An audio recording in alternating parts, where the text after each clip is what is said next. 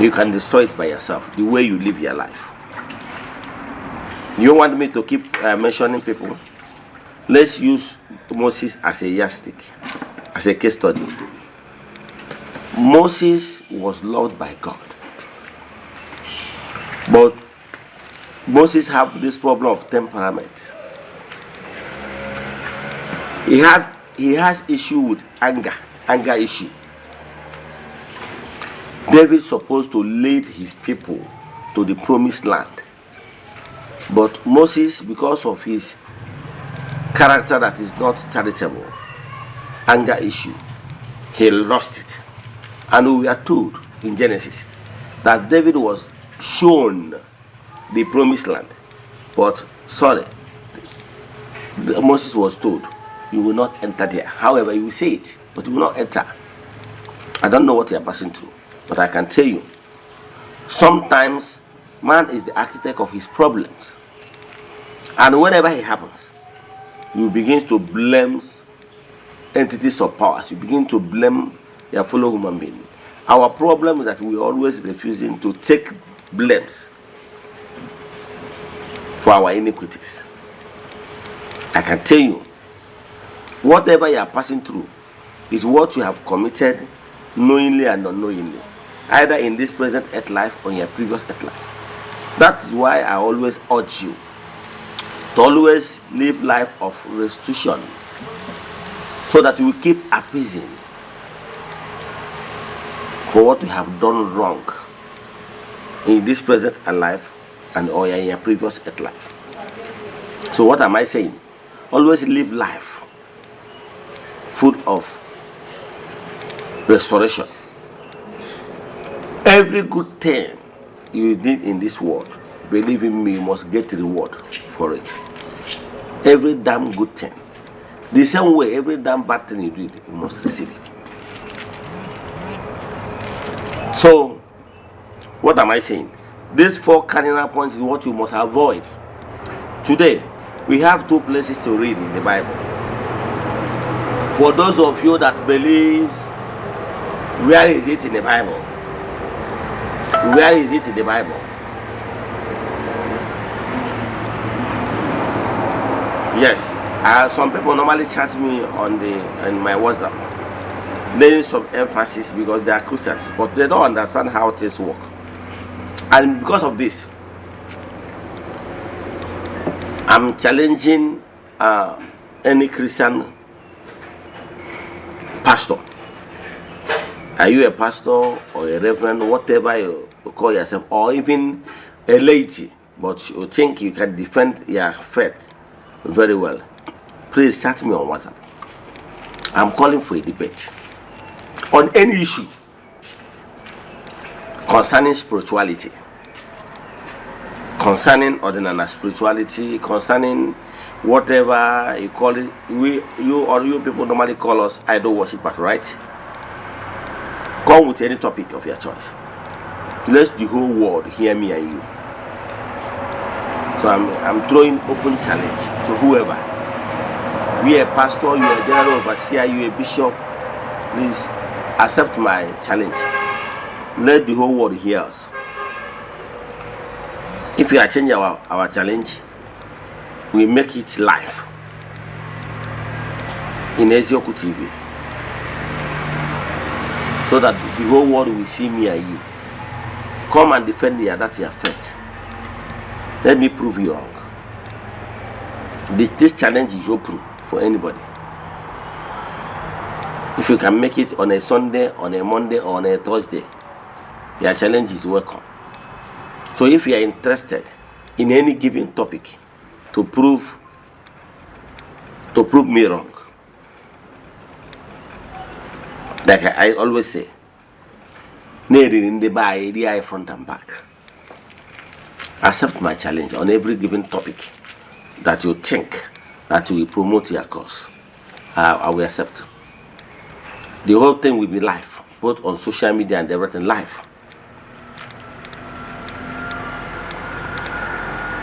Yes. And the whole viewers all over the world will be the judge. If you win, I have a gift for you. If at the end of the day and general viewers say that you win, you have a gift, great gift that I will not mention here, for yourself. Yes. So remember, if you are interested, say send message for me on WhatsApp. And if you also wish to be a regular person in our programs, you're also welcome, because we intend to start program we call Philosophy and Life. That program will be for the elites, for the knowledgeable ones, for the wise. If you have things you want to defend their faith, you're against Eze-Ana, Igbo spirituality, please come forward. We give you opportunity to air your view.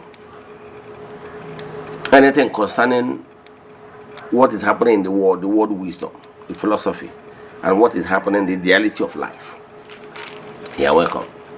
Remember, the WhatsApp number to get me if you're interested is 0805 7837672. If you are accepting this challenge, just tell me, Eze-Ana, you are accepting my challenge. Not long talk. You are accepting my challenge to be on a live program, and you are coming from so place, and we have it. So let me continue from my today's topic, which is 4 cardinal things that brings negative energy. So where we want to read in the Bible today is 1 Genesis chapter 19, 1 to 8. Okay, 1 to 9. Yes. Okay, 1 to 8. Genesis chapter 19, 1 to 8. Then the second place we read is 2 Samuel chapter 11, 1 to 14. 2 Samuel chapter 11, 1 to 14. That is the second place we are about to read. We have many places we can read to buttress our point, but we don't like it to be too long. Yes, we know that some of my audience have come across these particular chapters and verses, but you know what? They did not understand it. They did not assimilate it. They just read it just like novel. No knowledge was ever grasped for what they read. Hosea 4 says, my people are suffering because of lack of vision and knowledge. And I do say, that is not knowledge is so important. What is so important is how to apply that knowledge. Because we all know university graduates are supposed to be knowledgeable people. Yes. But what is important, how do you apply that knowledge you have gotten, you have acquired? So let's continue. Number 1 thing you must avoid here on earth, that whenever you commit it, believe in me, you will suffer. 1. Those abominable acts, people that committed them in the past was seriously dealt with. No exception. Yes. Forget the fact that in this world we are living, people are trying to justify all those abominable acts. Avoid soiling your hands with blood. Whatever, no justification. Human blood. Killing your fellow human being for no just reason. If you ever kill a human being, in the world we are living, we have so much insecurity here and there. People are being slaughtered every day. But believe in me, this is another calamity that will befall people of this gross material.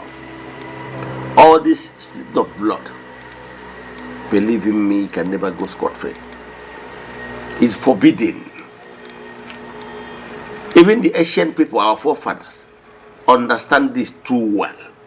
That whenever you commit this dastardly act of murder is not what you can just happen by accident.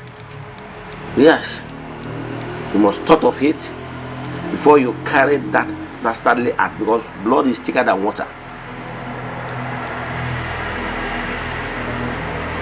Act of murder is not like saying lies. Saying lies, some people that are so much addicted with lies can easily lie just for simplest reason. So it can actually come by sudden, and once you got them in the act, the next thing is for them to deny it. That, and maybe later they will start regretting it. That one can come as accident. But what you committed to take someone's life, believe in me, is never an accident. It's intentional. That's why it's called dastardly act. Remember, when the rabbi, the mayor, the Messiah of the Jewish people, Jesus Christ, as we were told in that allegorical story called Bible, when he was hung on the cross, even the elders that committed that dastardly act, that is the same man they were once praised as their Messiah. The same man, Pilate asked them, who do you want me to set free among these two people? Your king, your Messiah, and your thief, your brother, Barnabas. And they choose, said, leave Barnabas, crucify their king, which Herod graciously accepted. And when that their Messiah was crucified, their elder shouted in their loudest voice, let the blood of this their dastardly act, this murder, be on their head and on their children's head. You can see it. Because they understand too well that whenever you commit this such dastardly act, the next thing is the consequence. Because every act has equal reaction, both negative and positive. That is laws of nature. Whatever you do, whatever you sow, so shall you reap. Galatians 6:7 says, God can never be mocked. Whatever you sow, so shall you reap. Are you following? So that is natural laws of creation. That whatever you give out, be it negative or positive, must flow back to you, the originator. So be mindful of what you are giving out, what you are sowing in creation, but to believe in me, you must fall back to you.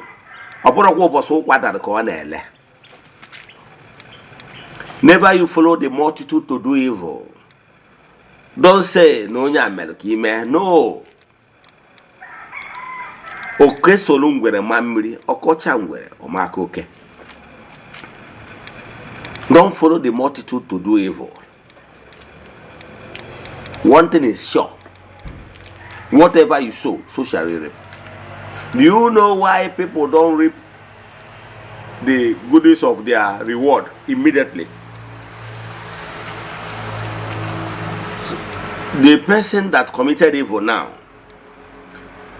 might have a lot of goodies he committed in the past.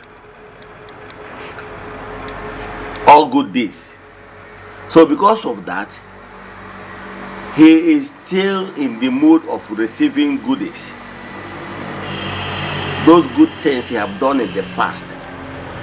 So how nature works is that once the goodies is coming, they keep coming until you exhaust the warehouse of the goodies. Then you will now switch to the warehouse of your badness.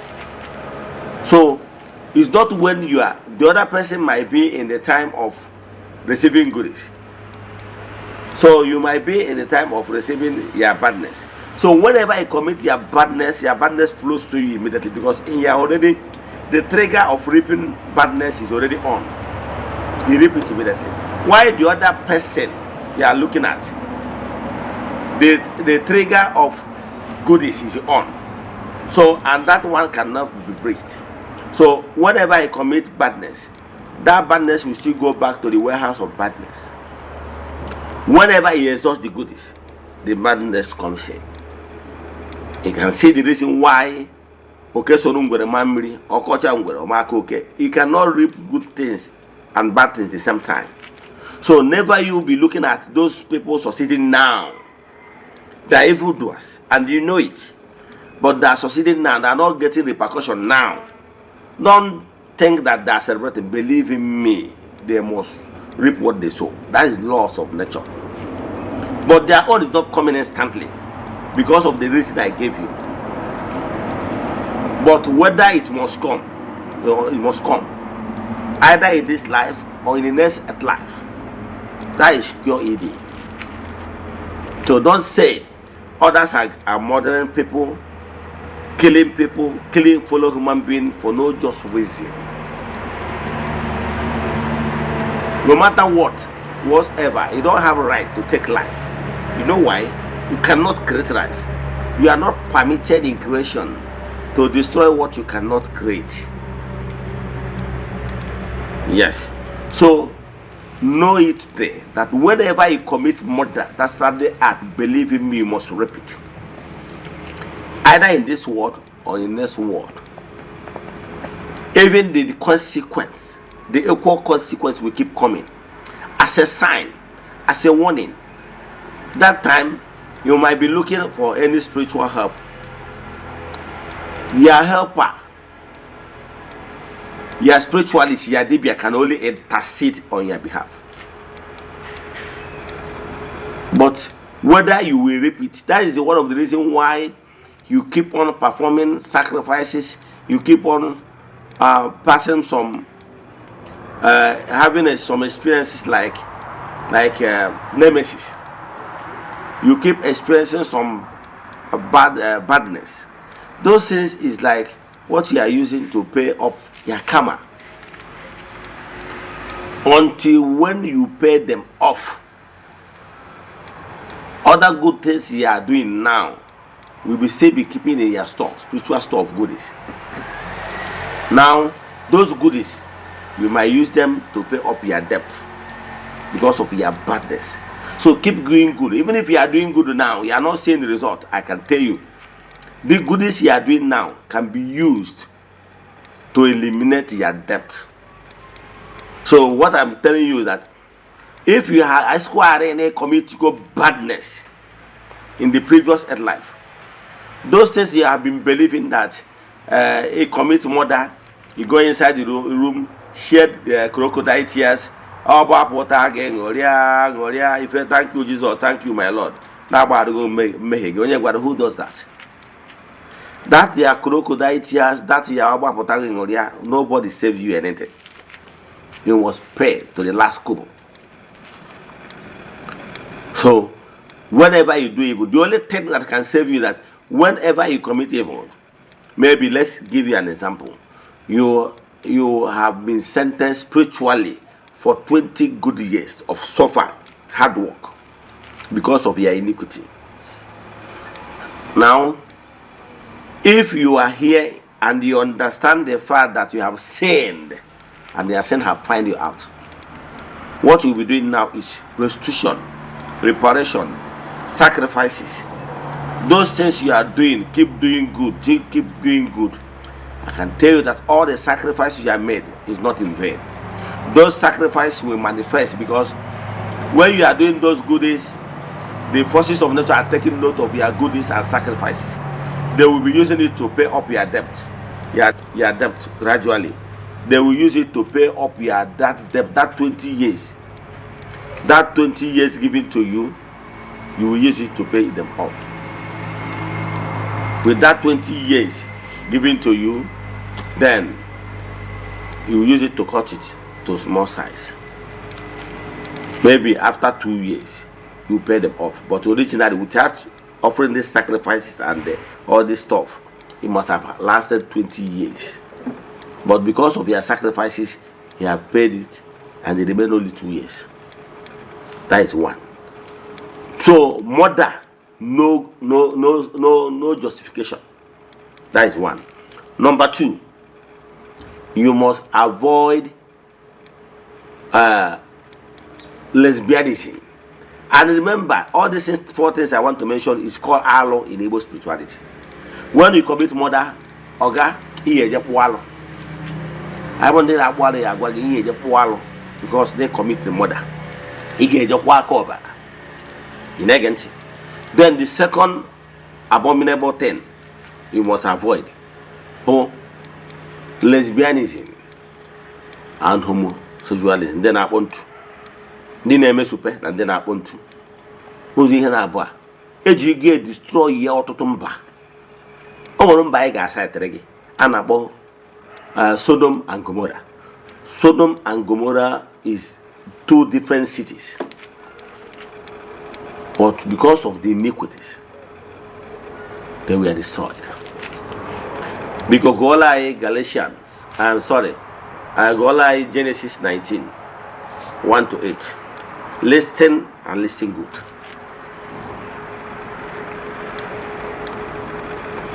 Okay, Genesis 19, 1-8.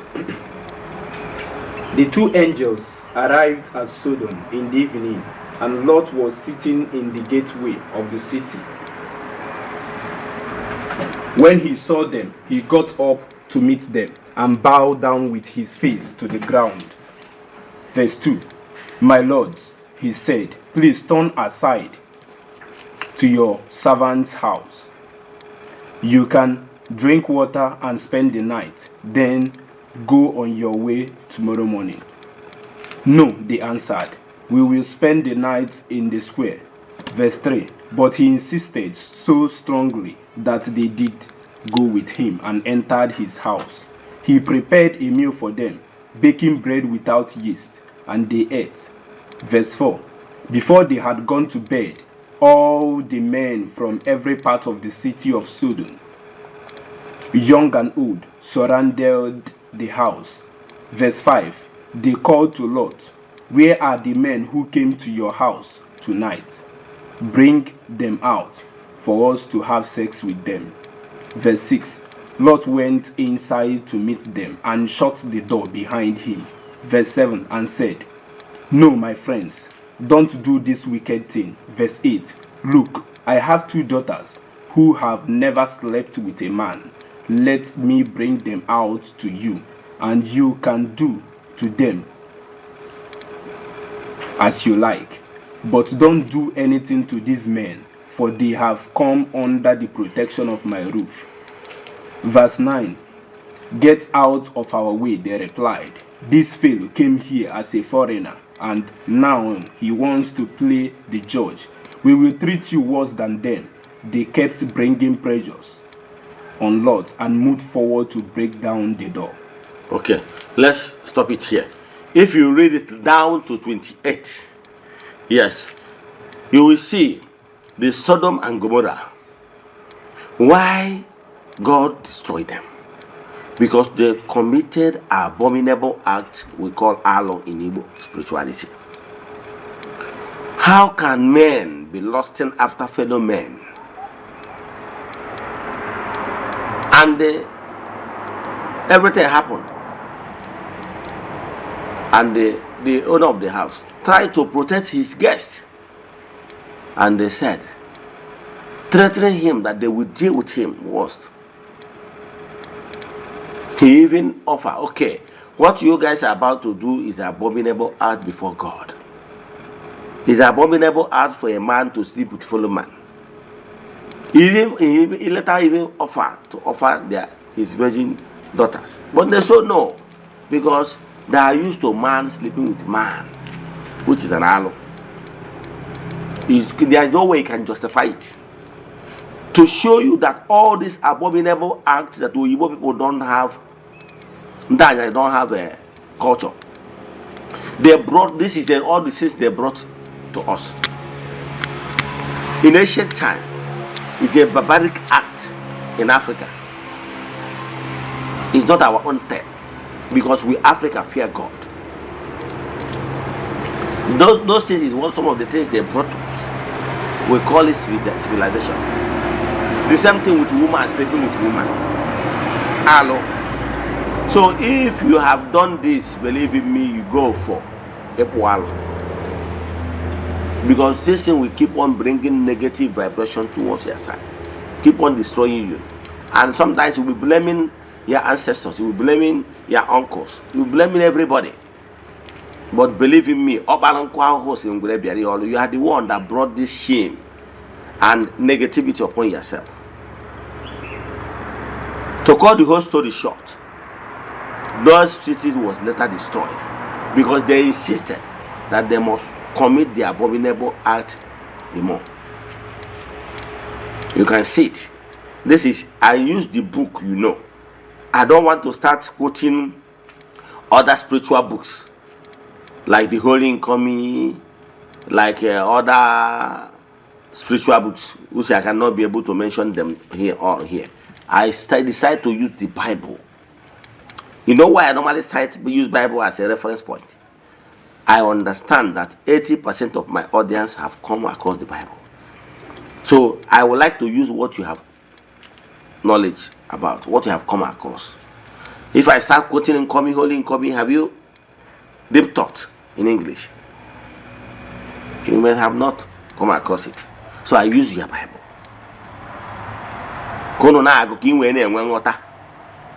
So there's no way anybody can justify it. There was so much pressure. Even in the Christendom today, the Catholic, the head of the Christendom, have accepted it. They call it marriage blessing. Who does that? Because the papacy want to maintain their friendship with the Ndanya because of worldly things. But it remains abominable act as long as you are outside of Africa. Avoid it like plague, leprosy. Avoid it because it will destroy you. Some of these acts, if you refuse to do the needful of cleansing, it can destroy all your spiritual work, and you'll be blaming your spiritualities. So whenever you commit some of this abominable act, you speak up. Don't expect it to come during the consultation. You know why? Because if the spirits want to destroy you, they will hage me your map to the nafa. Kewe bula lago ne hacho. Kawe taga fu ne hacho. But you jiraka ukuputia. Ogosigo na kemoni digo sorry.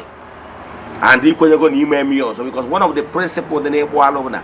Nige kuni hu ajana ni me mesi also. Negative. So I'm going to put on a feature you I can confess ya.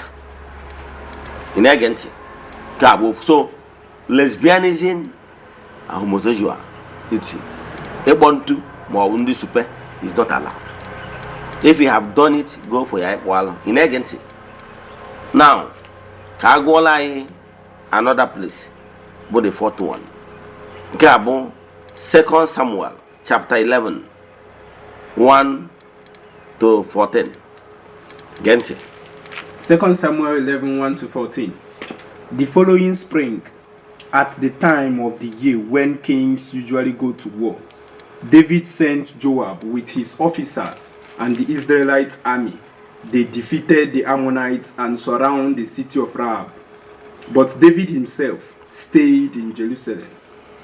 Verse 2. One day, late in the afternoon, David got up from his nap and went to palace roof. As he walked around up there, he saw a woman taking a bath in her house. She was very beautiful. Verse 3. So he sent a messenger to find out who she was and learned that she was Bathsheba, the wife of Uriah the Hittite. Verse 4. David sent messenger to get her. They brought her to him and he made love to her. She had just finished her monthly ritual of purification. Then she went back home. Verse 5. After she discovered that she was pregnant, she sent message to David to tell him. Verse 6. David then sent a message to Joab. Send me Uriah the Hittite.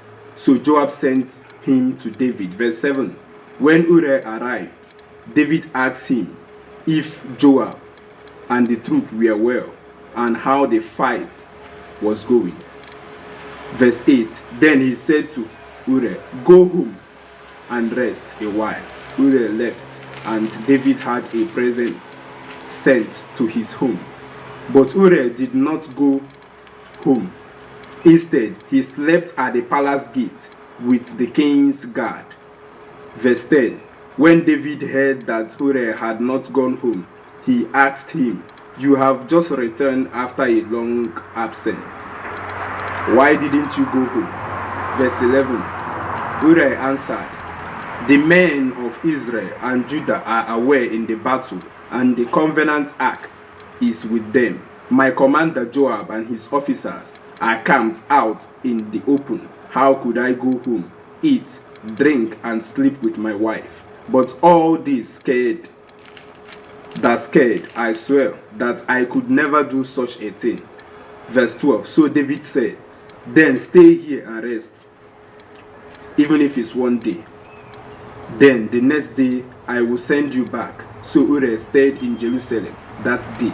The next day, verse 13, David invited him to supper and got him. David invited him to supper and got him drunk. But again, that night Uriah did not go home. Instead, he slept on his blanket in the palace guard room. Verse 14. The next morning, David wrote a letter to Joab and sent it to Uriah. He wrote, put Uriah in front line where battle is strong and tough. Then retreat and let him be killed. 16. So while Joab was besieged the city, he sent Uriah to a place where he knew the enemies were strong, and he was killed. Thank you. You have had it from the horse's mouth. Yes, at least from your Bible's mouth. Now, what I want to tell you is this. See what happened. The story, it goes this way. King David, on a particular afternoon, was going around his kingdom, on his palace, on top of the palace, called Eba Onyendu. Yes, on rooftop.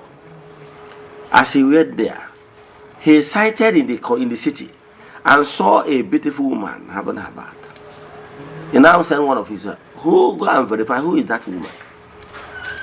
He learned that that particular woman is a wife of one of his top soldiers. What did he do? David and went ahead and slept with that woman. That woman just finished her monthly period, and after he slept with David, she slept with David, he got pregnant. After, when she now noticed that she's pregnant, she sent message across to David. See, I'm pregnant too, and my husband has been on the war front for a very long time. How can we justify this act? How can we put this pregnancy upon him? And you know the consequence. If he comes back without touching the wife after long period of absence, who will the woman tell the whole community that is the father of the unborn child? And because of the shame, knowing fully well that the woman will be stoned to death if her husband confesses that he is not responsible for the pregnancy. I want to tell you why you were advised to desist from everything crime, abominable act. Once one crime, abominable act is committed, many other crimes, lies will be told to cover it. Because iniquity, you get iniquity. He now, in order to cover his track, remember, it's only a woman that knows who is the father of his child, her child. Remember, see what happened. David now decided to bring back the husband of the woman back, Ure. Pretended that he loves Ure too much, so much. He now said, Ure, he has been fighting for a while. Go home and enjoy and have rest for a while. The intention, he knows fully well that Ure has been on the war front for a very long time. That if for any reason Ure visit his beautiful wife at home, that they will make love. And after making love, the intention of David is that after making love with his wife, he will be sent back to the war front. Maybe after many months of fight, he will now come back and meet his wife pregnant. And the sin, that particular sin of infertility will be covered. Because the man will be confused on the exact date, knowing fully well that yes, I came back around some months, the same thing that is happening to you, that listening to me. You will not totally be sure the exact date. And by so doing, you will accept another person's child. That is exactly what is happening in the previous room today as we speak. You that is watching me now understand what I'm saying. And I can tell you, this kind of act is one of the things that is destroying homes today. You are fooling your husband that the child, the unborn child, even the child at home is his. But me and you understand that truly your husband is not the father of that particular child because of lust. Do you see what lust can do? David lusted after a woman, and because of that lust lead to adultery. From that adultery, abominable act was committed. In order to cover that abominable act, murder follows it. You can see why Eze-Ana and Igbo spirituality urge you not to be doing those irresponsible acts. Because whenever you commit evil, you will commit more evil to cover the one you have committed. And sin of sleeping with somebody's wife, the crime rate is so high.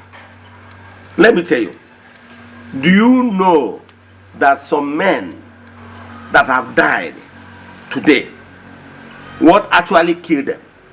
Some men was kidnapped, some men was shot at, some men was poisoned. Do you know the reason? It's because to cover track of their wife's sin. You as a woman, you know why you were advised not to be sleeping around somebody that want to have you, somebody that want to be sleeping with you, in order to sleep with you, can walk in connivance with you, with your support. And if the man learns that you will not support him, he can go ahead and mastermind the killing of your husband just to have you. Do you know? Do you know that many men have gone? Do you know that some men was killed to cover some tracks? Do you know that some men was killed because they find out that their wife is cheating on them, committing an abominable act, and they threatened to send the woman packing? Do you know that that same woman can go outside and discuss it with her boyfriend, and they will plan how to eliminate you, the man? Do you know? Many men have died because some men, maybe they are wealthy, and the woman knows that the man will take her packing. He will now connive with the boyfriend to eliminate the man so that he will see inherit everything. You don't want divorce. Are you following? Many men have died. You can see. So men were shot as they are coming back to work. He thinking that is armed robbery incident, but believe in me, is the boyfriend of the wife that masterminded that particular act to cover their sinful act of abomination. Many men have died. Do you know that many men have been poisoned? Where they normally go in the evening to go and relax and eat some few nkwobi and some bottles of beer. Do you know that some of them have been brought over so that they will eliminate them by the wife and the wife friends? Do you know? Many men have died. The same thing happening to women. There are some men that because of their loss, but it happened more on the woman's side. Yes. So what I'm telling you, that there is a lot of crime being committed to cover this act of abominable act. So that's why Igbo spirituality asks you to avoid it. Some people, do you know that there are some men that enjoys a widow? Some said they will not even allow that widow of a thing to happen naturally. No. It's the masterminded. They will mastermind their wife, their husband killing for you to become a widow, so that whenever they come to the house, they relax. Because ndị na-Igbo na-atụ si na onye na-achọ nwunye na-achọ nwaanyị ajadu obi anara amapịa maka na ọmụ ebe die nọ. Ọ ihe na-eme. So the Igbo frown at it, you, for any reason, to go after a married woman. See the story of David. David eventually, he pressurized that man, Ure, to go and sleep with his wife. But Ure refused on two occasions. The second occasion, he drunk Ure, so that Ure will go home with Yanyanku, and so that he will sleep with the wife. Ure refused, saying, how can he do such an abominable thing? That his brothers, young men of their Judah and Jerusalem, are in the war front. Even the Ark of Covenant, is still in the war front to fight their enemy. How can he, Ure, go home and be enjoying with his wife? Why the Ark of Covenant? Why the men, able men and soldiers of Israel are in the war front? That is not, he can never do that. That it will be an abomination for him to go home, abandon the Ark of Covenant and their soldiers in the war front. Do you know that Ure was a good man? If the issue of making someone sense is real, that this particular act of royalty of Ure still maintain that he cannot go home for pressure, why the Ark of Covenant, why the able men of Israel, the soldiers, are there in the war front. Do you know about this? Because of this act of love and loyalty to things of God, because you understand that the Ark of Covenant is still in the war front. This simple act is enough to make him sent. But who does that? Today, as we speak, me and you know that nothing like Ure is sent. But what am I saying? What I'm saying is that there is some, but Ure really showed characteristics of a noble man, a good man. Instead, that characteristics of a good man brought his death, because David wanted to cover crime. David now sent their leader, their commander, so that Ure will be put on the war front, and ask them to withdraw so that Ure will be killed. When Ure was killed, they have not stopped. When Ure was killed, now David now officially went and married that particular Sheba as a widow now, pretended that he didn't know what happened to her husband. That is exactly what is happening in some women, in some homes today. Some of those evil men will come after your wife because your wife is so beautiful. They plan your mother, they will kill you and come around and to marry this woman. If you have opportunity, your eyes opened to see what is happening, you cannot to them mother ga master. I can say na ndị dum tufu dum cho. Ndị dum tufu dum cho. Ha ga-emekwa yo ha gashi. Na bụrụ m nna ndị asaba. Asoga ha ga-emekwa gashi. They will pretend they committed the act. So what am I saying? Ihe na-ekwu is the dastardly act avoid anything dastardly act of murder. So it's one of the capital cause of Ocho. Murder. Because of that, David committed and saw his hand. Because of that, because of this act, David was asked, you will not build temple for me again. Rather, Solomon was chosen. And David, that woman later gave birth to a son for David called Absalom. And that child later died. And because of what David did, because of that, what David did, his son, illegal son, eventually slept with his children to fulfill karma. So I don't know what you are passing through, but I can tell you to avoid bringing negativities or to allow to your part, because believe in me, come rain, come sun, it must flow back to you. Let me stop here. If you have questions in this today's teaching, send message to me on my WhatsApp 0805 78 37 672. I repeat 0805 78 37 672 or 0813 82 43 871 0813 82 43 43 87 82 0813 82 43 871. ka ọ dịkwa echi niile n'oge awa nke eziokwu. Asị m na ọ bụrụ na ọnwa egburo ji eji wee chụ aja na emechaa na ọya epu ome udo dịrị ọnụ.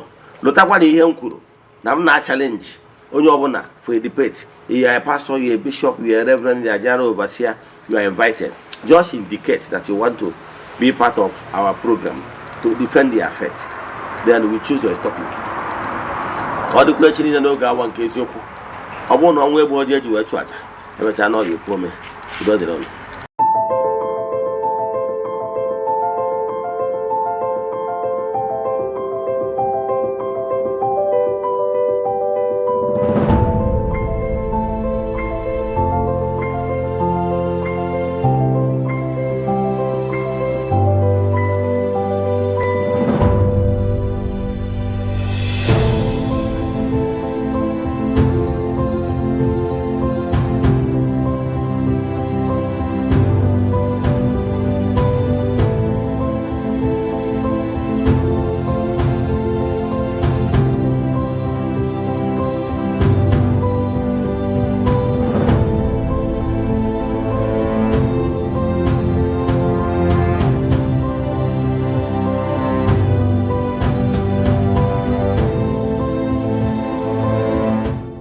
Good day, my name is Chucks.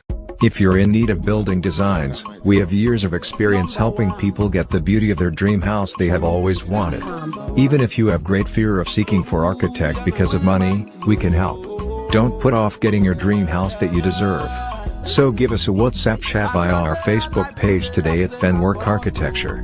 Fenwork Architecture gives you the best. Thank you.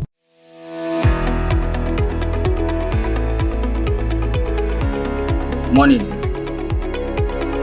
Okay, my name is Machuku Francis Chukwuemeke. I'm from Anambra State, Nibo, precisely.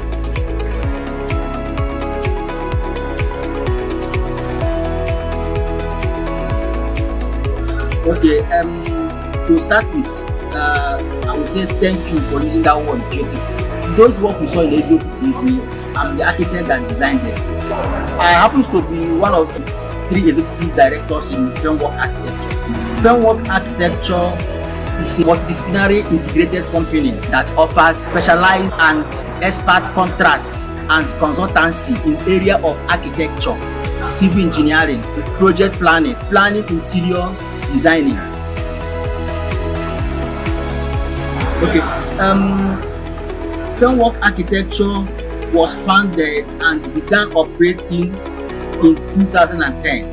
The company is led by management team of 3 executive directors, and have assembled a group of experienced and professional technicians in both traditional and high technology.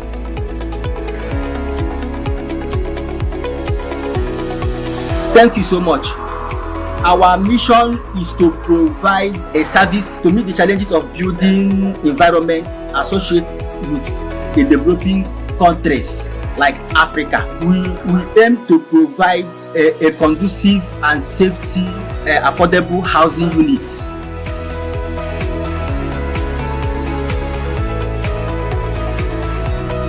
Okay, to reach us is so easy. We are everywhere here in Nigeria. Why I say that we are everywhere is that we go outside jobs. Any place you call us, we are ready to be there and achieve your requirements. So for our contact number, you can reach us on our WhatsApp number 07064652451. I repeat 07064652451. Or you can also contact us through our email address frameworkarchitecture@gmail.com.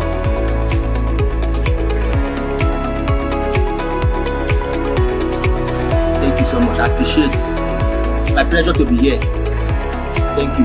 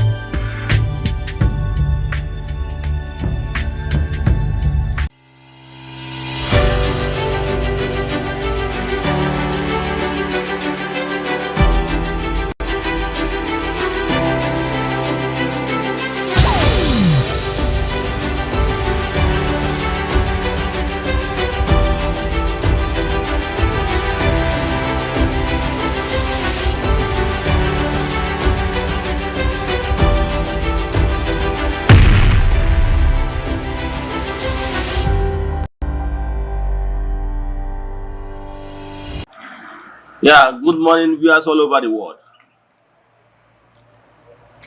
My name's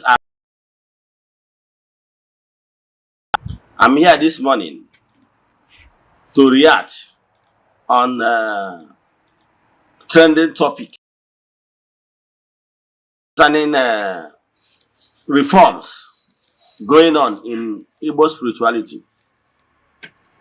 One of my followers chatted me.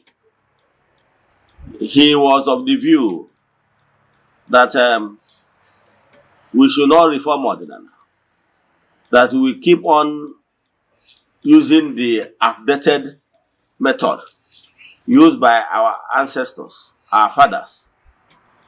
Meaning that Igbo spirituality, we should maintain the old status quo. Our altars, Igbo spirituality, we have altars no kumodi teacher.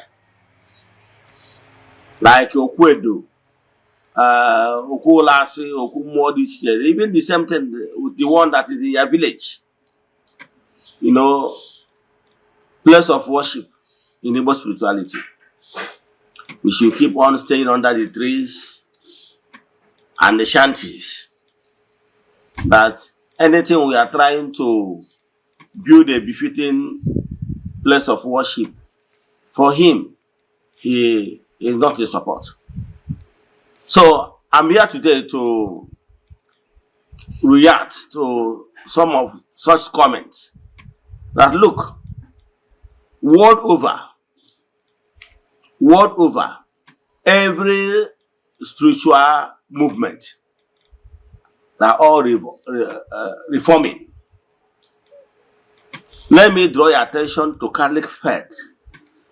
There's what they call Vatican I. During Vatican I era, the priest, Manako Kalate, during the Latin Mass, that time, in Vatican I, because Catholic Church have Vatican I and Vatican II.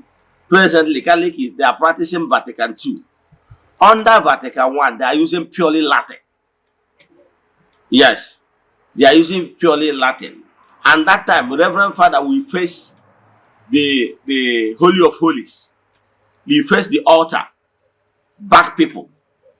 Anytime you want to give blessing, like Dominus Vobiscum, you will turn people to people and say Dominus Vobiscum, et cum spiritu tua. That is Dominus Vobiscum simple means Asekuya et cum spiritu tua. Then face back. Are you following?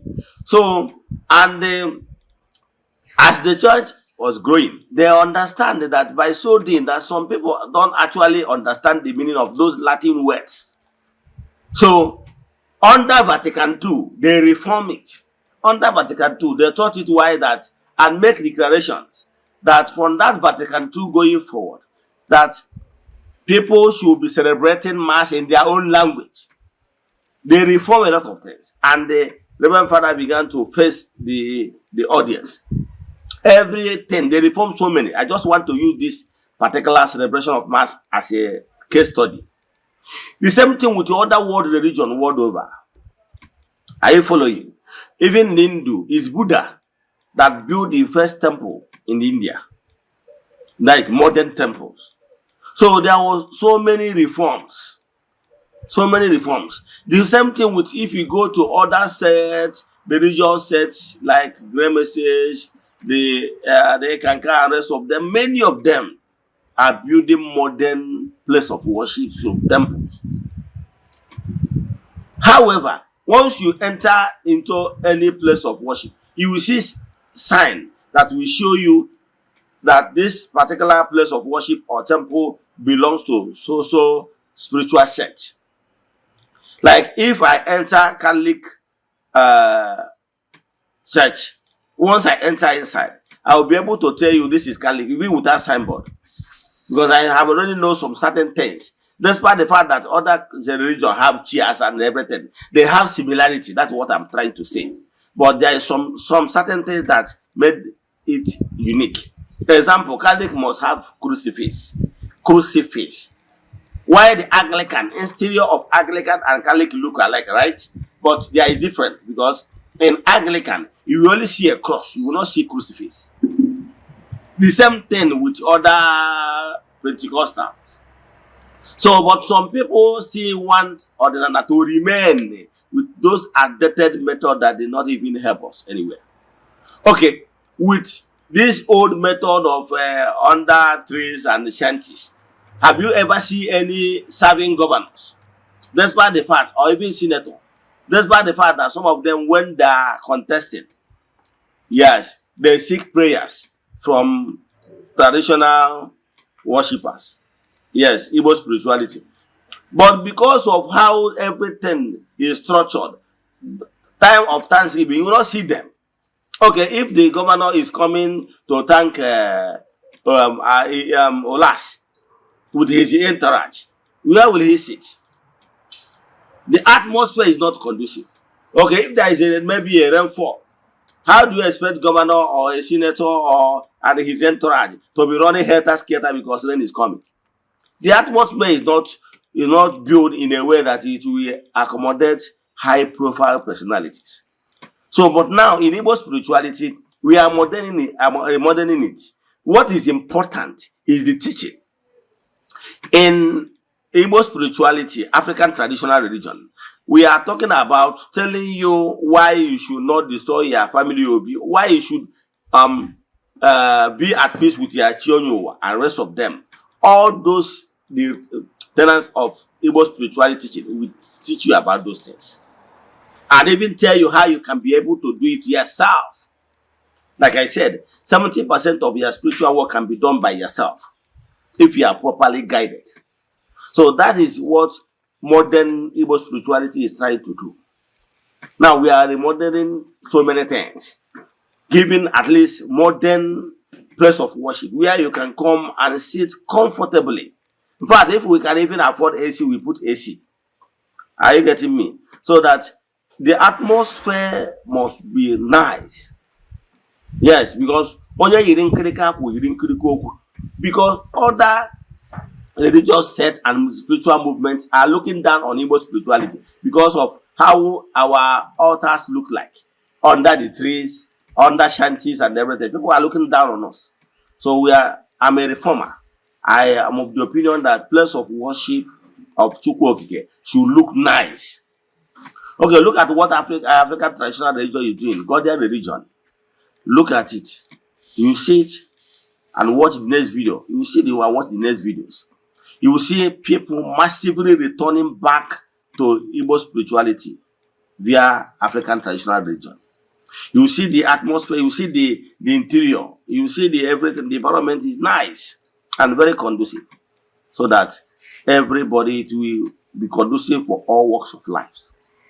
So watch this video and see the reformation we are bringing in Igbo spirituality, because we believe that place of worship of Chukwu should be nice and it should follow the reality on ground of 21st century. So you watch how we worship. The difference is that Igbo spirituality does not believe that Jesus is God. Yes. So Igbo spirituality does not recognize that. We believe in Chukwu Okike Pụrụ Ime Ihe Niile. That is the core difference between us and Christianity. So I will have worship songs. Those worship songs, the only thing is that we recognize Chukwu. We don't recognize Jesus. That is the third difference. So, and if you look inside our interior of place of worship, you will see our Nzu is there. Edo is there. So if you look well, you will see the difference from the normal church, because you will not see anything, any carved image in that place. However, outside the place of worship, we still have other symbols in the environment for you to know that you are in African traditional religion arena. Let me stop here. Watch this video and tell me what you have to say. Thank you. Enjoy the rest of your day.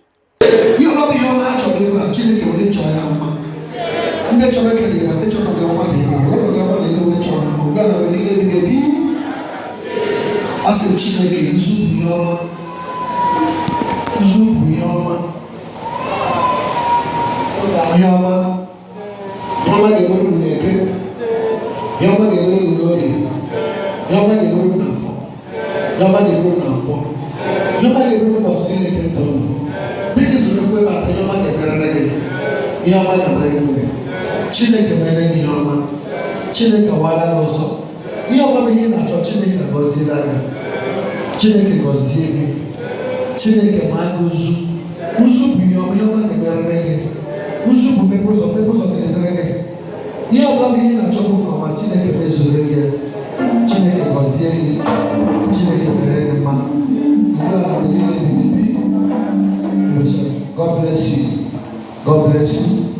bless you.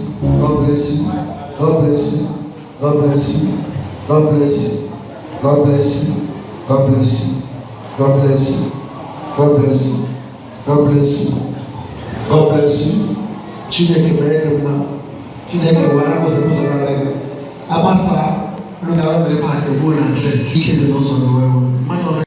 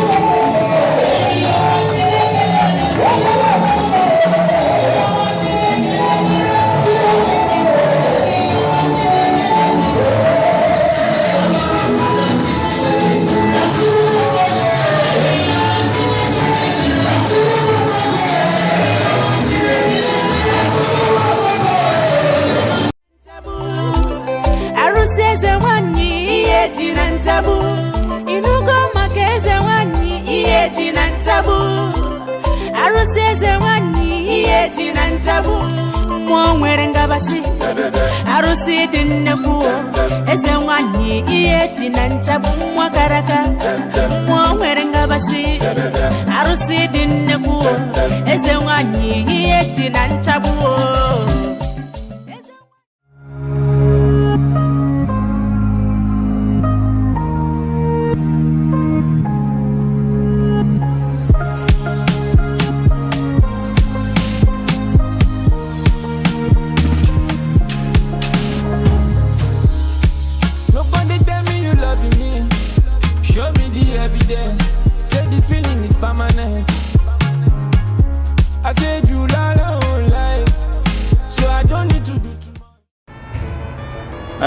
Viewers all over the world, as you all know, my name is Eze-Ana. If you have been following me on my social media teachings and propagations, I made some lectures in the past that the white people, they never love us, and they will never start today to Lagos. Makarandi was in Adia Mwake.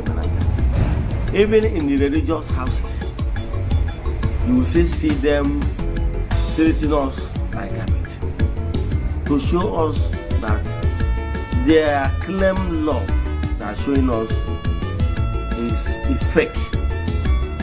What they are interested in us is what they will take from us. But genuine love, without fear of modern camera, knowing fully well that the international cameras are there taking them, they don't really care. How do you think that they will love us? I want you to watch this video and tell me what you think. That even in the religious house, they are treating us like this. Remember our own brother, Kadriarize, that's supposed to be at the seat of papacy. They push me away. Watch this video.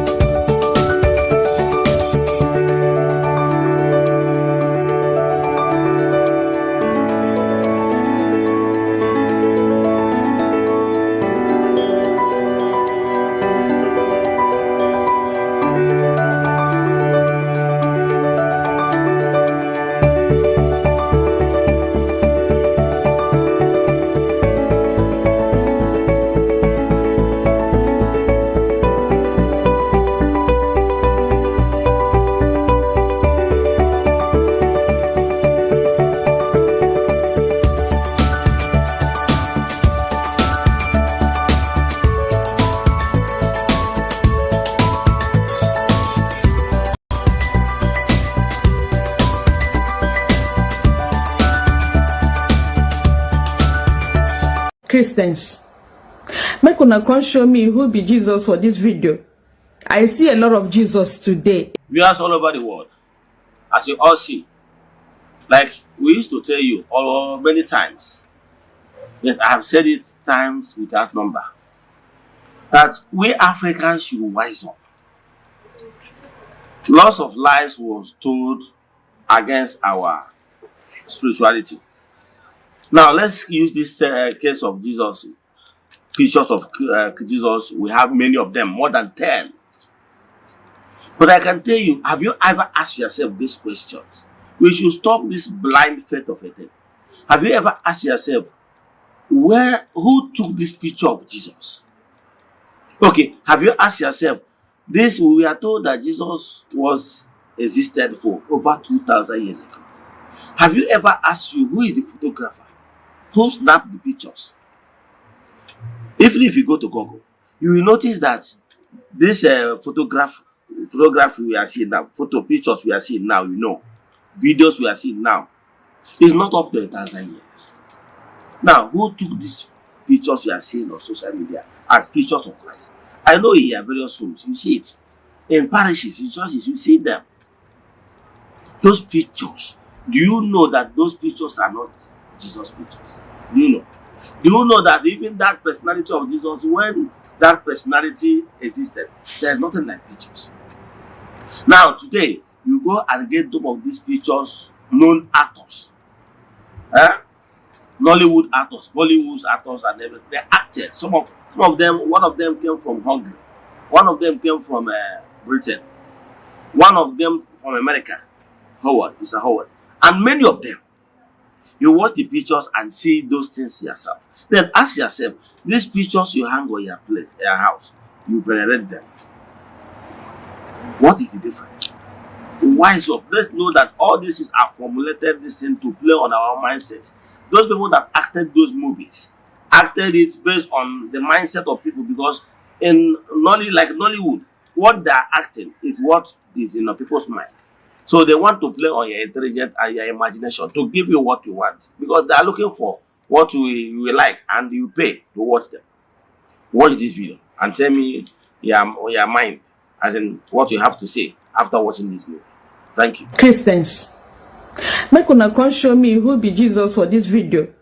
I see a lot of Jesus today. In fact, I don't know who be the original Jesus. Watch this video and you tell me who the original Jesus. Thank you. 10 actors who have played Jesus Christ in movies. Number 1. Robert Powell. Played Jesus in the TV miniseries Jesus of Nazareth 1977. Number 2. Jim Caviezel played Jesus in The Passion of the Christ 2004. Number 3. Diogo Morgado played Jesus in Son of God 2014. Number 4. Ted Neely played Jesus in Jesus Christ Superstar 1973. Number 5. Max von Sydow played Jesus in The Greatest Story Ever Told 1965. Number 6. Brian Deacon. Jesus 1979.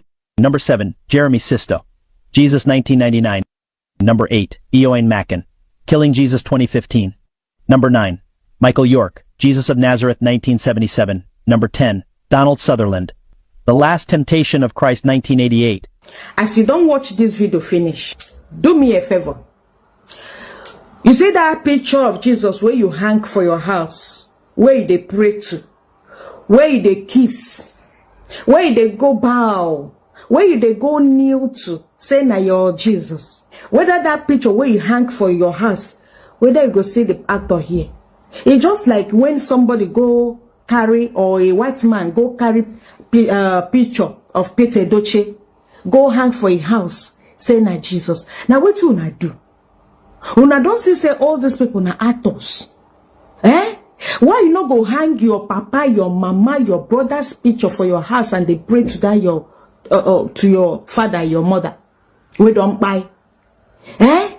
Now actors, where they their country, some of them don't even buy. Those actors, some of the actors don't buy. But their pictures they your house. You they worship them. You they call them, they pray to them, to the actor, make you answer you. Africans who do us like this, make una open una head, open una brain, open una eyes. Open them. Shebi you don't see say all these people are actors. But my fellow African don't carry their picture, hang for house. They pray to the picture, to the actors. Why not carry Peter Doche picture, hang them there, they pray to that man. As far at least that one gets your blood, that one gets your language, that one resemble you. Now another actor, where they in village, where they in country, now you they pray to. I hope say you see your Jesus here. I hope say your Jesus day here. Erigogi, Erigogi.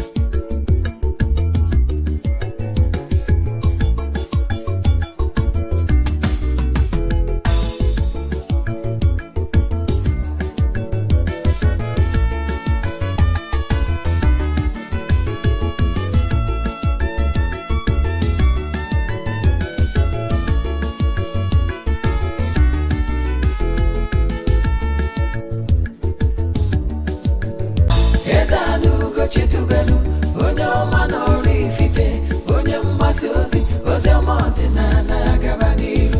Eze-Ana Chitubelu.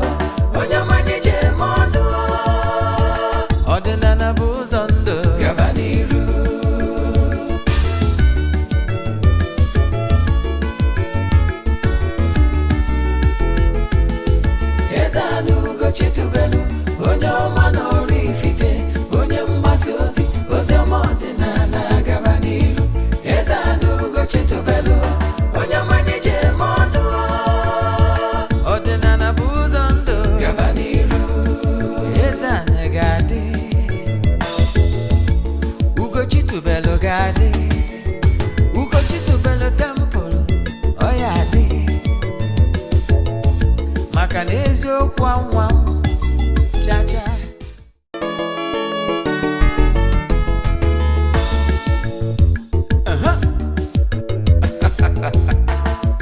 Orugono a na-ebulukwa mmadụ enu ọkwụnụma onye mee nke ọma ebulie ya enu si ya jide nke o ji na-aga n'iru. Biko ka anyị gbakọ kịta wee kene n'Eze-Ana. Eze-Ana ga-adị.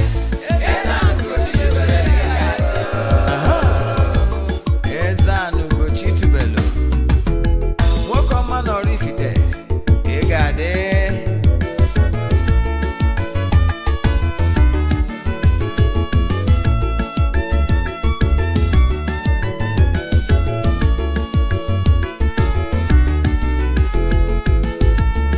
Ọdịnala bụ eziokwu,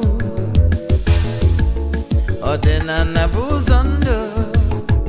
Ị ma na o nwere olu na-eti mkpu na-asị ụmụ Igbo chigharịa, ụmụ Igbo chigharịa. Kwa mbọsị ọ na-eti, n'ụtụtụ n'abalị ọ nọ na nkuzi. Eze-Ana Chitubelu, onye ọma na Oraifite, onye mgbasa ozi, ozi ọma ọdịnala gaba n'iru. Eze-Ana Chitubelu, onye ọma na-eje eme ọnụ. Ọdịnala bụ ụzọ ndụ gaba n'iru.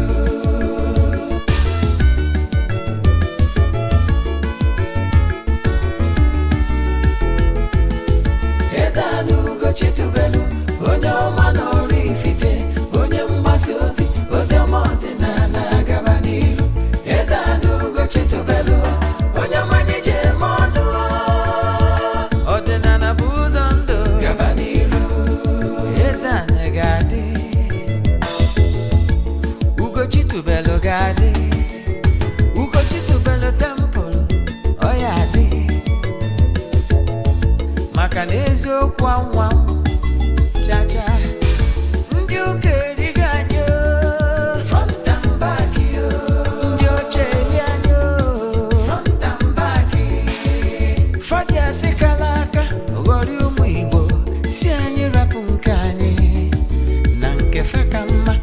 Bulu Baịbụl bịa, akwụkwọ akụkọ, mepekwa chọọchị fa, okwu n'ụka abịakwa.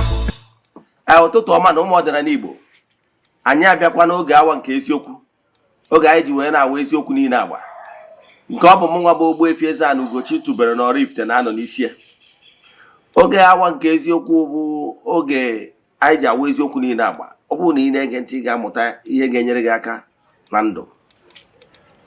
Maka ndị ọ bụ tata bụ izizi ha na-afụ m na our social media platforms maọbụ na Eziokwu TV Plus, kpọọ m Ogbuefi Eze-Ana Chitubelu na Oraifite. Abụ m onye isi nchụaja na Chitubelu ọdịnala temple. Anyị na-agba afa miri emi, lụkwazi ọrụ mmụọ dị iche iche. Abụkwazi m onye isi nchụaja na ọdịnala Restoration Evangelical Mission, bụrụkwazi onye mgbasa ozi ọdịnala Igbo.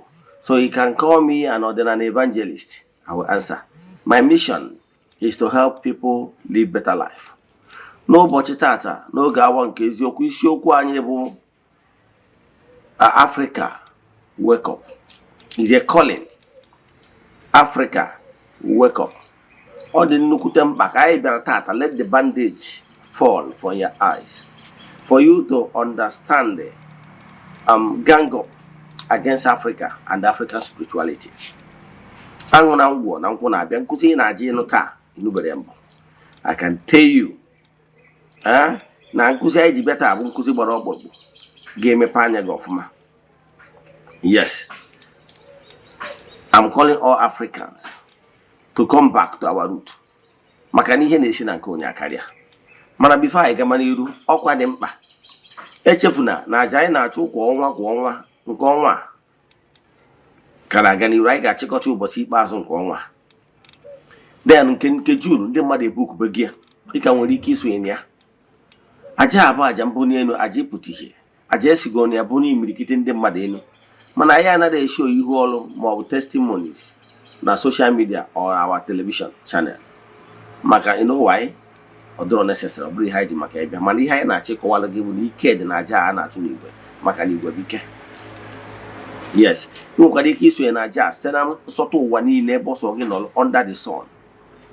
Ihe anyị na-eme bụ ọ bụrụ na ị chọrọ isonye na ya, ị forward ya 3 prayer requests, mee token donation to the account number. Ịchaatị m na WhatsApp agwa gị other details I need for you in order to book you. Ihe anyị na-eme bụ na anyị na-ewere ya 3 prayer requests debe n'altar, na-achụ aja, na-aga ọfọ, na-ekwubi okwu n'isi gị sikanye n'ọnwa agwụ. N'isi ụtụtụ a ejeghị ori m na temple, chụọ aja, gaa ọfọ, kwubi okwu n'isi ndị niile sonyere anyị. Yes, ihe ọzọ m chọrọ ka m kọwalụ gị bụ na aja abụ aja mbunye elu. Ụbọchị ikpeazụ ya anyị na-eje na mmiri, ụbọchị ikpeazụ ọnwa n'afọ mmadụ dum anyị ga-egoro ihe ọnụ na-eri, anyị ji achụ aja n'aha ndị niile sonyere anyị all over the world. Anyị gbagotezie na temple chụọ aja to entities of powers, aja ihe mme n'afọ mmadụ niile. Anyị gazie n'ebe nchụaja gbuo ebu wee mee saraka n'afọ mmadụ dum. Nwanne chụba aja, you must have an altar that is speaking for you. Aja na-achụ n'igwe na-adị ile maka na igwe bụ ike. So ọ bụrụ na ị chọrọ iso na aja, chat ya m na WhatsApp nọmba 0805 78 37 672. I repeat 0805 78 37 672 maọkwa 0813 82 43 871. I repeat 0813 82 43 871. N'aha Chukwu okike nke pụrụ ime ihe niile, aga ọma ụfọ niile n'isi ndị niile ga-esonyela anyị n'aja si na ọmaka ga-emere ụnụ. Na ka anyị gabazie n'iru na nkụzi anyị ji maka ya wee bịa n'ụbọchị taa. Dịka nsi wee kwu n'isiokwu anyị bụ is a call, wake up call, Africa wake up. Onye bụ isiokwu anyị na nkụzi nke ụbọchị taa, today's lecture. Na ọ bụrụ na ị gee ntị ị ga-amụta nnukwu ihe. Ka anyị gaba n'iru na ya bụ nkụzi. Anyị wee kwuo niile ka ị na-esonyela anyị ihe nchọrọ ka ị meela ma ọ bụ imetụ aka na share button ka nwanne gị nọ from the horse's mouth. Yes, metụ aka na share button ka nwanne gị nọ from the horse's mouth. Ekenego m ndị niile sonyela anyị n'oge awa nke eziokwu, ma nwoke ma nwaanyị. Afọsịrị m ụnụ, asị m ụtụtụ ọma na ụtụtụ ọma ka ọma ka meela ụnụ. Asị na taa ga-abụ nnukwu ụbọchị ngọzi wee nye ụnụ niile. N'aha Chukwu okike nke pụrụ ime ihe na onye ike niile si n'aka ya bịa. Ka anyị gabazie n'ihu na nkụzi anyị ji maka ya wee bịa. Isiokwu anyị bụ calling, wake up calling, calling upon all African children to come back to the root, to come back to the root. Yes. Now ka anyị gabazie n'ihu na nkụzi anyị ji bịa.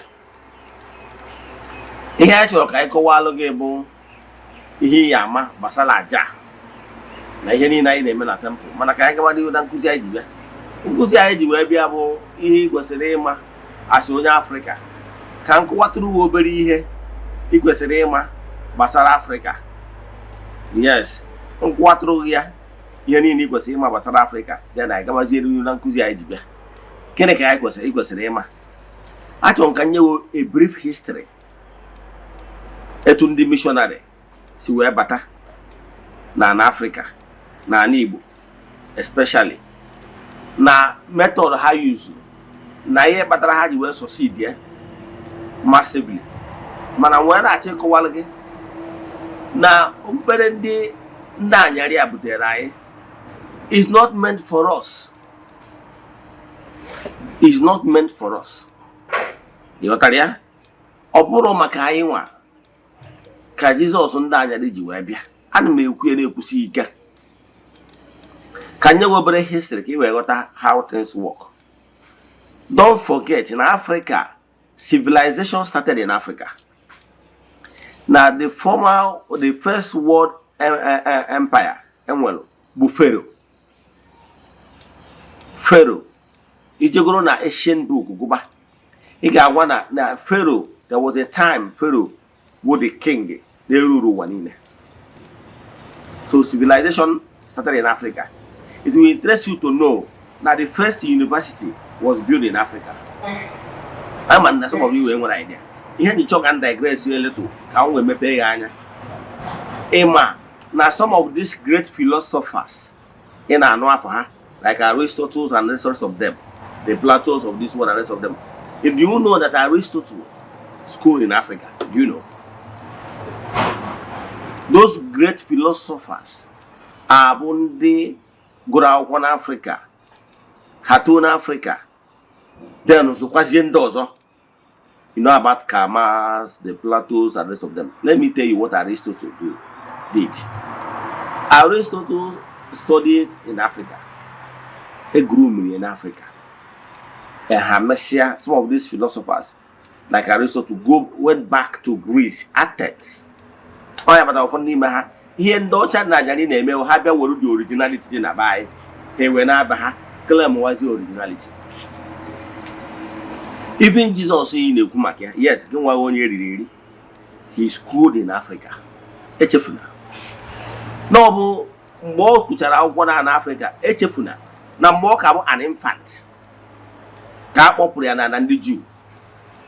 Mbano na Pharaoh, na Hero, na Herod, na Chibu, Homas. Makane kuno mwelo, Messiah. Gabana and the Jew. So a could a well also. A baby a budget also out of the whole world in Egypt. Makan Egypt would developed country. And with his king, he got it protected. On the good man. It was also to ban the by now. I never been done yet. Ever had it protected. Civilization started in Africa. So more better in Africa, we protect there. We turn Africa, Jawan Africa. Echefuna. Na mbochi gazini na Benia na Burundi Jew. No Brugo a grown boy. We go outspoken. Makana Zugie, Utiamamihe, Nangota, Africa. Makana civilization started in Africa. Echefuna. No than Baha. No na neba deke rabbi. Born a Ghana synagogue. Na cousin the muddy here. The mother were na banaka. Na banoko. Na say. Obunobro Nwa Joseph. Nwa Mary. Obunobro I no munye. No neba. Hana banaka. Na banoko. Maka amamihe. Ka ọ na-egosi. Maka na azụrụ ya na Africa ebe wu mmalite amamihe nke ụwa. Take it or leave it. Ihe mere ndị Africa bụ na abịa bụrụ nwa ọchịgharịa ndị Africa gwazi anyị na anyị bụziri tail instead of the head. Ọ bụrụ na ị gebụrụ nkụzi m ebe m kọwara gbasara Africa, the first son of God, ihe ekwala gị. Gịnị ka m na-achịkọwa? Ihe m na-achịkọwala gị bụ na Africa bụ the first son of God. Ọ bụrụ na ka anyị bịara ịkụzi ma ihe achọrọ ịkọwara ka na Africa ka i wake up ka ị mara ihe ị nwere. Anyị abụrụ the tail. Mana ndị ọcha ndị anyarị bịa kpodo story isi na mezie anyị ka anyị bụzie the tail. Ikwelu maka na eriri. Mgbe ọ gụchara akwụkwọ wee je na-egosi amamihe ihe ọmụta ọ mụtara na Africa. Mgbe Abraham na-aya ahụ, he couldn't even get the job done n'ebe nwunye Sarah nọ. Ọ na Africa ga-akpụ ya bịa ka agwọ ya ọrịa. Mgbe ahụ o ji wee kpọta nwa agbọghọbịa asị nwa maid nwa Africa. Ịma the story. Mesialụ mgbe a gwọsịsịrị ya, nwunye wee sie ya test ya n'ahụ nwa odibịa. O wee test ya wee mụrụ ime wee mụta onye a na-akpọ Ishmael. Ayọtara ya? Mụta that Ishmael. Ishmael ahụ bụ ka emesiziela ahụ ya adịgo mma. Nwa Africa mụtara ya nwa. O jekwukwa nwunye mụtakwa nwa. Gbaa ka ndị anya gị ji wee gosi anyị na anyị bụ descendant of Africa. Mgbe a ka eji bidozie kpawuwezie nwa agbọghọbịa nwa Africa mụtara ha nwa izizi a na-akpọ Ishmael. Ayọtara ya? Wee o bidozie kpaba oke nke dị n'ime ndị anyarị.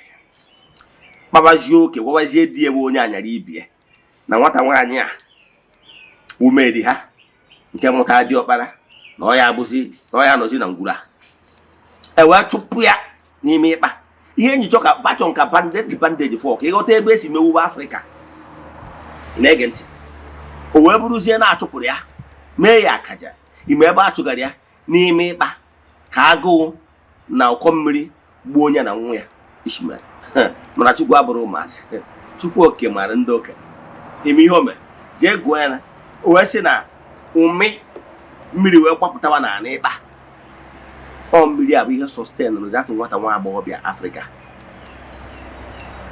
na nwa ya nwoke Ishmael.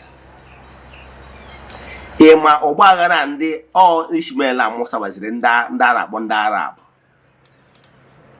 Arab a gụnyere ndị a na-akpọ the Persia, the Iraq, the Iran of this world.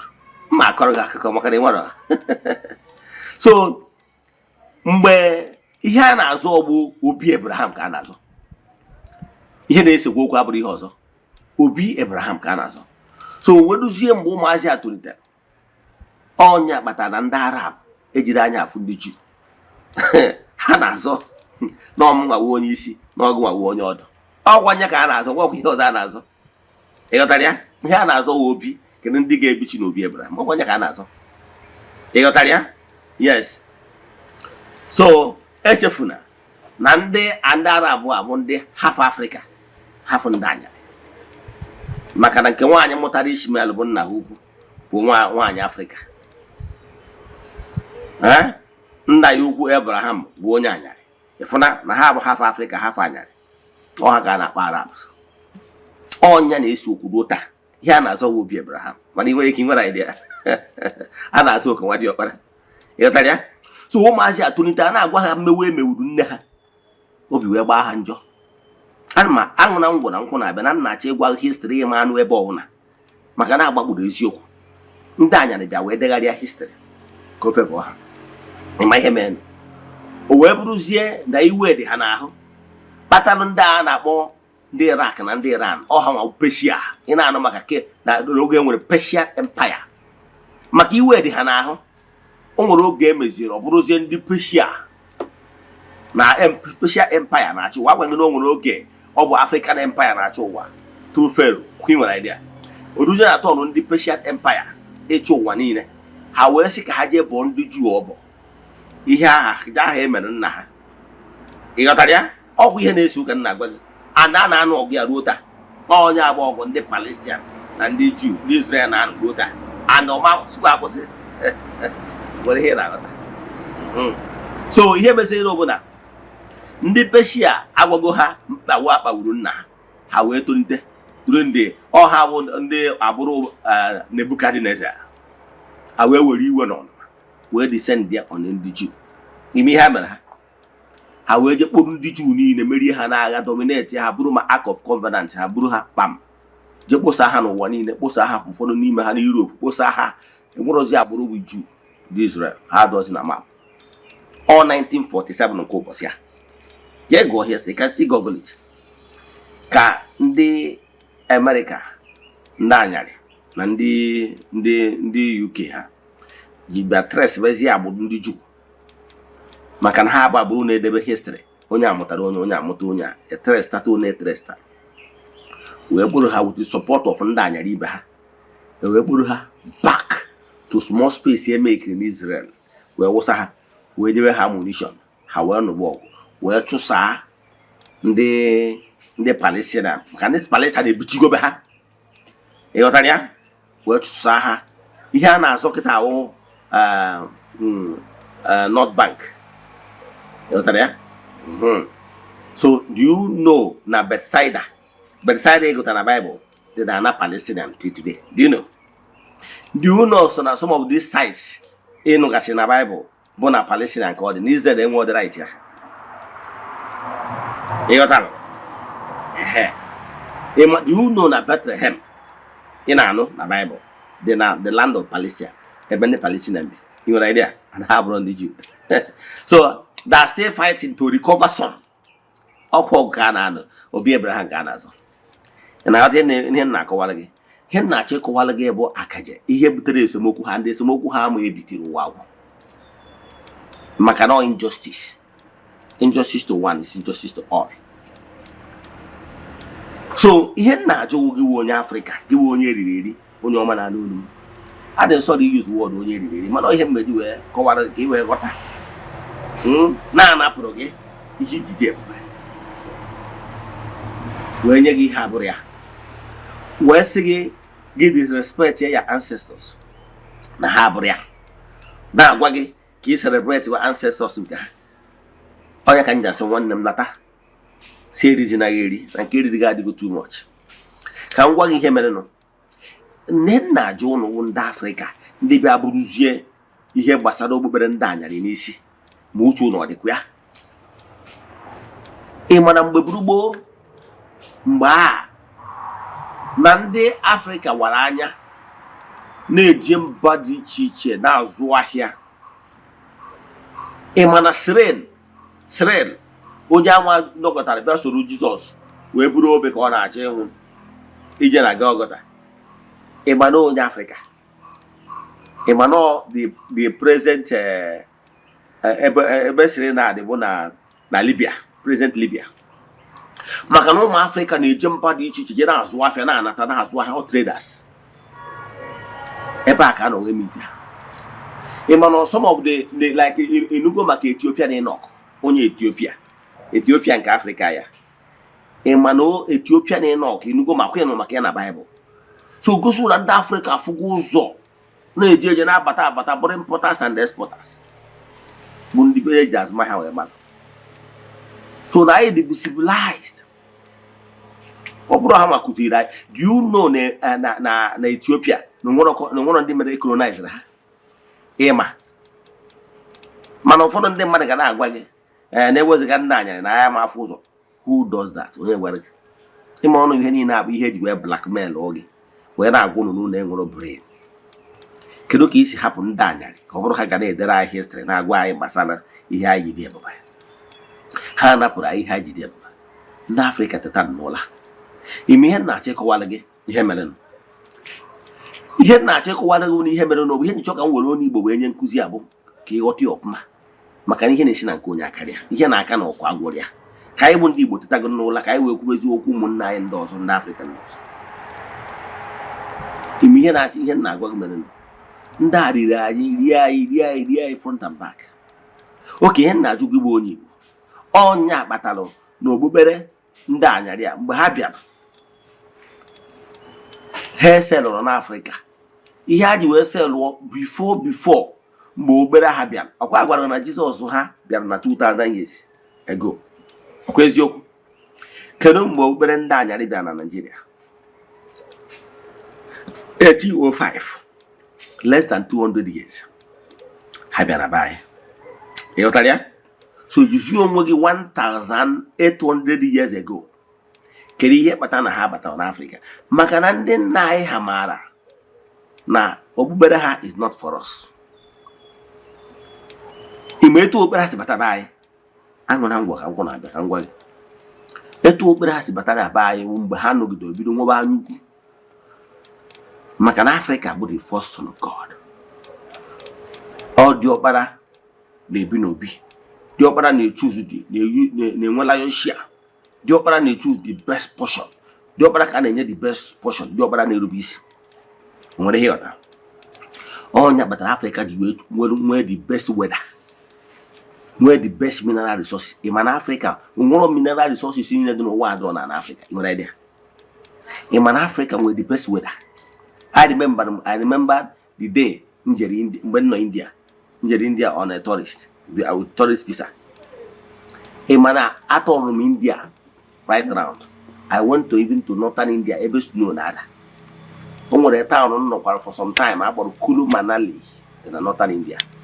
Hey man, no each or India. Hey man, now I want Africa with the best weather. I will Okoch, I will Dumri, I will Gamatan. Very good weather, no earthquake, nothing. Oh, Macan Africa the best. Oh, yeah, but I will choose the best at the best place to stay. A manager in India no usually to India. oyi a na-ekwu inwe ike cheno a na-ekwu okwu oyi cheno oyi a na-awọtụ adaba yiri sweta ọga ọ bụrụ oyi sweta ka ntụ ihe obere azụ ị ma na-eje na kunu manali ihe a na-agwa gị ụbọrọ dị me n'oge oyi na ihe awụ around March 2003 ị ma na irum ebe a na-eyi m jeans up and down, that is eyi m akwa n'ime yikwasị jacket, this jeans jacket up and down. Oge mana na m na-eyi glove na m na-eyi stockings. Ihe a na-agwa m n'oge anwụ ifara anwụ na-acha kịta ụdị anwụ anyị acha be ha ịma na ha na-enwe aṅụrị na anwụ na-achasi ike. Ihe m na-agwa gị anwụ 9 o'clock 10 o'clock a na-acha na be anyị bụ na anwụ acha ya o ịghọtara. Now o wee ruo n'abalị, my friend may invite is an engineer working with the central government there. Emmanuel n'abalị ime ha na-ebutere m duvet ka nwa nwoke bụ duvet na-abịa. Asị nọ maka mụnwa. Nsị ya okay, this one is enough. Asị mba. Mba asị ịgbara eji ebute the second duvet. Na-ajụ gịnị na-eme? Ọ sị that I will need it. Njekwa na egwuregwu. Ịma na eje m mgbe asịrị m jeje saa ahụ eji hita dị mmiri ọkụ m ga-asasị nọ mmiri ọkụ. Asị na bathroom na-apụta na eto ahụ na-emetọ tayi onye sachara ahụ mmiri ọkụ. Ịma na-eyi m na ihe m na-eyiwu up and down, jeans up and down na jacket na duvet ebute ịgwọ duvet abụrụ duvet maka na-akpọ dịka adị tik ya ka mkpụrụ kpuchie na ahụ m etu a n'obi kpụrụ ya n'obi m ahụ ọgwụgwọ eru oyi na-abịa n'ime abalị ka na-atụ m ewere ndị second duvet bụ ụfọdụ ewere kpuchie ma ihu m complete na-ekuzi small ọwụwa ọmụkazi m ahụ ewetụkwa m ndị second one ji kpuchi ma ihu m ka na-agwa gị ha na-agwa gị ha. So onye aṅụrị Afrịka nwere aṅụrị ghọtara ihe ha na-agwa oyi, a na-ekwu okwu oyi che nọ ụdị nke anyị na-eyi obere sweta ghọtara ya. Ịnọtisi ndị bọọlụ ha na-agba ịma na ha na-eyi glove, ụfọdụ n'ime ha na-ekwu okwu ifu ka ụzụ na-apịa n'ọnụ. Oyi a na-agwa gị ihe ada afụ snow ọ na-ada na ịma na ọnya ka a ji acha ọcha. Ị nwere idea amụ nwatakịrị be anyị ịfọrọ nwatakịrị be anyị na-adị ọcha mgbe ọ na-eto ndozi anwụ na-achị ọ na-agbachi. So because of ebe anyị bi n'ọwụwa anyanwụ ebe ike si ịghọtara ya. So ị gwara ka mmadụ rie gị. So ị na-achịkọwala anyị bụ ịfụrụ onye Afrịka nwebe aṅụrị. Ihe a na-azụ ọwụ our mineral resources na ha butere ụka anyị abụrụ na ha fara anyị n'anya. Ihe ha ji bịaba bụ ka ha nara anyị ihe anyị ji wee dị ebube na-apụ anyị the moral value anyị ji dị ebube. Ijuo onwe gị ka ị kpata na over 1,800 years. I gwara na Jesus bịara over 2,000 years over. Mana si mezie azum and ịmakwa na Africa na Christianity ndị anyarị n'oruru otu hedu 2,000 years 200 years ha bịara na Nigeria. Okay ma ijusi onwe gị over 1,800 years Jesus ha ji wee bịa. Kedu ihe kpatara na Christianity agbaghị ọgbọrọgwụ na Africa ganye despite the fact na ụfọdụ ndị Afrịka mitiri ya mgbe ọ na-agbasa ozi na ndị be ha ịghọtara ya. So mana ha ma ndị Afrịka mana onye a bịara maka for us. Ijuo onwe gị kedu ihe kpatara na Cyril a wuo onye so wee buo obe ya out of human pity. Kedu ihe kpatara na Cyril ebutere Christianity na Libya. Ijuo onwe gị kedu ihe kpatara the Ethiopian Enoch jigara ibute dachi obere ndị anyarị na Africa. So over 1,800 years ndị be anyị pay attention to ihe ara ime oge ha ji wee butie oge ha ji wee jiri aka wee dere onwe ha akwụkwọ akpọrọ Baịbụl akwụkwọ akụkọ allegorical story. Mgbe aka ha ji wee bịa ka nke ọlụ ka esi wee dede akwụkwọ maka na ọ bụrụ na ihe bata ọnwụ na ya chọrọ ịgwa gị history ịma aghọta how things work. Ka m gwa gị mgbe ebidoro ụka anyarị bidoro o bidoro from ndị a na-akpọ ndị Catholic. Ndị Catholic a bụ tụrụ onye a na-akpọ Emperor Constantine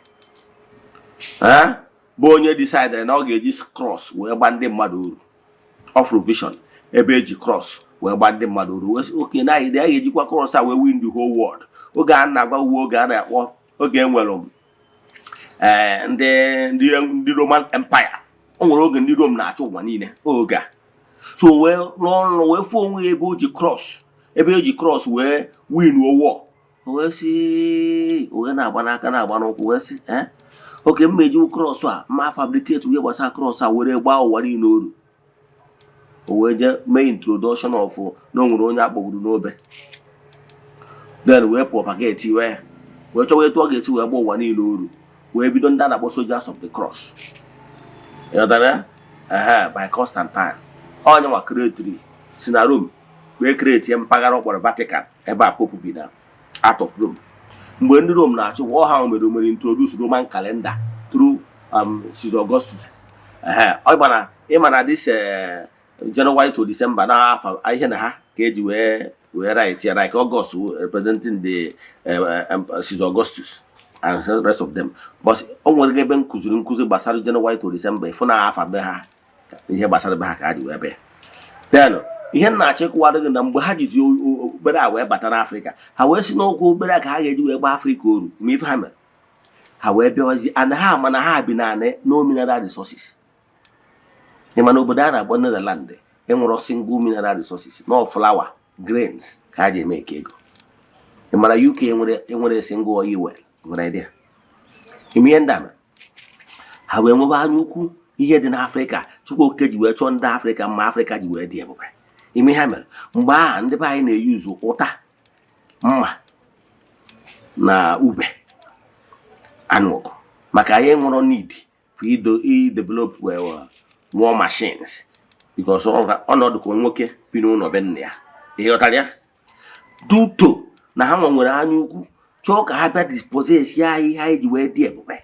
Ime ha mere ọnụ ka onye ekperima ịma na onye ori na onye ekperima na-aka mmadụ enwe ngwa agha ọkwa ịma nwa bi na be gị onye ekperima na onye kidnapper na-aka ga-enwe ngwa agha ọkwa ịma kedu ịkpata o ji jikwa enwe ngwa agha ihe o ji ka ga-enwe ngwa agha bụ na ọ chọrọ ka o jiri nke ka ihe iji ka o wee bịa disposes ya gị. So ihe a ka ndị a ji wee nọkọta wee sị na ndị Afrịka na-ejikwanụ mma na ube anụ ọgụ ha wee je develop ogo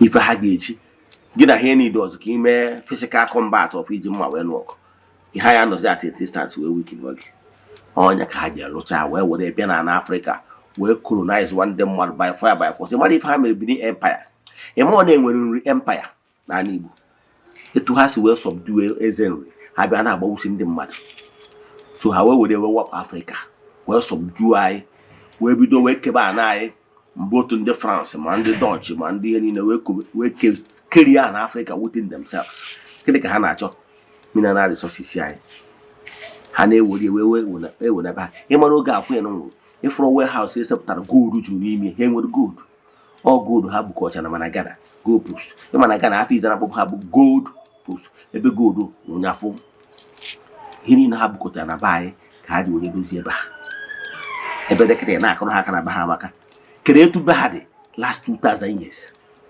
Ịma na obodo oyibo a ndị anya dị anyị na-afụ ị na-amanye elu ịma na enwere ebe ugeto ebe ama eme ala ụka ise foto ị nwere idea ịma ama onye tiri egwu si my friend travel si anyị nwemego travel agwago gị na o nwere obodo some areas dị geto ha mekwe ka ise foto dị ha. So ịchekwara na ihe aka inu na-ada na ntị ka ọ na-atọ n'ụtọ ịghọtara ya. So ihe na-achọ ịkọwara gị bụ na kedu mgbe ha bido develop ị ga-ajụ gas kedu mgbe ha bidoro ya kedu mgbe ha bidoro ihe niile ọ bụrụ mgbe ha ji wee bịa bido slave trade. Ịma na ha bụ ụzọ kpee ego slave trade megido slave trade n'Afrịka over 400 years nke John Hoskin nke a ji ụgbọ edere Jesus save wee bịa n'Afrịka onye ọ bụ the father of Liverpool ịghọtara ya. So wee bịa wee slave Africa mesije wee partner with the Royal House wee mee nye ya nnukwu ọkwa ọ bụrụ Lord Echie Knight onye ọwụ the founder of the St. John's International. So many things ihe mere no eji wee celebrate ndị a. Ịma na before mgbe ebidoro ihe a no Catholic Church bụ ụka n'obodo. Ịma etu esi wee bido Church of England a na-akpọ Anglican today. Church of England maka esi bido onye a na-akpọ Henry VIII ọ mụrụ mụọ nwaanyị Queen Elizabeth wee bụ na ọmụmụta nwaanyị ọmụtara nwoke o wee gwa onye a na-akpọ Cardinal Smith si Cardinal Smith ka o mee ya proof ka ọ nụọ second wife.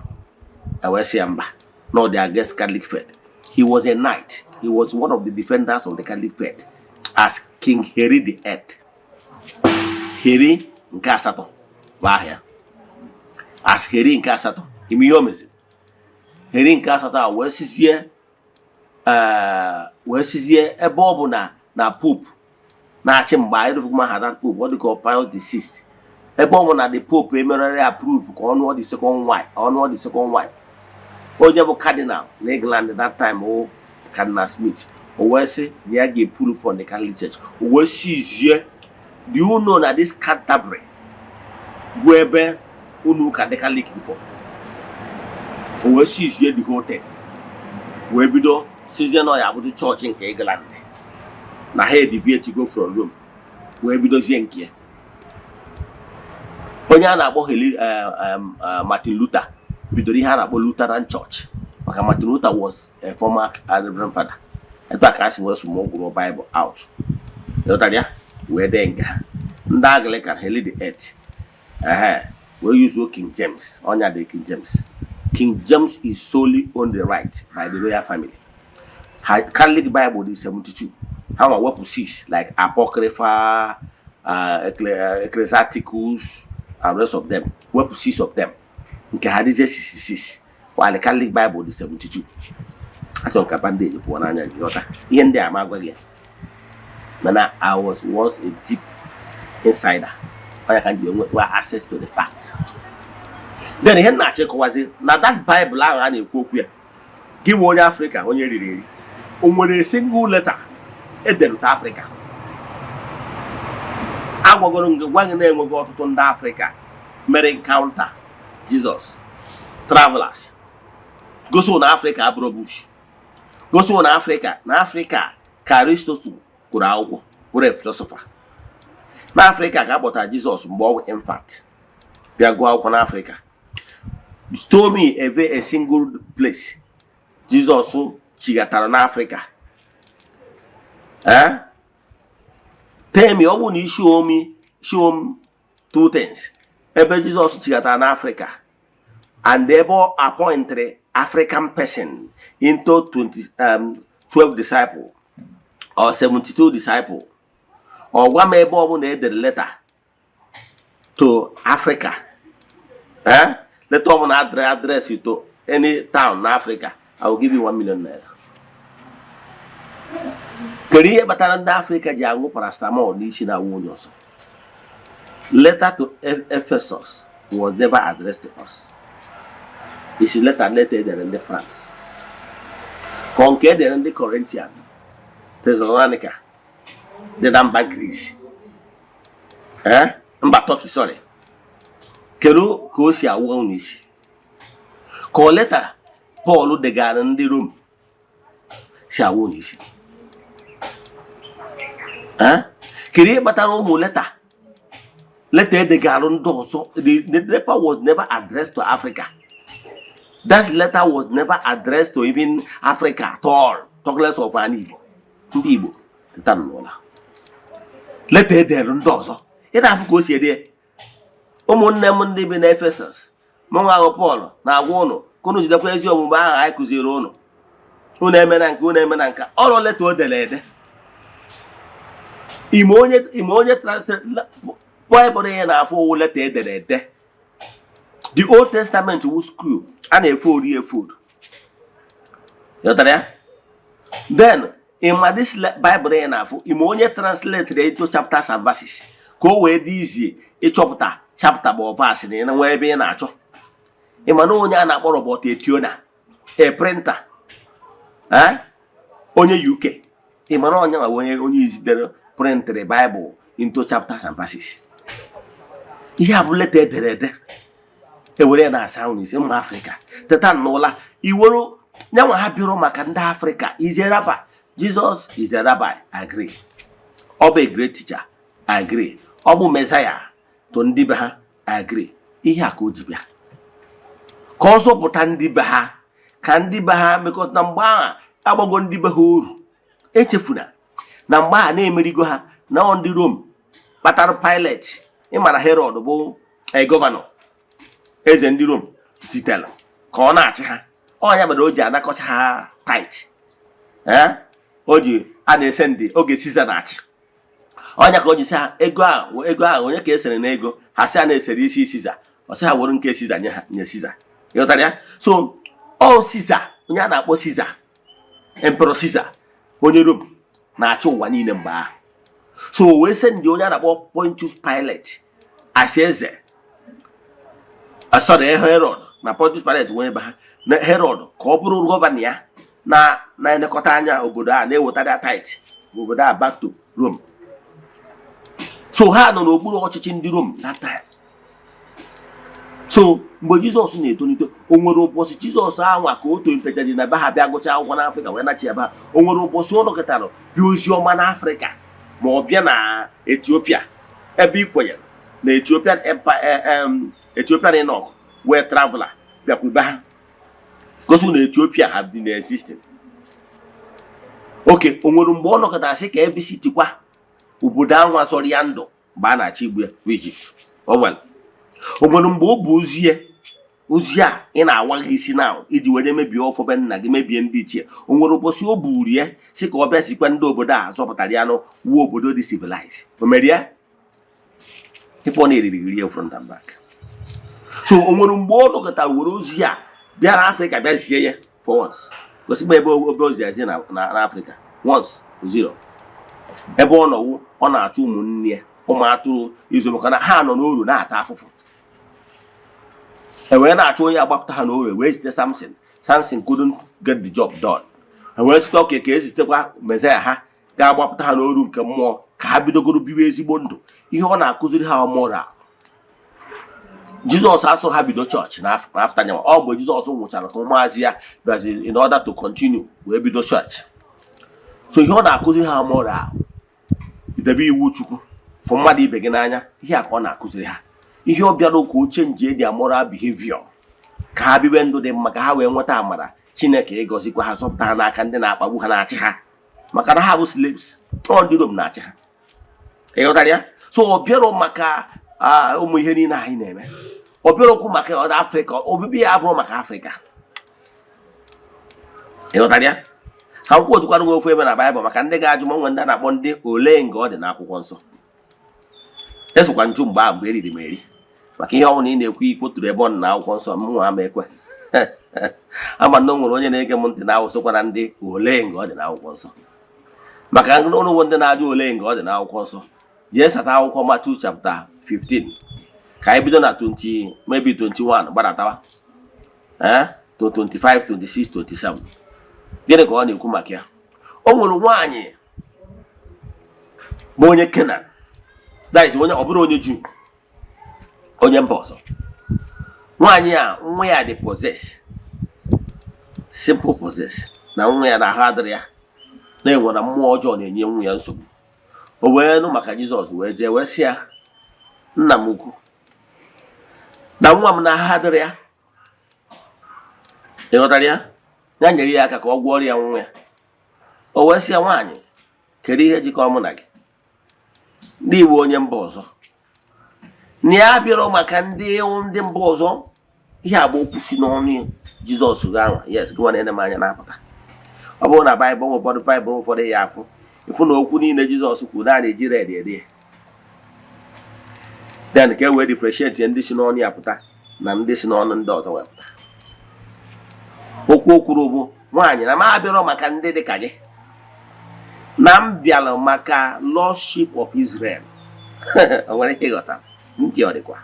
Ihe ọ na-achọ ịgwa gị na ya bịara maka ndị mba ọzọ, na ya bịara for lordship of Israel. Ụmụ agbụrụ Israel ndị furu efu na ọhịa dị maka ebe. Ihe agwa okwu si n'ọnụ onye gwe gị Jizọs gị wee pụta gị onye riri eri. Ịfụna na ọ bịara maka gị. Nwaanyị na-epesi wedi ya wee sị ya na ya bịara na adịghị ewere nri ya. Jizọs proceed ma ya okwu na adịghị ewere nri nwatakịrị na-enye wee nye nkịta. Hello, ntị ọ dịkwa. If you heard you were quantify go Africa. Echefuna no nwere ndị anyarị na-asị na ya black monkey. Ọkwa eziokwu. Ha ji anụmanụ wee na-quantify ya. Ọnya ka nna ha ukwu. Dikwa. Wee tụọ inu sị na ada ewere nni nwatakịrị na-eri nwa bụ nwa onye anyarị. Ụdị ya ji wee were nwaanyị chụpụ nwanne anyị nwaanyị nwa Afrịka ya na nwa ya bụ Ishmael na ana ịkpa ka ha je nwufu maka na ha bụrụ nwa bụ nwa Isaac nwa Sarah mụtara. Ụwa si na ada ewere nne dị nwa bụ nwa wee nye nkịta.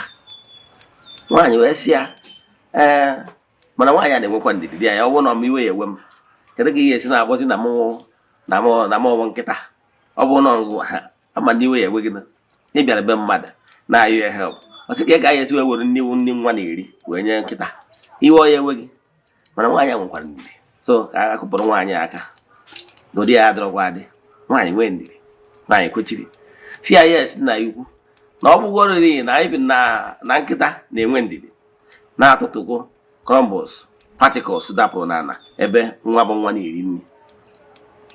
Ihe nke okwuru ife ntụrụgwu Jizọs hawa n'anya wee na-asị nna onye nke akwụchikwala na ya bụ uru na ya bụ nkịta kwere nnọọ ihe ahụ na-akpọrọ ya ọ nwere ihe a ka i kwechiri ịghọtara ya. Gịnị ka m na-achọ iweta n'okwu a na Matu a 15:25 ihe ndị eweta ebe a bụ na o kwuru na ya bịara maka gị nwa na ọ bịara for you Africa na ọ bịara maka ụmụ atụrụ Israel furu efu na ọnya ka eji wee bịa lost ships of Israel na ọnya ka o ji bịa na ọ bịara maka gị. So gị nwere onye na-akwụgharị na mountain of fire na-akwụgharị n'ụlọ ụka dị iche iche na-akwụgharị ya just deceiving yourself because ọ bịara maka gị. Ozi o ji wee bịa he is a bringer of truth to his people. Yes, I agree. He's a Messiah to his people. I agree. He's a rabbi, a teacher. I agree. Ọ bịara maka Africa.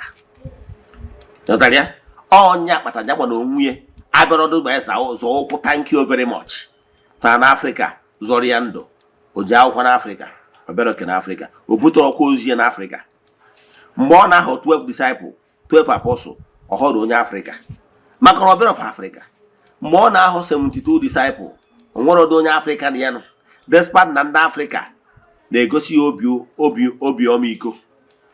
Onye Africa Joseph si eje buo obe soro Joseph of Syria si eje buo obe.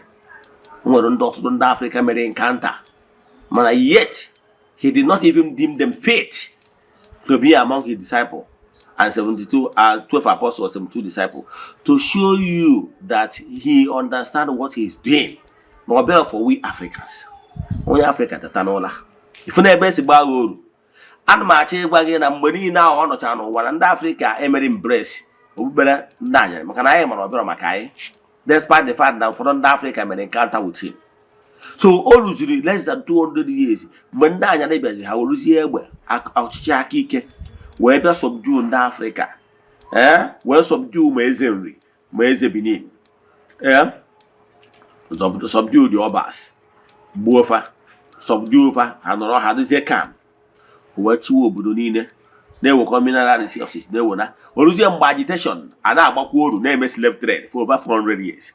Oluzie mgbe do you know na Africa ma Chukwu ọ bụrụ ha butara anyị Chukwu before ndị anyarị abịa anyị nwere obodo a na-akpọ Ụmụchukwu na Abia State. Ọkwa ịgbara idea ọkwa ịgba na anyị nwere arọ Chukwu so anyị gbara bụ uru Chukwu anyị bụbụ Ụmụchukwu ri so ọ bụrụ ha wetara anyị Chukwu atọ. So mgbe ihe abịa mechazie ha wee megide wee agitation karịzie clear every ndị anyarị leave land of Africa because mmewu karịrị ha na-apụzi wee kpọrụzi ụmụnne ha ndị missionary ha wee fọmụzie missionary wee gwuo missionary wee bịa ka missionary wee continue ịgba ya oru. Ị mana ndị missionary nọ mgbe ha na-akpagbusi ndị be anyị mana ha ekwuru okwu maka na ha na ndị gọọmenti ha bịa ka onwe ha ụzọ ịtọ into 3 groups ndị anyarị. 1 nọ na gọọmenti, 1 nọ na ministry ndị missionary, 1 nọ na trading. Ọ ndị anọ na trading bụ ndị mere slave trade ọgwụ ha ji gocha ma Shell, Chevron, Ajib and rest of them. Ndị missionary wee nọrọ today ndị nke gọọmenti anago mana ndị missionary ka nọ. Ịmana Catholic Church na Anglican nwere ego na ha na-eremit back to their ndị anyarị. You right there. ịma ọ na ego popu na-eri na o nwere ego diocese ọbụla na-esend back to room eji maintain room. ị nwere idea ya ma maka ịbụrụ insider. ị mana na ndị businessmen ha bụ ndị bịa were ego wee gocha awa oil wells ụdị Shell, Chevron, Ajip and rest of them. ị mana ha ka na-ewoje tax. ị mana o nwere ego Shell na-ewochi ya azụ back to their country of origin. ị nwere idea ihe niile ha bịara mee n'Africa was never done by law. ihe a bịara ụka agba anyị uru ka erie ihe dara ihe anyị dị. Ibu ihe pụta nji nọsi ike na Godian religion. Ọ bụrụ na ihe bụrụ Godian religion mana iwu onye ọdịnala nwanne teta n'ụla. Ime ihe our founding fathers awa ndị nna nna ha ji wee like mmadụ dịka amaghị ọkpara ha mbọ na ojike ha Dr. Nnamdi Azikiwe ji wee fọmụ Godian religion. Ime ihe kpatara ndị anyarị ji wee riwu anyị na mgbe ha bịara ndị Igbo nwere ihe a na-akpọ Igbo spirituality mana ha enwere ike ipenetrate maka na Igbo spirituality mgbe a na-eje n'okwu mmụọ ke ndị na-eje n'okwu mmụọ ndị nna anyị na ụmụ nwoke ụmụ nwaanyị na ụmụaka nọ na ya. So ha amarugo na ụmụ nwaanyị na ụmụaka aghọtara ihe nna ha na-eje eme n'okwu ijere ụlọ si nna anyị ọnọkụ ya ọ sịghị na nna anyị jebere n'okwu mmụọ mana ụmụazị aghọtara na ihe nne ha na nne ha ụmụazị aghọtara ihe nna ha na-eje eme n'okwu. So ọ dị izi ịkọnvat ụmụazị na ụmụaka na ụmụ nwaanyị gwa ha na nna ha na-eje n'okwu ije kpere arụsị ifere eji sa ha isi mgbe aha wee je butezie mgbe ha bịara ịkọnvat ndị be anyị ekwere ndị Portuguese bidoro ozi ọma n'ala Igbo ha wee felụọ ha wee chigha azụ wee je fọmụgharịa anara wee traftzie ndị a na-akpọ ndị UK ndị oke amamihe ndị a na-akpọ RCM ndị Roman Catholic Church wee weta onye a na-akpọ Shanahan emechara mee bishọp Bishop Shanahan jee na Home Trinity taa ị ga-afụ ebe akpọ the man enwekwuru ebe a na-akpọ Shanahan Hall iji wee immortalize ya. Ndị Anglican nwere onye a na-akpọ Ajay Crowder, Samuel Ajay Crowder. Ọ bịakwuru kpọrọ ndị otu ya ọha bụ ndị bịara as a Church Missionary Society akpọrọ CMS ọ ihe a na-aza gboo. Ndị nke a bịakwara nke ha wee bịakwuo ihe na-achịkọwara gị ha ịma sista ha ji bịa ha jee gwazie ndị be anyị ha amago na ịkọnvat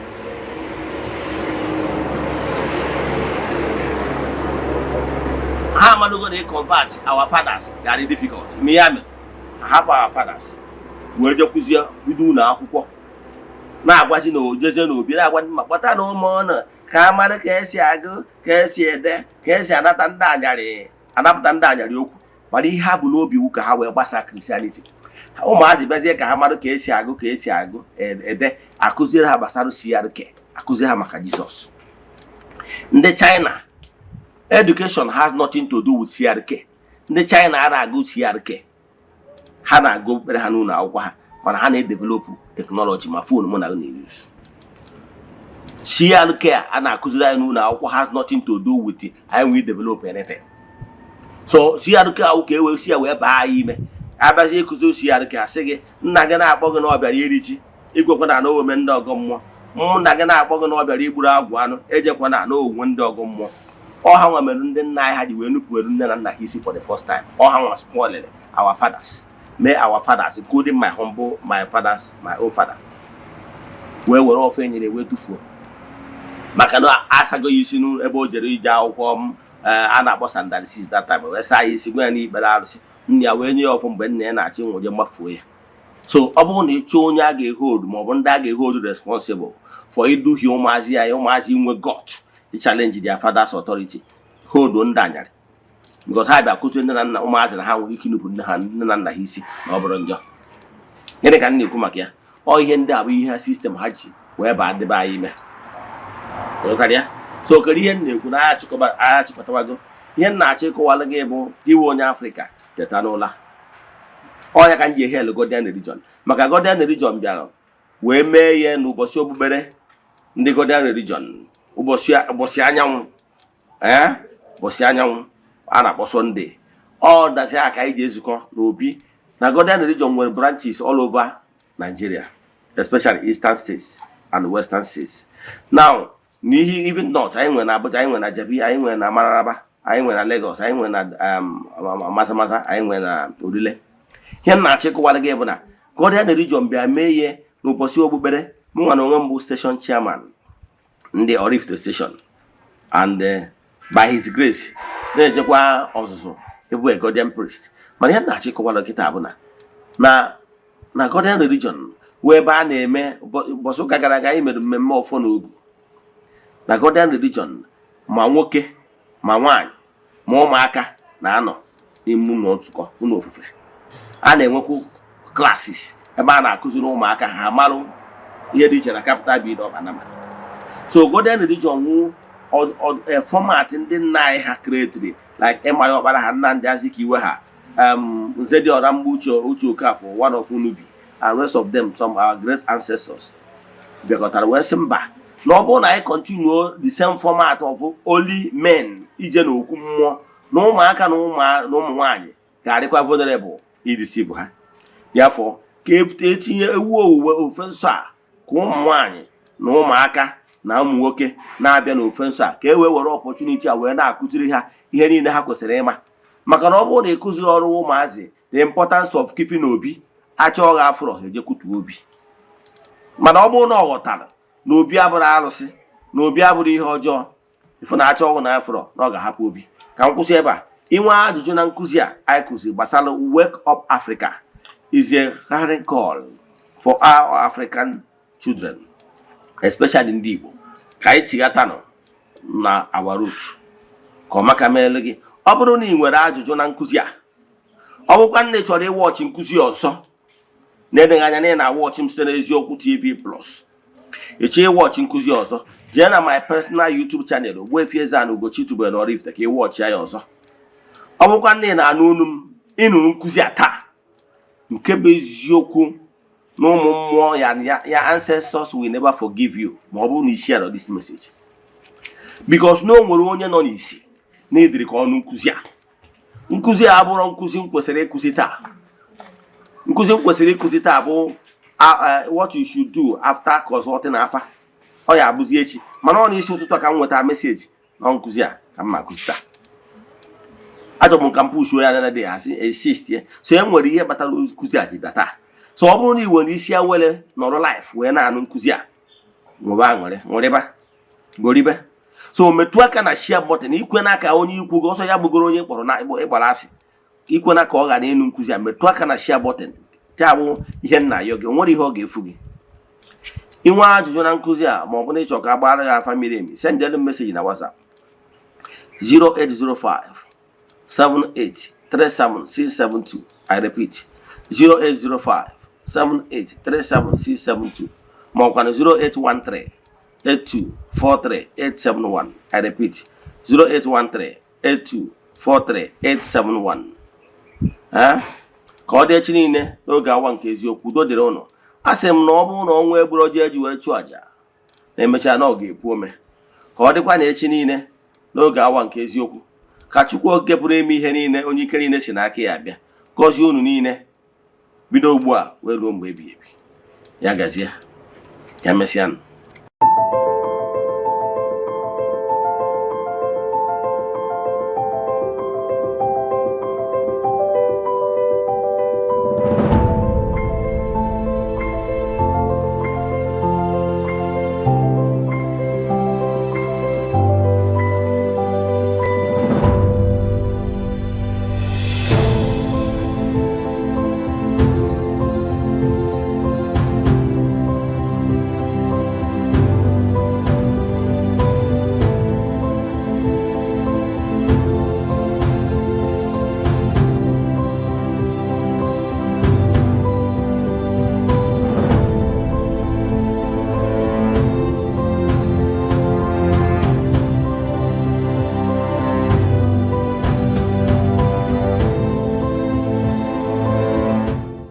Good day, my name is Chucks.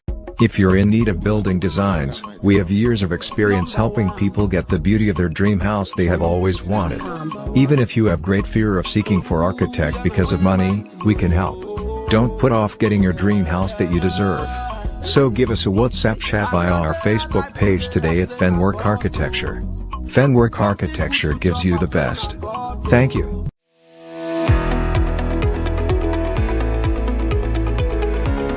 Morning. Okay, my name is Machuku Francis Chukwuemeke. I'm from Anambra State, Nigo, precisely.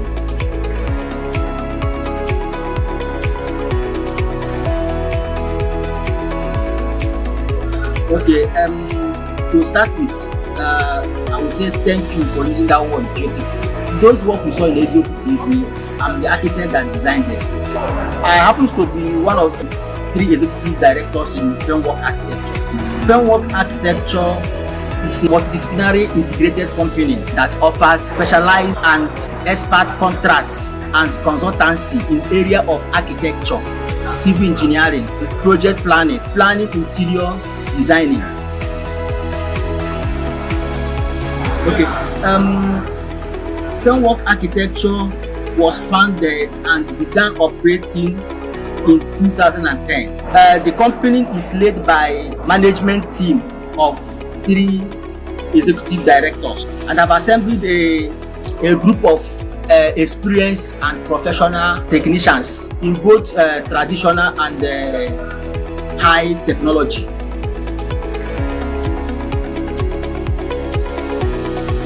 Thank you so much. Our mission is to provide a service to meet the challenges of building environments associated with the developing countries like Africa. We aim to provide a conducive and safety, affordable housing units.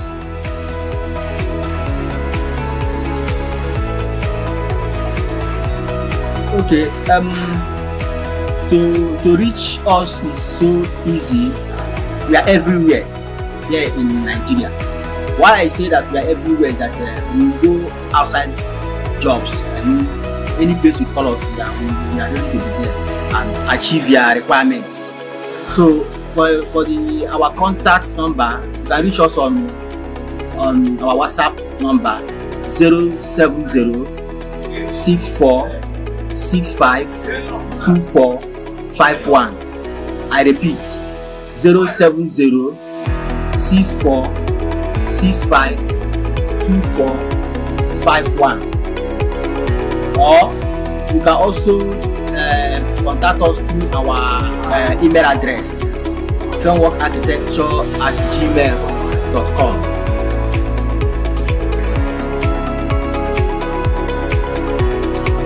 Thank you so much. I appreciate it. It's my pleasure to be here. Thank you.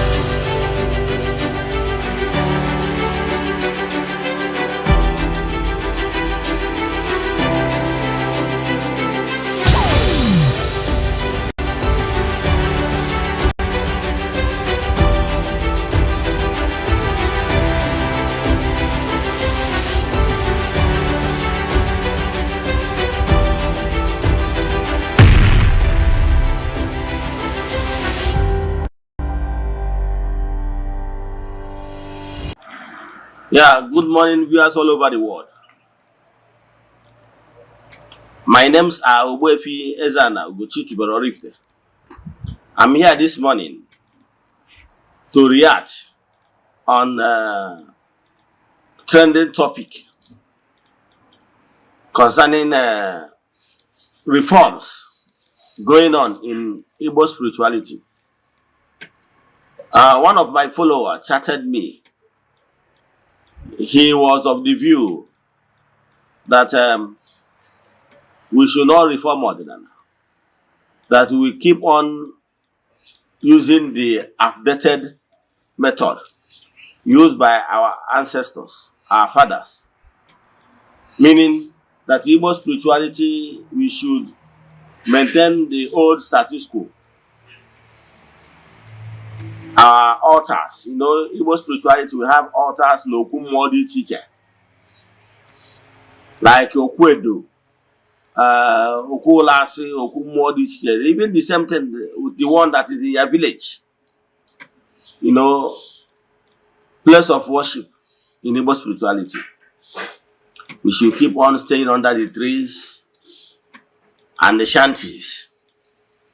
That anything we are trying to build a befitting place of worship for him, he is not in support. So I'm here today to react to some of such comments. That look, world over, every spiritual movement, they are all reforming. Let me draw your attention to Catholic faith. There is what they call Vatican I. During Vatican I era, the priest, Manako Kalate, during the Latin Mass, that time, in Vatican I, because Catholic Church have Vatican I and Vatican II. Presently, Catholic they are practicing Vatican II. Under Vatican I, they are using purely Latin. Yes, they are using purely Latin. And that time, Reverend Father will face the Holy of Holies. He face the altar, back people. Anytime they want to give blessing, like Dominus Vobiscum, he will turn people to people and say Dominus Vobiscum, et cum spiritu tua. That is Dominus Vobiscum simple means Asekuya et cum spiritu tua. Then face back. Are you following? So, and as the church was growing, they understand that by so doing that some people don't actually understand the meaning of those Latin words. So, under Vatican II, they reform it. Under Vatican II, they taught it why that and make declarations that from that Vatican II going forward, that people should be celebrating Mass in their own language. They reform a lot of things, and the Reverend Father began to face the audience. Everything, they reform so many. I just want to use this particular celebration of Mass as a case study. The same thing with other world religion world over. Are you following? Even in Hindu, it's Buddha that built the first temple in India, like modern temples. So there was so many reforms. So many reforms. The same thing with if you go to other sets, religious sets like Grey Message, the Kanka, and rest of them, many of them are building modern place of worship, so temples. However, once you enter into any place of worship, you will see sign that will show you that this particular place of worship or temple belongs to so spiritual sect. Like if I enter Catholic church, once I enter inside, I will be able to tell you this is Catholic, even without signboard. Because I have already know some certain things. Despite the fact that other religions have chairs and everything, they have similarity. That's what I'm trying to say.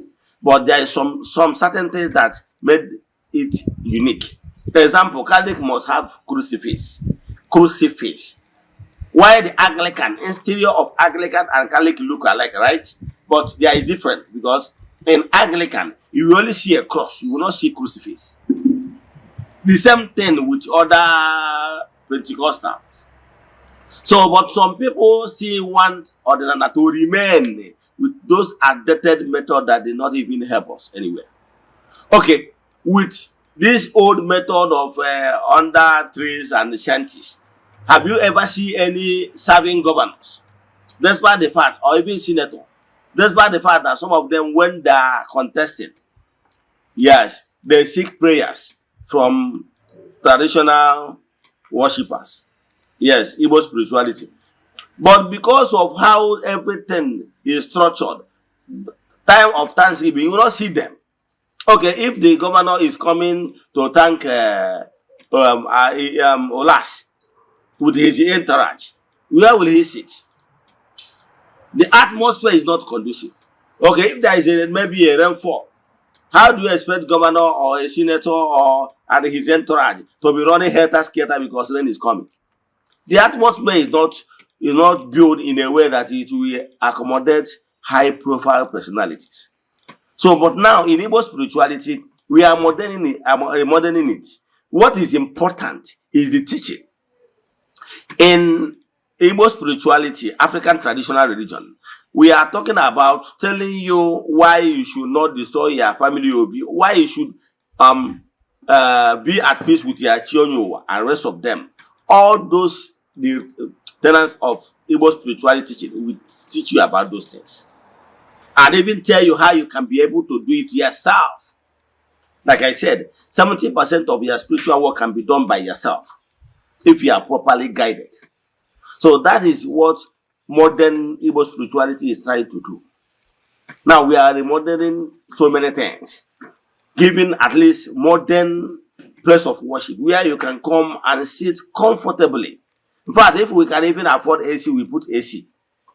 Are you getting me? So that the atmosphere must be nice. Yes, because other religious sects and spiritual movements are looking down on Igbo spirituality because of how our altars look like under the trees, under shanties and everything. People are looking down on us. So I'm a reformer. I am of the opinion that place of worship of Chukwu Okike should look nice. Okay, look at what African traditional religion is doing, Ghanaian religion. Look at it. You see it and watch the next video. You will see watch the next videos. You will see people massively returning back to Igbo spirituality via African traditional religion. You will see the atmosphere, you will see the interior, you will see everything. The environment is nice and very conducive, so that everybody will be conducive for all walks of life. So watch this video and see the reformation we are bringing in Igbo spirituality, because we believe that place of worship of Chukwu should be nice, and it should follow the reality on ground of 21st century. So you watch how we worship. The difference is that Igbo spirituality does not believe that Jesus is God. Yes. So Igbo spirituality does not recognize that. We believe in Chukwu Okike Pụrụ Ime Ihe Niile. That is the core difference between us and Christianity. So I will have worship songs. Those worship songs, the only thing is that we recognize Chukwu. We don't recognize Jesus. That is the third difference. So, and if you look inside our interior of place of worship, you will see our Nzu is there. Edo is there. So if you look well, you will see the difference from the normal church, because you will not see anything, any carved image in that place. However, outside the place of worship, we still have other symbols in the environment for you to know that you are in African traditional religion arena. Let me stop here. Watch this video and tell me what you have to say. Thank you. Enjoy the rest of your day.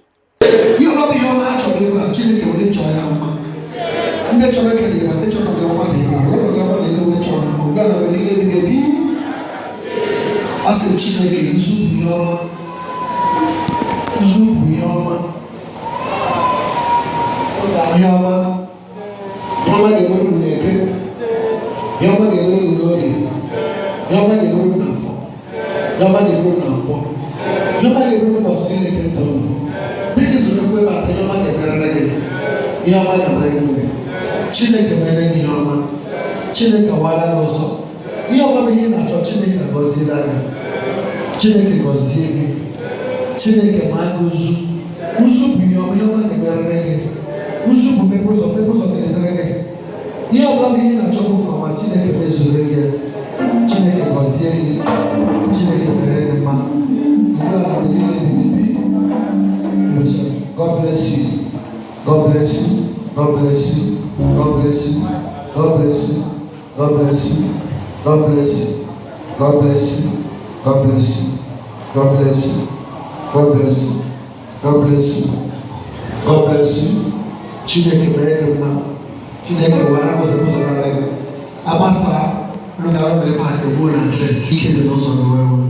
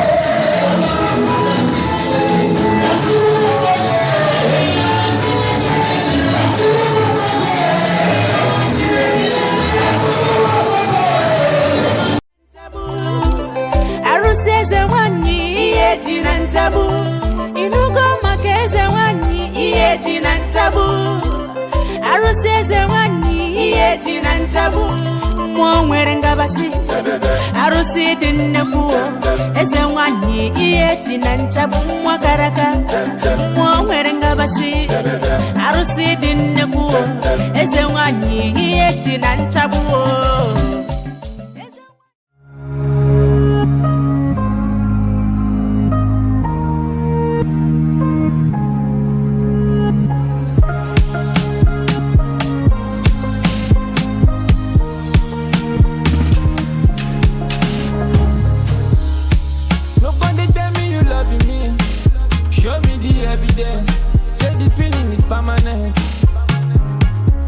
I said you lie online, so I don't need to do too much.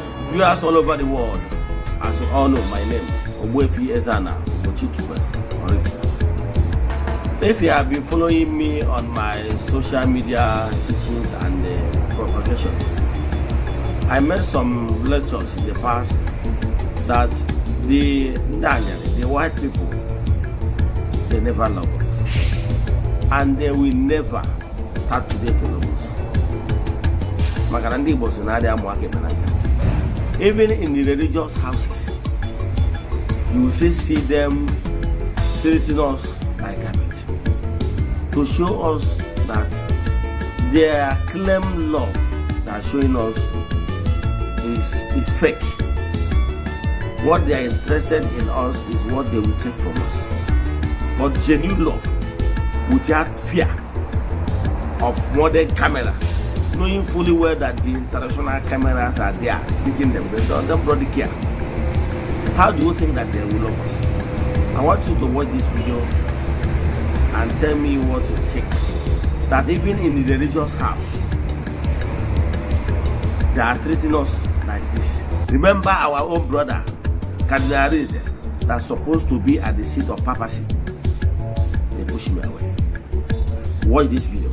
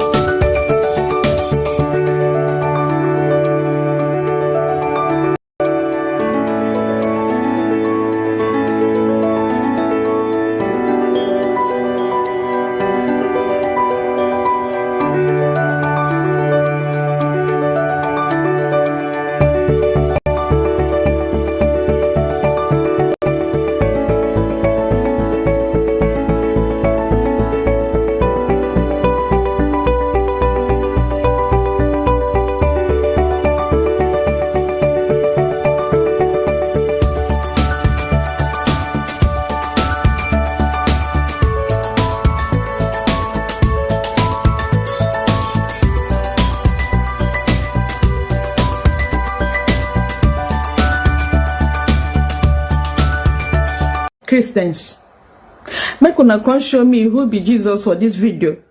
I see a lot of Jesus today. Viewers all over the world, as you all see, like we used to tell you all many times, yes, I have said it times without number, that we Africans should wise up.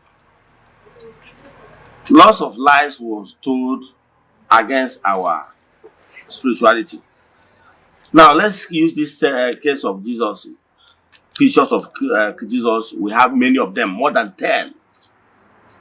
But I can tell you, have you ever asked yourself these questions? We should stop this blind faith of a thing.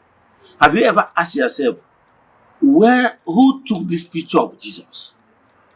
Okay, have you asked yourself, we are told that Jesus existed for over 2,000 years ago. Have you ever asked you, who is the photographer? Who snapped the pictures? Even if you go to Google, you will notice that this photograph we are seeing now, pictures we are seeing now, videos we are seeing now, It's not up to 1,000 years. Now, who took these pictures you are seeing on social media as pictures of Christ? I know in various homes, you see it. In parishes, in churches, you see them. Those pictures, do you know that those pictures are not Jesus' pictures? Do you know? Do you know that even that personality of Jesus, when that personality existed, there's nothing like pictures. Now, today, you go and get some of these pictures, known actors. Nollywood actors, Bollywood actors, and everything. They acted. Some of them, one of them came from Hungary. One of them came from Britain. One of them from America. Mr. Howard. And many of them, you watch the pictures and see those things yourself. Then ask yourself, these pictures you hang on your place, your house, you venerate them. What is the difference? Wise up. Let's know that all this is formulated this thing to play on our mindsets. Those people that acted those movies acted it based on the mindset of people, because in Nollywood, what they are acting is what is in people's mind. So they want to play on your intelligence and your imagination to give you what you want, because they are looking for what you like, and you pay to watch them. Watch this video and tell me your mind, as in what you have to say after watching this movie. Thank you. Christians, make una come show me who be Jesus for this video. I see a lot of Jesus today. In fact, I don't know who be the original Jesus. Watch this video and you tell me who be original Jesus. Thank you. 10 actors who have played Jesus Christ in movies. Number 1. Robert Powell. Played Jesus in the TV miniseries Jesus of Nazareth 1977. Number 2. Jim Caviezel played Jesus in The Passion of the Christ 2004. Number 3. Diogo Morgado played Jesus in Son of God 2014. Number 4. Ted Neely played Jesus in Jesus Christ Superstar 1973. Number 5. Max von Sydow played Jesus in The Greatest Story Ever Told 1965. Number 6. Brian Deacon. Jesus 1979. Number 7. Jeremy Sisto. Jesus 1999. Number 8. Eoin Macken. Killing Jesus 2015. Number 9. Michael York. Jesus of Nazareth 1977. Number 10. Donald Sutherland. The Last Temptation of Christ 1988. As you don't watch this video finish, do me a favor. You see that picture of Jesus where you hang for your house, where they pray to, where they kiss, where they go bow, where they go kneel to, say na your Jesus. Whether that picture where you hang for your house, whether you go see the actor here. It's just like when somebody go carry, or a white man go carry picture of Peter Doche, go hang for a house, say na Jesus. Now what you una do? Una don't say all these people na actors. Why you not go hang your papa, your mama, your brother's picture for your house and they pray to that to your father, your mother? We don't buy. Now actors, where they their country, some of them don't even buy. Those actors, some of the actors don't buy. But their pictures there your house. You they worship you. You they call them, they pray to them, to the actor, make you answer you. Africans who do us like this, make una open una head, open una brain, open una eyes. Open them. Shebi you don't see say all these people are actors. But my fellow African don't carry their picture hang for house. They pray to the picture, to the actors. Why not carry Peter Doche picture, hang them there, they pray to that man. As far at least that one gets your blood, that one gets your language, that one resemble you. Now another actor, where they in village, where they in country, now you they pray to. I hope say you see your Jesus here. I hope say your Jesus day here. Erigogi, Erigogi.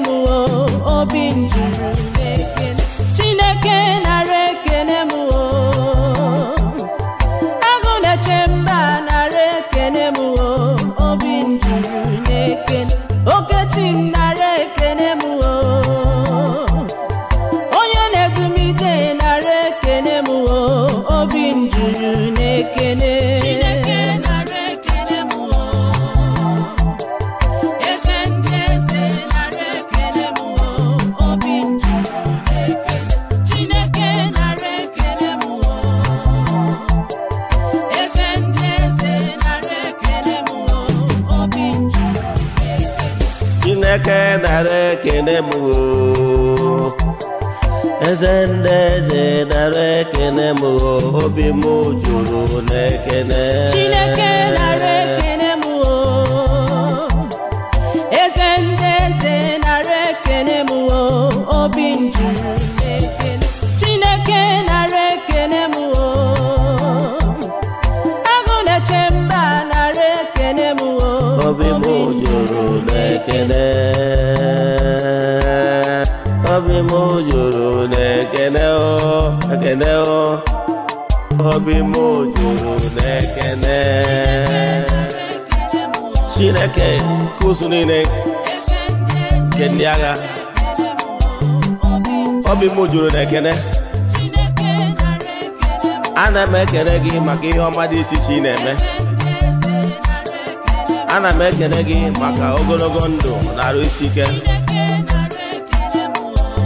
Ana m ekele gị maka nchekwa ka ị na-echekwa ụmụ gị. Ana m ekele gị maka nchekwa ị na-echekwa ụmụ ọdịnala Igbo. Ana m ekele gị maka nchekwa ị na-echekwa ụmụ Ugochi tụwara ọdịnala temple. Ana m ekele gị maka nchekwa ị na-echekwa ndị Eji temple. Ana m ekele gị maka nchekwa ị na-echekwa ụmụ ọdịnala Igbo. Ana m ekele gị. Ọ bụrụ na ahụ anyị niile bụrụ sọ ọnụ, o zuru inye ekele maka ihe ọma ị na-eme. Ọ kachasị n'ogologo ndụ ya na arụ isi ike. Ọnya ka m ji wee sị na ana m ekele gị. Ime na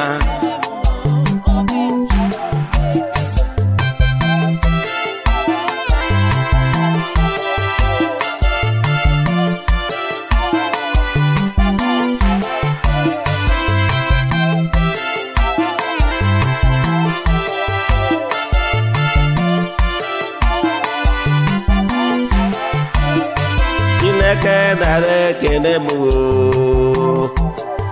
Eze ndị eze nara ekene m o. Chineke nara ekene m o. Eze ndị eze nara ekene m o. Obi m juru n'ekene. Obi m juru n'ekene o. Ekene o. Ekene o. Obi m juru n'ekene. Obi m juru n'ekene o. Ekene o. Ekene o. Obi m juru n'ekene.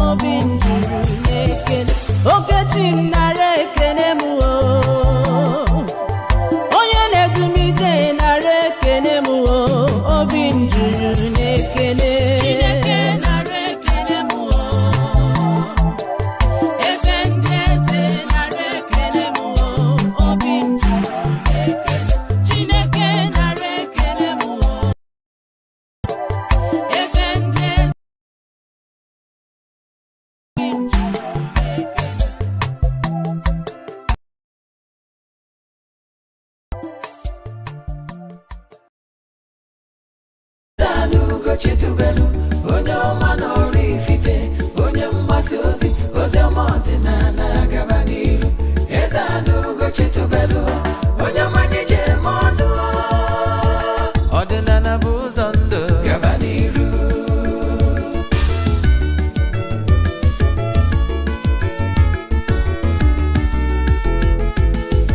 Eze-Ana Ugo Chitubelu, onye ọma n'ọrụ ifite, onye mgbasa ozi, ozi ọma ọdịnala gaba n'iru. Eze-Ana Ugo Chitubelu,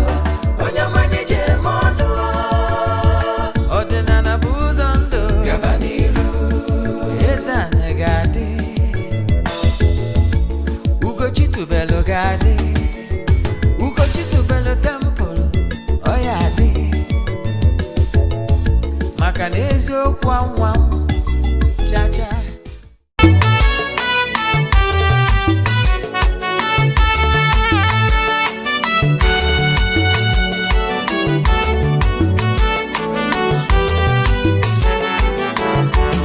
Ekene kanjiri bịa o, Chukwu na-enye ndụ o. Ekene kanjiri bịa, anọkwa gị n'aka.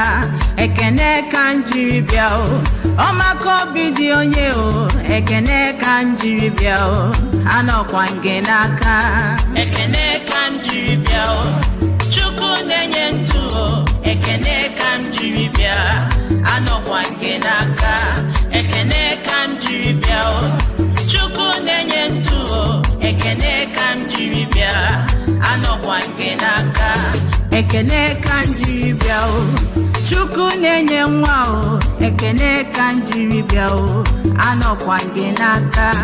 Ekene kanjiri bịa o, Chukwu na-enye nwa o. Ekene kanjiri bịa o, anọkwa gị n'aka. Ekene kanjiri bịa o, Chukwu na-enye ndụ o. Ekene kanjiri bịa, anọkwa gị n'aka. Ekene kanjiri bịa o, Chukwu na-enye ndụ o. Ekene kanjiri bịa, anọkwa gị n'aka.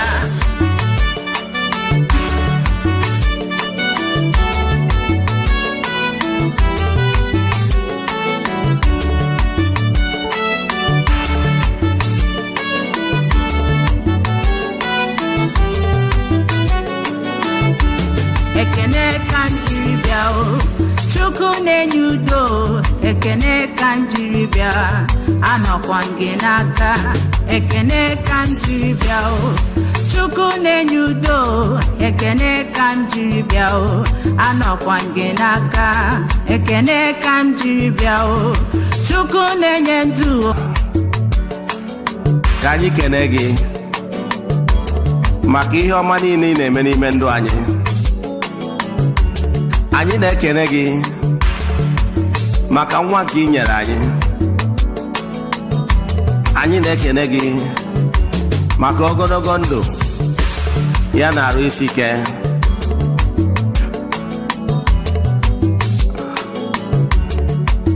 Anyị na-ekene gị maka nchekwa na arụ ịdị mma. Chukwu nara ekene, izuru keme.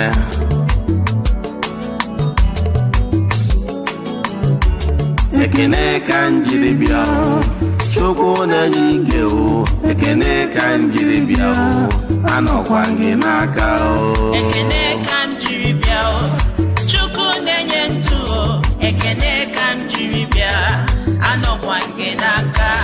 Ekene kanjiri bịa o, Chukwu na-enye ndụ o. Ekene kanjiri bịa, anọkwa gị n'aka.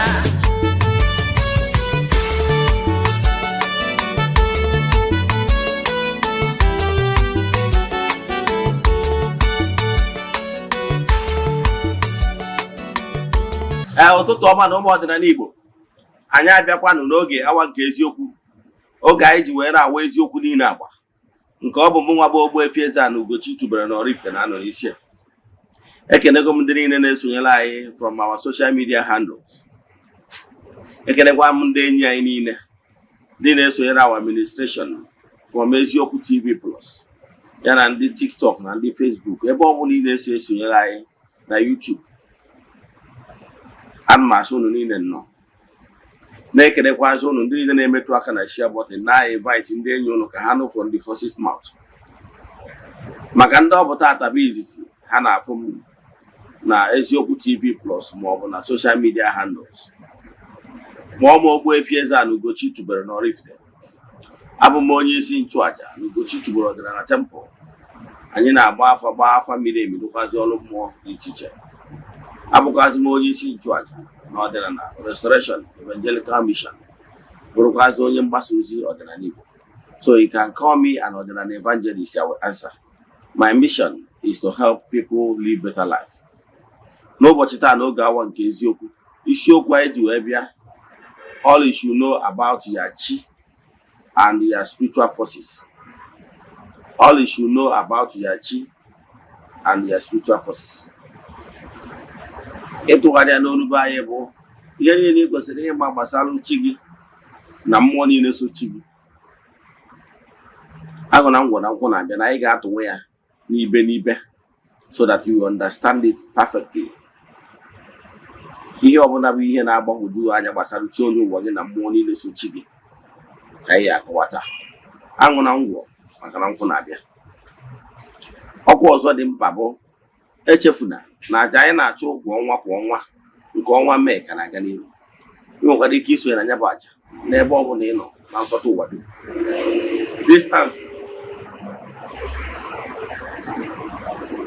Distance abụrụ ebere a n'ọrụ anyị na-arụ na tempụl maọbụ na aja anyị na-achụ, maka na ike Chukwu zuru mba dum. Aja anyị na-achụ bụ aja mbuli elu, aja epụta ihe, aja esigoro na ebuli imirikite ndị mmadụ elu. Yes, mana anyị anaghị show testimony maọbụ ihe ọrụ na social media. You know why? Ọ bụrụ ihe anyị maka ịbịa, ọ dịrọ necessary. Mana I can tell you na Chukwu okike na ụmụ mmụọ afọ n'anya na-emere onwe ha. Anyị malitere ịchụ aja over 2 years now. Onwe ndị na-esonyere anyị na aja ọnwa ọbụla till date. As we speak, 2024 nwere ndị na-awa every year January. He book growth for throughout the year. Yes, ka ha dị sure na he skip every 1 month. Kere ihe anyị na-eme. Ichi isonyere ya bụ aja forward ya 3 prayer requests. Then mee ya token donation. Anyị na-ewere ya 3 prayer requests dobe na altar na-achụ aja na-aga ọfọ na-ekwubi okwu n'isi gị ganye na ọnwa abụ. N'isi ụtụtụ a ejego ori m na temple chụọ aja gaa ọfọ kwubi okwu n'isi ndị niile sonyere anyị all over the world. Ụbọchị anyị ga-achịkọta ya bụ ụbọchị ikpeazụ nke ọnwa. Anyị ga-eje na mmiri je mee saraka chụọrụ ndị mmiri aja n'afọ mmadụ dum maka na ike dị n'aja. Anyị gbagotazie n'elu a na temple chụọ aja to entities of powers n'afọ mmadụ dum. Jekwazie n'ebe nchụ aja gbuo ebulu wee chụọ aja n'aha mmadụ dum. Nwanne chụba aja na-ajakarịrị ọgwụ. Ọ bụrụ na anyị mesịa ya, sesọ ndị sonyere na ya bụ aja ga-enweta ihe onyonyo nchịkọta ya na their WhatsApp numbers only. Ị nwere ike ịfụ ihu ọrụ anyị ma whatever na social media. Ị nwere ike maka na ọ dịrọ necessary. Then ka bụ ihe kwesịrị ịma. So ọ bụrụ na ị chọrọ isonye na nke a ọnwa maọbụ ọnwa na-abịa, ihe ị ga-eme bụ chaatị m na WhatsApp nọmba ndị a mma akpọ kịta. Then ma ọ bụkwa na ọ bụrụ na ị nwere ajụjụ ị nwere na nkụzi a nkụziri, ị nwekwara ike chaatịkwa m na WhatsApp. WhatsApp nọmba ị ga-eji nweta mbụ 0805 78 37 672. I repeat, 0805 78 37 672. Mọkwanụ 0813 82 43 871. I repeat, 0813 82 43 871. Ka ị na-esonyere administration anyị na-agwa ndị mmadụ gbasara administration anyị. Yes, dịka nsi wee gwa unu na June 1 Eziokwu TV ga-ebido ọrụ n'uju ya. Ịnụzie kọrọ ndị ya anyị na ndị enyi. Na-abụ ka anyị gbapụzie ya ọsọ na nkụzi anyị ji maka ya wee bịa. Nkụzi anyị ji maka ya wee bịa bụ ihe dị mkpa ndị mmadụ kwesịrị ịma gbasara chi onye ụwa ha na ịkpọrọ ihe n'isi. Mana ọ nwere ihe nchọ ka nkọwalụ ndị mmadụ. Ịbata n'ọdịnala for the first time, you are a seeker. Yes, you are seeking for the truth. Ịbata n'ọdịnala for the first time, please, ị ga-akparịrị n'ala wee kpa n'ọfọ. Ije chọba ka ị mara afọ onye nọrọ ụwa, the name of your spiritual guide, the closest being to you, which Chi onye ụwa represents. Ị nwere ike ịbụ job the God. Ị nwere ike ime mistake. Ịhapụ isi gwara ike ajụ. Let me teach you what you will do, which will be more favorable to you as a newcomer, as a seeker. Ọ bụrụ na ị pay attention to ihe a na-achọ ịgwa gị, ọ ga-esave gị some stagnation ọtụtụ ndị mmadụ face goal as a result of not doing the right thing or following the right step. Yes. So ọ bụrụ na ị chọrọ inwere ntị gee ntị ịbata n'ọdịnala Igbo nke mbụ ihe ama bụ na onye ọbụla bụ mmadụ ekere eke na-eku ume n'ụwa nwere spiritual guide. Whether ma ịkpọrọ ya chi onye ụwa mmadụ etu ndị Igbo si akpụ ya, ma ịkpọrọ ya guide angel etu ndị ụka si akpụ ya, ma ịkpọrọ ya spiritual guide etu other religious sect dị iche iche si akpụ ya, ihe ọ sọrọ kpọọ ya, were ụdọ ma ya ewu na were ewu ma ya ụdọ wofe ya.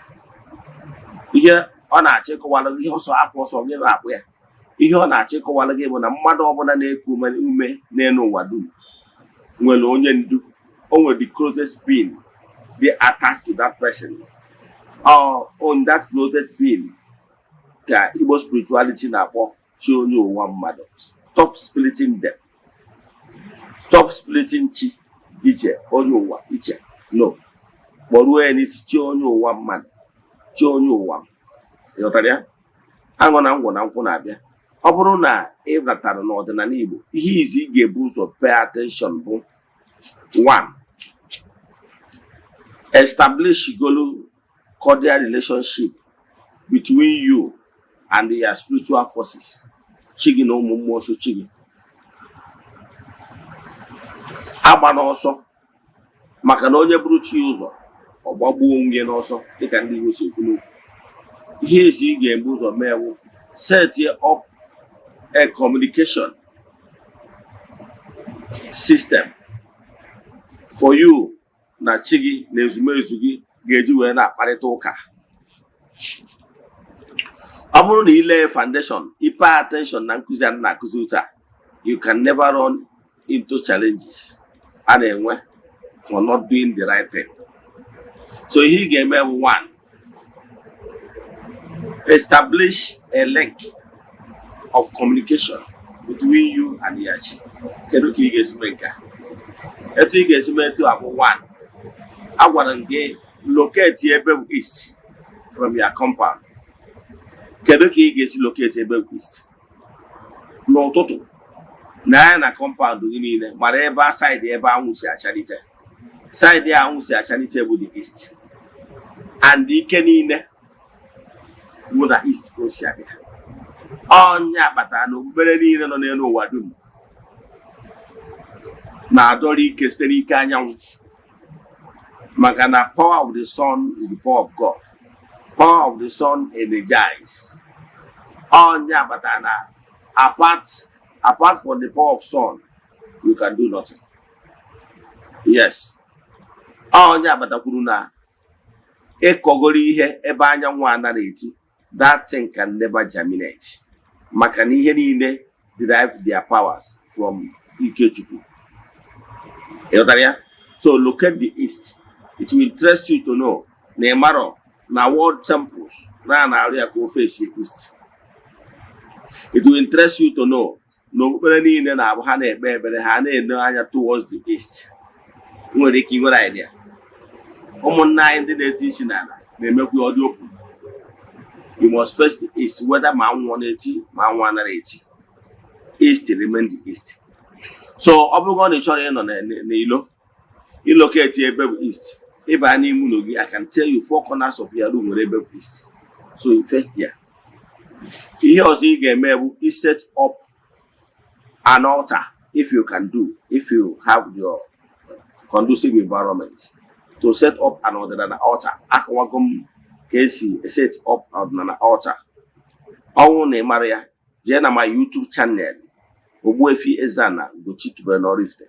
Ị ga-afụ ya, ị ga-afụkwazi over 1000 lectures nkụzi niile anyị na-akụzi n'ọdịnala Igbo. Ị jee ebe ahụ ịfụ ka esi set up ordinary altar. Mana ọ bụrụ na ị nwere conducive environment ebe ị ga-eset ya bụ altar, no problem. Yes, ihe ị ga-eme bụ oge ọbụla ị chọrọ communicate with ụmụ mmụọ, your unseen forces, starting for your spiritual guide to other entities of powers, ndị nwere link with you. Ihe ị ga-eme bụ ifesie east. Ifesie that east yanwa, ife sie that east ya nwa n'oge devotion gị idugharị ebe ife sie east ya ịkpọkọ ochie onye ụwa gị na mmụọ niile sochi gị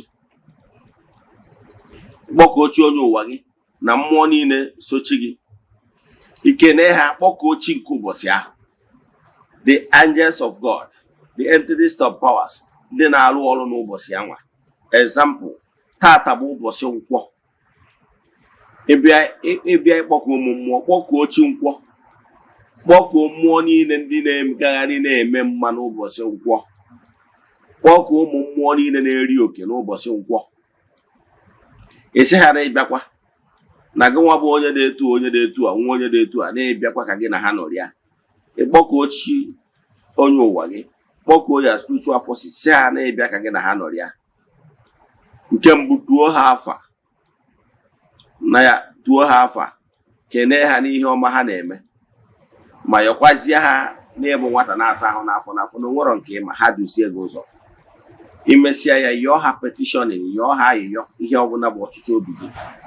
Then ikwuchazie, ikwubie okwu, jụọ ogu, kwubie okwu ihe ị chọrọ ka ọ na-eme n'ihe ndụ ime ndụ gị na ihe ị chọghị.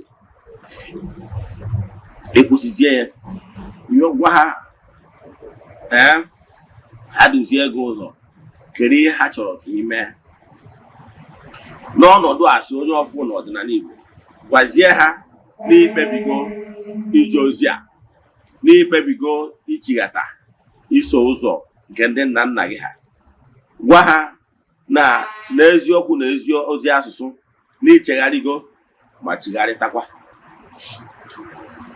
Ịgwacha ha nka, gwa ha ha kwudoro gị ka ịpụta ihe idekwazi ude.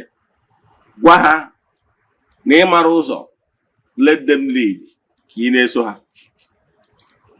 Imecha nke a, o gosigoro cow foundation ka ị na-ele.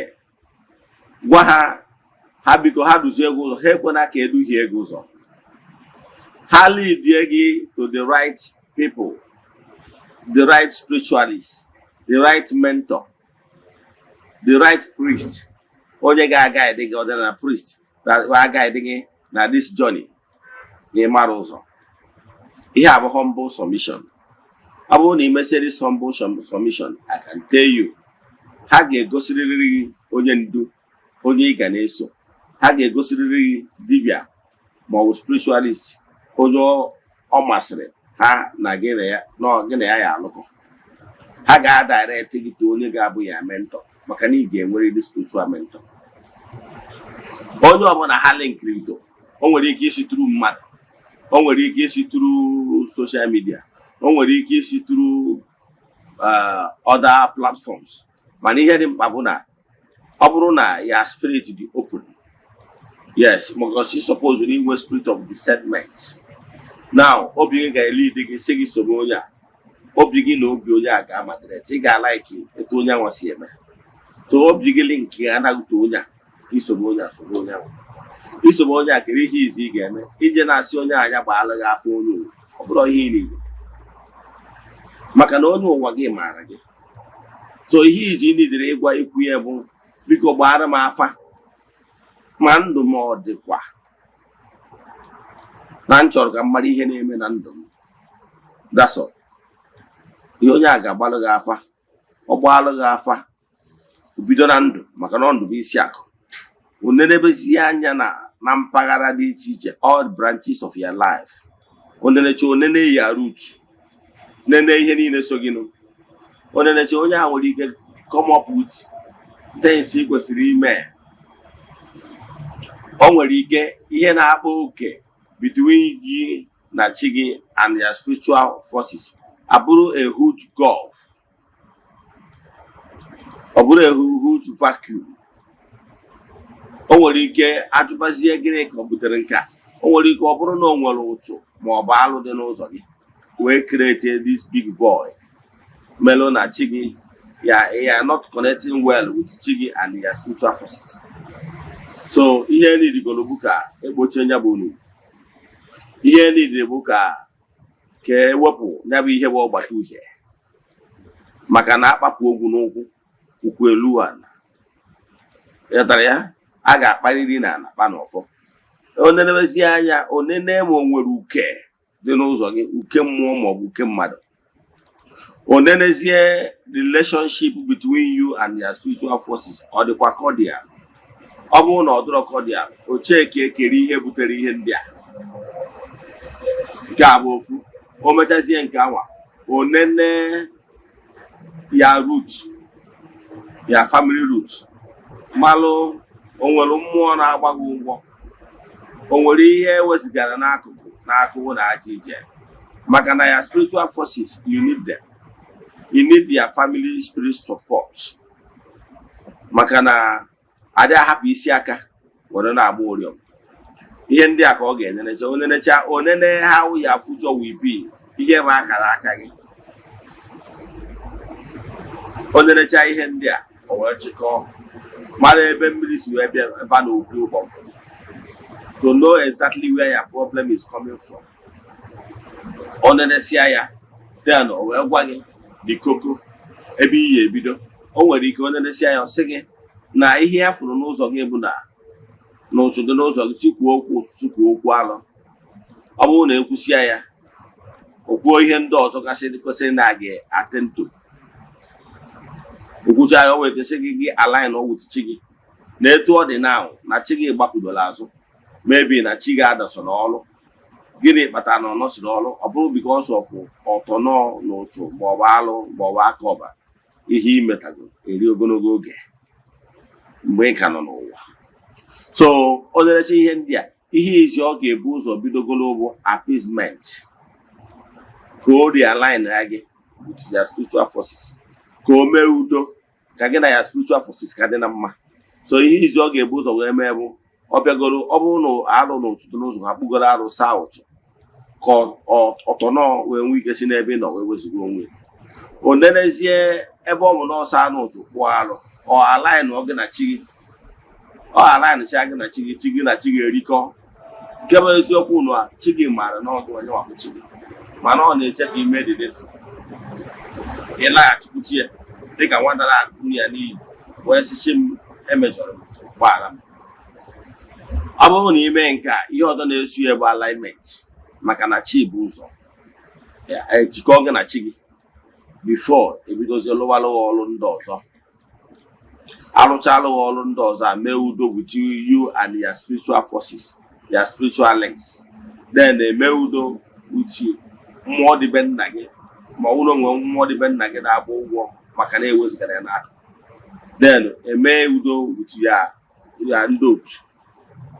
Ọ bụrụ na ịbụ onye agbara ọrụ, a ga-recognize really your spiritual forces. Ọ bụrụ na agbara ọrụ mana anyị nọrọ n'ihu ọrụ gị, at least imegoro ekwe ma agwụ, ka gị na ndị agwụ gị ghara ịda agbaziwọ, ka a marụ na ikwetago na ị ga-eje ozi a. Ihe ndị alignment ndị a bụ ihe niile. Yes, emechaa alignment ndị a, so ka ọ ga-abụzi emesịa ya. O nwere ndị na-agba emesị ụdị alignment ndị a, mmụọ ejiri aka ha gosi ha onwe ya. Ị ma na o nwere ndị dị privilege na ha na-enwe opportunity interact with mmụọ ha na ha sobi ụwa. Ị nwere idea ka nkụwa ya ka o doo anya. O nwere ndị bụ mystic in nature, that is bido na mgbe ha nọ n'afọ nne ha, ha bụ nwatakịrị pụrụ iche, ha bụ special star child. Ọ bụ a light to the family. Nwatakịrị dị etu ahụ ndị from mgbe a dị ime ha, mmụọ echuzugo ha na ha ga-abụ nwa ga-apụ iche, ọ ga-abụ a star. Nwa na-abụ oke na-ebido na nwa. Ị ghọtara ya? Mmadụ adị onye na-adị nnekwu na-ebido n'okuke from creation. Onye abatara na ịbụrụ palmistry, ndị na-agụ akara aka mmadụ, ị na-anya na this line, ị ga-eji magoro onye ga-adị nnekwu mgbe ọ ka dị na nwa. Ọ bụkwa ndị nwere the gift of seers. Ị nwere ike onye bata ụfọdụ ya na-asị na onwe star a na-afụ n'egerege iru mmadụ na-egosi na onye a bụ dị nnekwu. Ọ bụrụ taa ka o bido na enwere ndị nwere the gift. if you don't have the gift does not mean no nwere onye nwere ya. O nwere nwaanyị a na-agba ọkụ ụba onye ifite dunu. Yes, nwaanyị a mgbe ọ dị ndụ, nwaanyị a so na ndị family ha bụ ndị na-agba ọkpụkpụ. That is ọkpụkpụ ọbụla agbachagodu ọshọtụọ, enwere ike agbachaga ọkpụkpụ n'ebe a na-agba ọkpụkpụ. Ifu na onye aka na-agada ngwurukwu gosi na ụkwụ ya shọtụrụ ashọtụ, ma ọ bụ na onye a nwere any problem ọbụla related to bone when Eziokwu ụba nọ ya, ọ ya agwọ that ya mechaa ya ọrụcha ihe gbasara that ụkwụ anwa, ịma ama na onye a nwere accident n'ụkwụ. And nwaanyị a na-agwa gị mgbe ọ dị ndụ amarozi maka ụmụ ya, amaka na ụmụ ya continue, mana mgbe ọ dị ndụ ọ bụrụ na ị nwee nsogbu n'ụkwụ, ị bịa na bie buru bịa na bie, ị nidiro ka ị gwa onye bụ onye ga-anaghị anya. Ọ bụrụ na ịbụ a great one na ịbụ nnukwu mmadụ, otuo gị afa nnukwu nwoke ma ọ bụ nnukwu nwaanyị nọ. Ọ bụrụ na ịbụ dada, ọ bụrụ na ịbụ ejima ọma, ọ bụrụ na ịbụ onye akpọrọ ọrụ ọma, so otu anaghị afọ anwa ịmalụ na ọma na iwu nnukwu mmadụ na mmụọ, and otu anaghị afọ anwa ọma anaghị $1 ịgbawa ọkpụkpụ. Ndị na-akwụ ụgwọ ọ bụ ndị ofike, ịghọtara ya? Mana special people a ọ dị anaghị ego. Amaghịzi m maka ụmụ ya, mana mgbe dị umeanụ nọ, ihe m na-achọ ịkọwara gị bụ ihe ọ pụtara na o nwere the star ọ na-afụ na egerege iru o ji ama na ndị a onye a bụ onye akpọrọ ọrụ wee tuo gị afa. Ịghọtara ya? Ka m makwara gị atụ ka i wee marụ na nwa na-awụ oke na-ebido na nwa. Ịma story of Samson ọ bụ eziokwu. Ihe nji abụ na-eme na-amara gị atụ akụkọ ịma ka i wee were ghọta ihe ịmaghị. Samson was a great man. In fact, as we speak, a na-record Samson till date as the world's strongest man. Never catch the flag. Yes. So that Samson mgbe aka dị ime ka a bịazie nne ozi na ọ ga-adị ime na ọ ga-amụ nwa nwoke, na nwa nwoke a ga-amụ na a ga-esi n'aka nwa nwoke a wee tọọ agbụrụ ya agbụ ndị ilo, ndị agbata obi ha bụ ndị enemy of Israel na agha na-ebuso ha, na a ga-esi n'aka ya wee tọọ obodo ya n'agbụ. Ifu the message wee sị nne ya na ọ bụrụ na amụpụta nwa agụba agakwana ya n'isi, si akpụkwa n'isi. Ịghọtara ya? Si akpụkwa n'isi. Ya asị ka ekwube, ị ga-asị na Samson bụ the patron of the Rastafarians. Ịghọtara ya? Ndị dada. Mana ihe m chọrọ ka m nweta ebe a bụ na ọ bụ oke, na amaara na egburu amụma na ọ ga-abụ oke bido na mgbe aka dị ime ya. O nwere ihe na-aghọta. Ihe m na-achọ ịkọwara gị na ndị ga-adị nnekwu, ọ bụrụ na afa language anyị si na onye a ga-adị oturu ojii, na onye ga-adị nnekwu na-ebido na nwa. Ịghọtara ya? So ihe m ji ekwube ihe a bụ na onye ga-adị nnekwu na-ebido n'okike, in creation. Yes, ọ na-ebido nwa mgbe a mụrụ nwa, ị ga-ama na o nwere ihe dị iche na nwa na ụmụ ndị ọzọ, na ọ dị very unique. O nwere ike o bido na nlọ, ọ pụta n'ụtụtụ ọsọ ụmụ ya ọsọ dadi na ya lọrọ nlọ ebe dị ihe dị etu a ga-eme, na ya lọrọ nlọ ebe nwee bi ọsọ n'ofu anti ha ọkpọ anti Lucy, so na ya lọrọ nlọ ebe anti Lucy nwụrụ. Asị ya mechie ọnụ, onye gwara gị ha egbechi ọnụ ikwukwana ihe a, ọ ga omeme izu ọ ga-eme ọnwa ịnụ na anti Lucy nwụrụ, ị na-agba n'aka na-agba n'ụkwụ. O nwere ike otu ụbọchị ọ sị gị na ya fụrụ ebe ihe dị etu a, na ebe dadị na-alụ ọrụ na-agha enye promotion, ma ọ na nke a ya eme onye nkwa izu ọ meekwa ọnwa enye dadị promotion. Ị na-agba n'aka, ị na-agba n'ụkwụ, kere ụdị nwa dị ha. Ụbọchị exam ọ na-agwa gị ihe ga-eme. Ịghọtara ya? Ọ na-agwa gị ihe ya eme n'ụbọchị exam, ihe a ya eme bido na nwa. O nwere sayensị ọ ga na-ekwu ihe, and ọ na-ekwu ọ na-eme. Ịghọtara ya? Ọ na-ebido na nwa. O nwere ndị nwere gift. Do you know na o nwere ndị nwere gift ha na dị aga ide na njera na-akparị nkata? Ị nwere idea? You never see something now. I can tell you. Then when one day I no good to odo anya na nwa o mystery. O nwere ike ọnọgide etu anya na ụmụ mmụọ na-akpa. Ị nwere ike ogosi ya nọ ọnọgide efu ka o wezugara onwe ya nwere ike hapụ ebe ụmụazị ibie nọ jee nọrọ one place very quiet. And ọ nọ ebe a very quiet ya nwa o nwere ihe ọ na-akpa. Ị bụrụ onye na-eme observe ịbịa ya nso ọfụma onwe ike kọwara ya ụmụ akụkọ ya na ụmụ ndị otu na-ada akpaba. Enwere mmụọ na-abịakwute ya and ọrụ a na mgbe ahụ mmụọ a ji abịakwute ya efu na omegide o wezugo onwe ya n'ofu akụkụ onye banye na ụmụ mmụọ a na-akparị. Ọ nwere ndị bụ na o nwere ike ya na gaịdị ya na-akparị nkata mmadụ bịa anachọ ha na-ebịa gaịdị ya asị ya na ya apụwago ụbọchị ọzọ ọ pụọ ozugbo ahụ ọ pụrụ ụda mmadụ akụ aka na dọ ihe mara nọ na-eme. Then o nwere ndị na-emegido mara afa the guide ya na-abịakwutie o nwere ike ọbịa ụfọdụ nwere ike na-abịakwute as a young person ụfọdụ nwere ike na-abịakwute as old person nwere ike as nwoke ma ọ bụ nwaanyị oyiri uniform dị ya mma wee na-abịakwute gị ịghọtara ya. O nwere ndị ọ na-awa ome like that ha na-amụghị na-asị ya kere onye bụ ọ na-asị ya don't worry na emecha na ya akọwara gị onye ya bụ ọ na-abịa ezi ya ozi na-ese ebie from danger. Ọnwa ụfọdụ ihe ya abịa ime ka ọ sị ya nakwa ihe dị etu a gwa ma ọmị ma ọ bụ dadị ihe emekwana ihe dị etu a nakwa ihe dị etu a ma ọ bụ krismas na-achị na si achizekwala onye dị etu a ozie ya oziche ozi nwatakịrị apụta ọgwagwa ụnụ so nakwa ihe dị etu a ihe dị etu a ndị ihe ahụ o kwuru ya eme. O nwere ike ọ bụrụ gaịdị ya na-agwa ya o nwere ike a na-agwa ya to intuition that is inner voice. E nwere ike a na-agwa ya through loud voice ọ na-anụ ya ọsọ na ya na-anụ voice ihe dị anụ voice si ya mba ọsọ na o nwere voice gwara ya kịta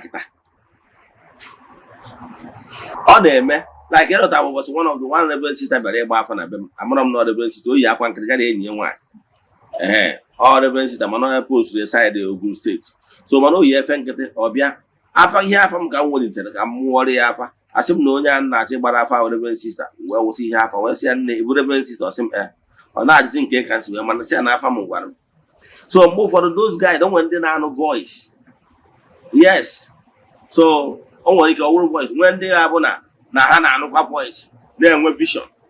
Ọnụ ndị na-anọgide their spiritual guide abịakwute ha nọrọ one on one na-akpa nkata ọsị na o nwere onye na-abịakwutie na-abịa agwa ya okwu na ọ bụrụ na ịdị closer to nwa a egide dị closer to nwa a na-ahụ dọkịta kpọpụtasị ya nwa m ka ọrụ m akụkọ kere ihe na-eme nwatakịrị adị too close to you ọkọọrụ gị ọsị na o nwere elderly man ma ọ na onwe elderly woman na-abịa agwa ya okwu ịmara ihe na ọ bụrụ na eridọghị eri na ị chọrọ ịchụ nwa ịkpọkwanye ya jewe na nke pastọ ma ọ na oke ofu onye ofeke ka onye na-efe mmiri nsọ ma ọ na-ete nka ọyị ma ọ je na-eme kabashin unu mewagha na ihe na-etu ọnwa datụ mmụọ a na-abịakwute ya akwụsị.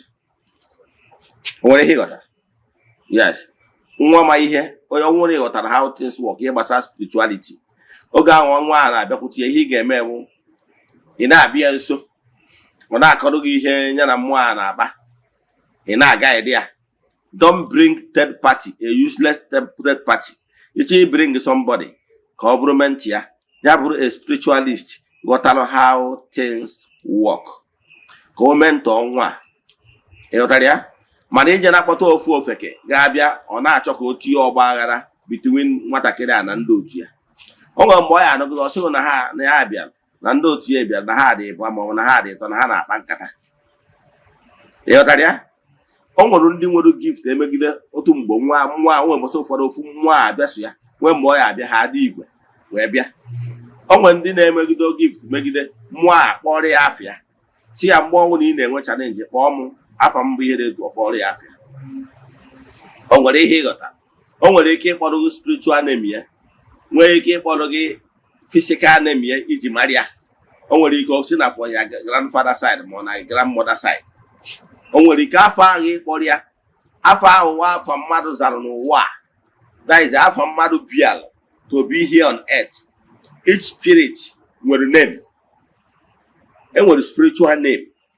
Onye ọnwụna nọ n'ụwa nwere mmụọ anọ n'ime gị bụ ya spiritual you nwere afa.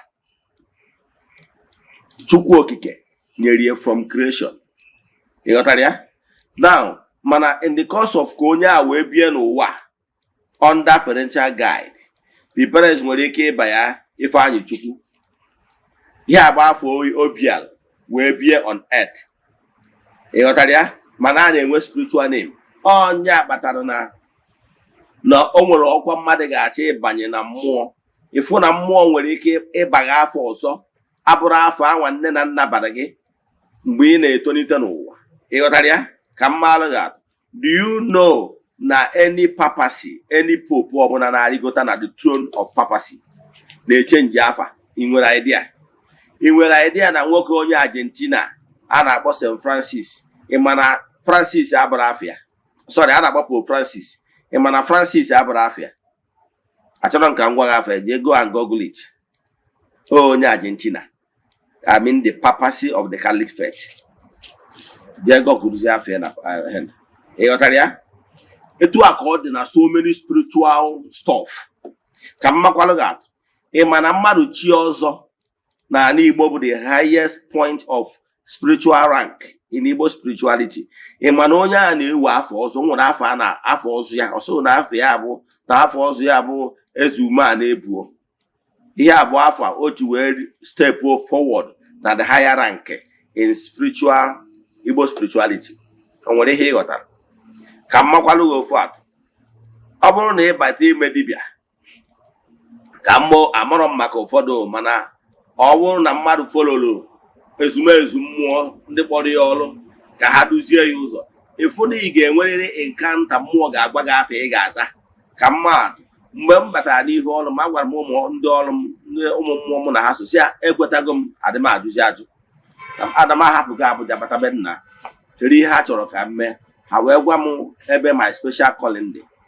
Kembụ na mbụ onye isi, na mbụ onye nchụaja, na mbụ evangelist. Na ọ bụrụ na mpe ya na attention n'ihe gbasalụ ịbụ onye nchụaja ya na onye mgbasa ozi, all these two areas of my calling. Na m focus attention ya na mmesi dia wee dewude na mmesi ebute ihe na aga anụ aha m na mba dị iche iche. That is the message I had. Now, ha wee sị m chi m wee kwuo okwu mgbe a wee sị m na a ga-etugbe m ugo. Wee sị m na afa m maza bụ Ugochi Tupelu. Ebe a ka m know that name for the first time. Njakịrị go back, ọ bụrụ na ị gagoro na social media na Facebook, o nwere onye zara afa before me. Yes, after ka nzaziri ka ọtụtụ ndị mmadụ bido zaba ya. In fact, o nwekwara ofu nwanna onye be anyị ọnwa medical doctor ọ nọ Germany. Mechia chat ya m one time sị m Eze-Ana na ya chọrọ ichi ọzọ, mana na ya chọrọ ịza afa nza Ugochi Tupelu. Kere ihe m kwuru atụrụ ọrụ m ọnụ. Si ya ihe ofu ihe mgbadebere ya si ya bụ, did you consult afa? Mana ọ zara afa ahụ asị na afa dị unique. So therefore no uche nke ya o choose because no ofeke ka ọ bụ.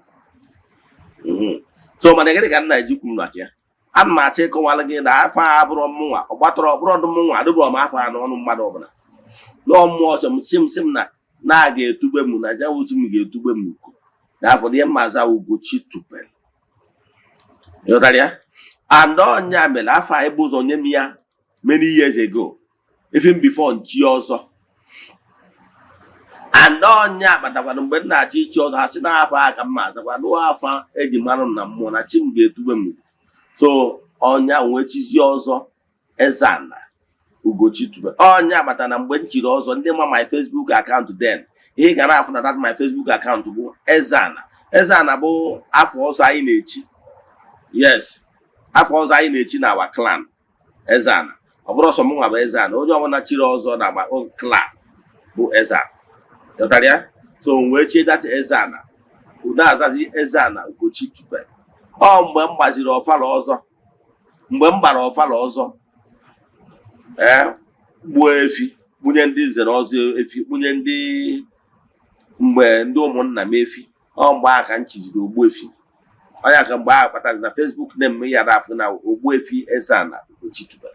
Ịghọtara ya? Orifite. Now, ihe njikọwa akụkọ a bụ na o nwere ebe ị ga-edevelop ruo onwe gị spiritual maturity. Ya guide ga-eji aka bịakwute gị kpọrọ gị afịa sị na ya bụ onye na-etu a. and ma achịkwa not the possible to some people. However, ọbụrụ mmadụ niile maka na spiritual maturity and development and the eke etu esi ke mmadụ niile abụrụ ofu. Ịghọtara ya? So ụdị ndị dị etu ị need ọdụ ka eje gbawaziere gị afa maka na ọ eji aka bịakwutere sị na ya bụ onye dị etu a na ihe na afọ ya bụ onye dị etu a na ya bụ nna mụtara nna gị na ihe o jikọrọ ihe abụ n'afọ iyi eji wee mụ ya tres wue ma ọ bụ ihe ya agwaghị mmadụ mana ọ kpọrọ real spiritual name ya enwere ike ije ndị bụ na-asụ na ha mara onye na-aza afa. Ịghọtara ya? Mana ihe na-achọ ịkọwara gị bụ na ihe njikwa okwu a na nkụzi ahụ ụfọdụ na-awa akpata ha n'ọdịnala ihe ọ na-arụ ọchịgbu ka onye nọ n'ụwa ka onye nọ n'ụwa mana ibupụrụ ụzọ mee udo wutu. Ana m achọ ịgwa gị na ime udo wutu ụmụ mmụọ so gị na mmụọ so gị nwere ike iji aka ha bịa gosi gị onwe ya. Ihe na-akọ so ụnụ arụ ọchịchị na ụfọdụ n'ime ụnụ na-ahụ enwere ike ụchụ aka ọbara ntụ ọtọ na ọka dị n'ụzọ gị ị na-achọ afọ onye nọrọ ụwa ọma apụta na chi gị na-eguzo eso chi gị anọrọ ọrụ ịjụkọtazie dibịa jụkọta dibịa ka onye nọrọ m ka onye nọrọ m ụwa dịka asị na ihe onye afọ na onye mmadụ ga na afọ onye nọrọ ụwa ihe niile adị mma. Oke ọ bụrụ na agwaghị na onye nọrọ ụwa oke afọ okeke nna mụtara nna gị, how does he solve your problem? You have not. Because ọ bụrụ ihe abụ ihe niile at that particular moment. So enwere ike due to that void, that great gulf, that great onunu be between you and your spiritual forces because of autonomy mekọtagoro mgbe gara aga. Enwere that spiritual great gap. A na-agba afọ onye ụwa ọ na-adịghị fọkwa. Onye nke a nwere ike isi n'isi n'ikwu nna gị, onye asị n'isi n'ikwu nne gị. Therefore, at the end of the day, be confused. At the end of the day, when you have about stagnation, there is confusion in your life at that point in time. So many people at this point are stagnated. What does it mean?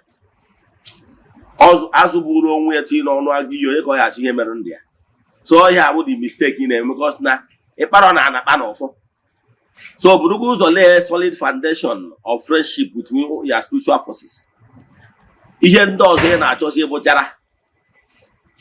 That's afọ ị na-achọ. And nke ọzọ bụ ikwe na ka dibịa ọbụla dufie gị ụzọ si gị feed echi gị iche, feed onye ụwa gị iche. Ihe a bụ abarakadabra teaching ka na-akpọ ya. You know why? Eche ịghọta most things na Igbo spirituality. Go all that spiritual books. My style of dibia is different from most dibias. You know why? Before I'm bido meme dibia,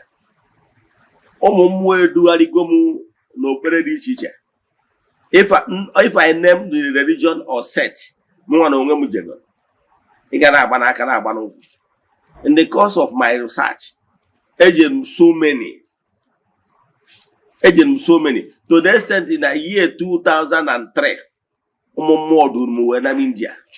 Just somebody in chat, an engineer and a Hinduist. One young na Facebook invited me to India with a tourist visa. I went. Oh, no, a bonye durum biana otia. Go see my mom more di chichekas. If I had it present. If I had alo. Marco, you don't mind no about Hindu. Do exactly the same thing with our Igbo spirituality method.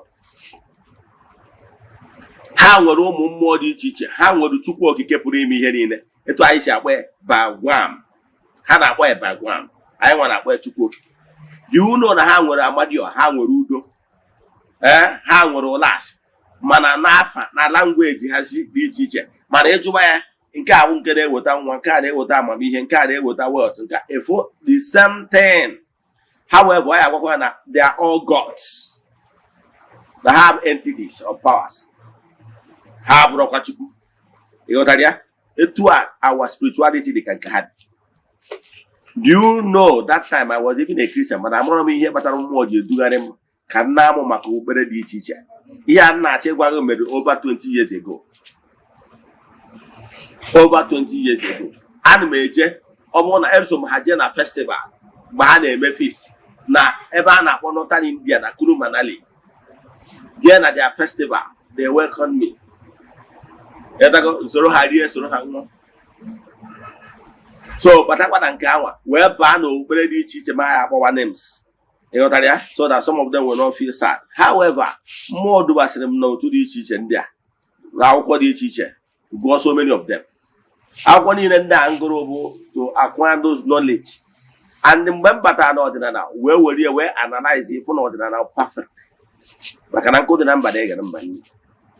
I've gone so many books. I've gone the Lion of Africa. I've gone Zoroaster. I've gone Buddha. I've gone Muhammad. But many. I want to go see what again. Yeah, I'm surprised. The other set match on the Bogasaf handing good spiritual books. But only had not check what a year you got. Oh, Bereni now when the name with spiritual guide. He ended up probably he had but when I have when the name will be closest being, closer to any human being. Then about spiritual guide. However, as you grow, there will be other entities or powers that will keep on joining your forces. You got to go as you grow in rank, in spiritual ranking. You can have more entities or powers and join again. There for those means, Igbo spirituality. But I can tell you now, how I point you if I don't boy spiritual guide, if I don't boy a guided angel, depends. Don't allow anybody to split it for you. Can why you make him or Bruni Libya?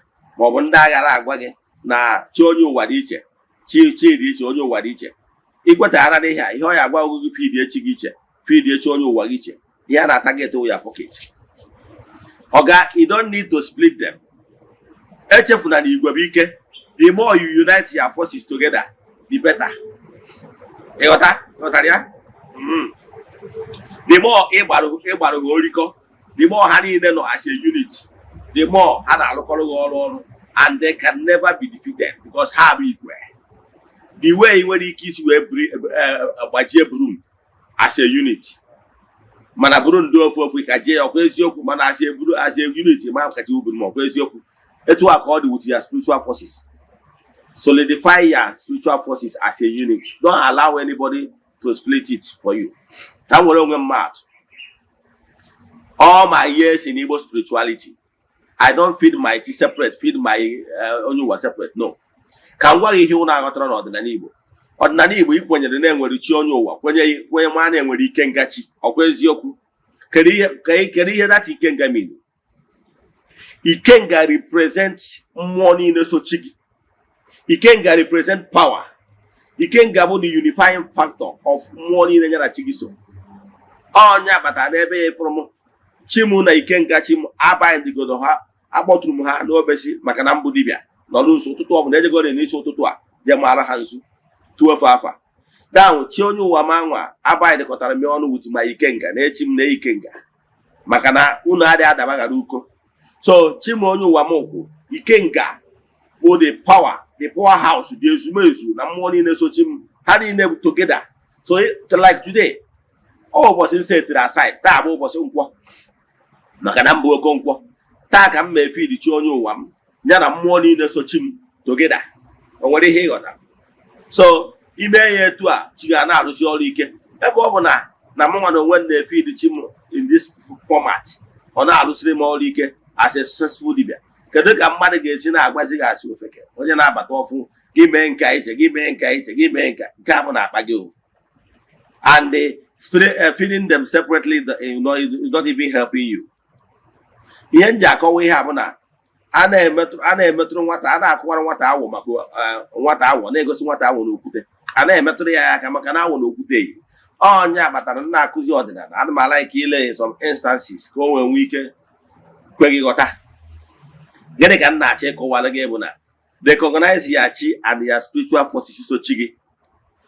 Yotaria? Okay, Yadagaka. Yotaria? All spiritual forces here. Degunero. Ya chonyo ya ndut ambol spiritual associates ndị ọgbanje gị ndị yi ụwa gị ndị mmiri gị agwụ gị na ihe niile ha niile jikọtara aka bụrụ ya ezumezu ịghọtara ya so mgbe ọ na-eme ka word use word ezumezu bụ all of them together. Don't allow anybody to deceive you. Yen na che kowala nge ihe ni dire bu recognize ya chi iwe dị ude na ndụ a. And echefuna na the more ị na-agbagota na mmụọ, the more ụmụ mmụọ na-join ya forces. The more ike gị na-agbagota, the more ya guards na-agbagota. O nwere oge ọ ga-eruo mmụọ ndị ga na-aga edizi gị ga-abụ mmụọ ndị ka ike. Ị nwere ike ịmaghọta ihe ndị a na-ekwutiri gbagota to some spiritual level. O dozie gị anya na o nwere mmụọ dị ike ndị ka na-eso gị. Maka na ihe ụwa bụ rank. Anyị nọ na rank. Onye abatara na ịbagoro za some spiritual group or set. Agwa gị na-enwere level. Na-enwere level. Ịghọtara ya? Na-enwere level. All the spiritual set ọ bụla ịma, ya agwa gị na-enwere level by level. I don't want to start calling names. But na-enwere level. Na-enwere ranks. Mgbe ahụ ị na-enwe ranks, the more ihe ọpụtara na ị na-agbagota na stage, and the more ị na-agbagota na stage, more ị na-enwe more forces na-aga dị gị ka mma alụ gị. Ọ bụrụ na ịbụ ọ nwere amị rank ma arụ gị. Ọ bụrụ na ịbụ onye amị, ijere ihe a na-akpọ NDA, ihe awa officers cadet, ebe rank ndị officers na-aga NDA. Ihe ebido from ụmụ VIA, no, ụmụ nwunye private, no. Ebe ihe ebido from 1 star as a lieutenant. In water 2 star, second lieutenant. In water 3 star, a captain. And it's not from that stars, a web those stars, yellow 1 able go major. The more in a bagona rank, the more in a web bodyguard. And the more in a command the battalion. Over go Ibru GOC, General Commanding Officer, like A2M 302 Artillery Regiment in Onitsha. Ibru go the GOC, the commanding officer of that barrack. Egotaria? Etu according to him more in a grow, more in a connected, more in a more battalion, more dinner so. Egotaria? Upon more many years ago, 7 years ago, 6 years ago, but I don't know. As I grow, more entities are joining. And the more you hear me, Egotaria, etu according. Even if an ordinary Igbo practitioner and ordinary practitioner.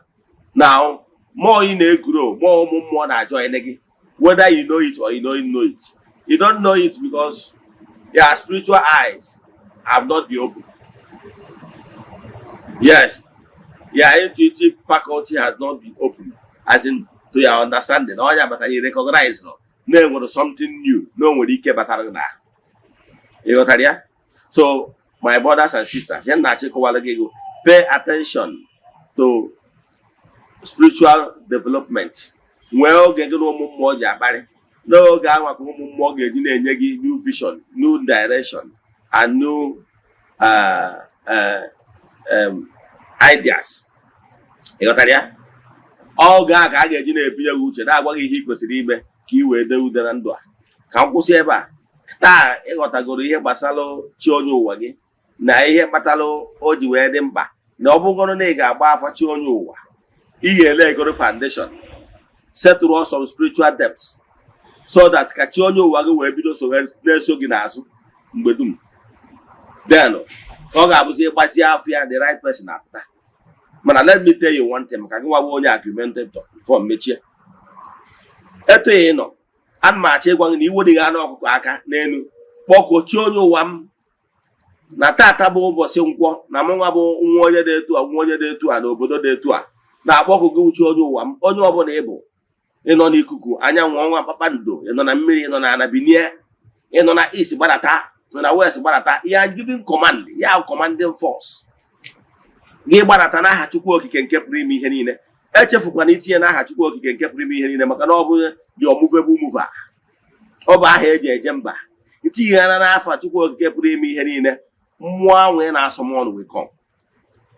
Igwe ya na taa na ilotara ya, taa ị na-elota ya lota gị na-ebịa ka gị na erikọ nke bụ eziokwu bụ chi ya ma ọwụ nwoke ma nwaanyị ya gbadata ikwu a na-etu a ihe enye commanding force ma ọ ikwuru etu a ọ ya gbadata gị and ọ gbadata gị na erikọ ana obido na-eso gị ọ ya batara nwere nke dịbe ị ga-eji awụ a n'afọ sị na nwere mmụọ so bata ebe akịta ifụ na ọ na-eso so dị afọ whereby na ọ dịgo very close to you agbazie afọ onye ụwa gị ọpụta ịghọtara ya then mana ọ bụrụ na ị bụrụ ụzọ ala na ọ wuti ya chi gị na-agba afọ onye uwe o nwere ike na-ada ịfọkwa mana ọ nwekwara nkụzi na-enwere so many things na-eme na-enwere ike a na-agba afọ onye ụwa mmadụ ọ daa n'elu ọ daa n'ala ọ daa n'elu ọ daa n'ala akụzigo m nkụzi mana nka ya akụzie mgbe ọzọ gwakwa gị na-enwere so many factors nwere ike ime na a na-agba afọ onye ụwa gị na-enwere ike ma ha gbatara the right person because of na ọtụtụ ụmụ nwaanyị na-ejezi ije dị egwu enwere ike onye tụwara ime gị nwere ike ịbụ na onye ugwu ebe nne gị jere ọlụ oye wee kọja na Kaduna onye ugwu atụba ya ime oburu bata be nna gị den a na-ajụzi ukoro onye bụ nna gị ị na-agba Ifeanyị Okeke onye ụmụ dim na Nnewi mana enwere ike onye bụ nna gị ụwa Mustafa Mohammed onye Kaduna den a na-agbazi afọ onye ụwa gị ma na information ị na-eweta dị iche na riri identity ọ na-ada ịfọkwa nke a bụ nkụzi for another day mana ihe na-achọ ịkọwara gị bụ don't allow afọ onye nọrọ gị ụwa ka ọ bụrụ ihe ga-eputu into stagnation na-akpọku chi gị na mmụọ niile gị na ha so onye ọbụla ha bụ ha gbadata bịa nara oke I can tell you a ga-ana ka mmakwara gị before mechie ọ bụrụ na ị mụtara nwa aha nwa gị bụ Ifeanyị na ya ịbụ nwoke ma ọ bụ na ịbụ nwaanyị ị na-apụta na geeti wee kpọọ mpe Ifeanyị ọkwa ị na-atọ ọdụ n'anya agbara afa gị kere ịkpatara iji n'anya agbara afa nwa ọkwa eziokwu etu aka m na-agwa gị na gị nwa dị ndụ na bụ the photocopier of ya chi onye ụwa na gị nwere onwe onwe dị gị anya ọgụ wee kwuo n'ọgụ nwa Ifeanyị Okeke na-akpọtu chi onye ụwa onye ọbụla ọ bụla bịa chi gị a ga n'anya ọ ga-abịakabịa were oke gị na ya ga-adịkwa n'udo ka m kwụsị ebe a ihe m na-achọ ịkọwara gị bụ na chi gị bụ gị nwa bụ chi gị ihe m na-achọ ịkọwara gị bụ na that shadow ị na-ada afụ na anyanwụ pụta ịpụta na anwụ shadow ahụ ị na-afụ bụ chi gị nwa bụ chi shadow gị ịghọtara ya so don't allow anybody to split you with your spiritual forces and till confusion n'ime ka m kwụsị ebe a ihe m na-achọ ịkọwara gị na onwere any world religion nwere chi iche nwee onye ụwa iche nwee ezumezu iche ịghọtara ya every religion unites theirs. Why must your dibia split them for you in order to enrich his pocket? Ka m kwụsị ebe a inwe ajụjụ na nkụzi a sendelu message na WhatsApp ma ọ bụ dị chọ ka agbaala gị afa miri emi sendelu message na WhatsApp 08057837672. I repeat 08057837672 ma ọ kwara 08138243871. I repeat 08138243871. ka ọ dịkwa echi niile n'oge awa nke eziokwu a sị m na ọ bụrụ na ọnwụ egburu ji eji wee chụọ aja emechaa na ọ ga-epu ome. Udo dịrị ụnụ.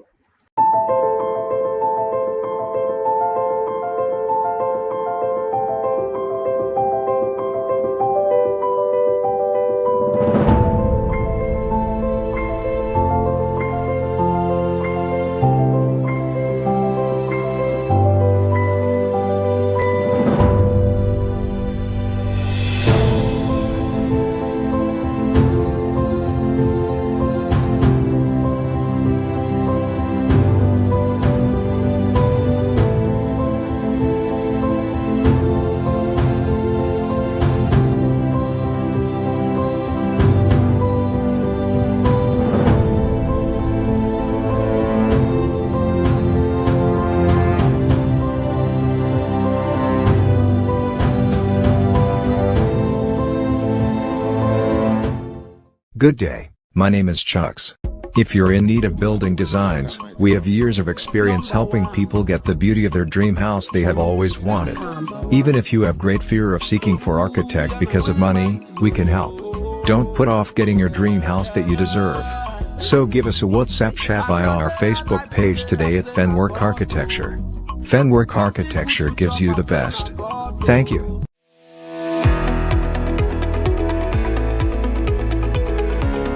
Morning. Okay, my name is Mwachukwu Francis Chukwuemeke. I'm from Anambra State, Nibo, precisely.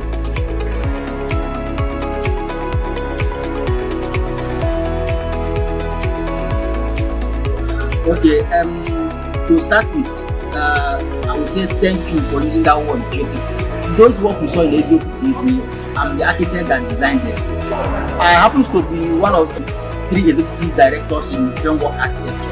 Framework architecture is a multidisciplinary integrated company that offers specialized and expert contracts and consultancy in area of architecture, civil engineering, project planning, interior designing.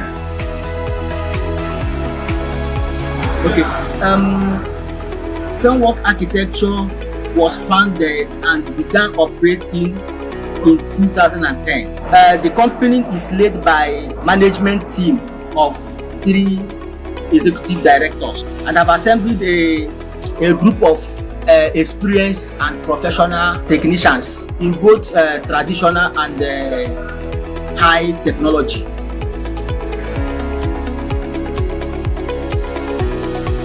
Thank you so much. Our mission is to provide a service to meet the challenges of building environments associated with the developing countries like Africa. We aim to provide a conducive and safety, affordable housing units.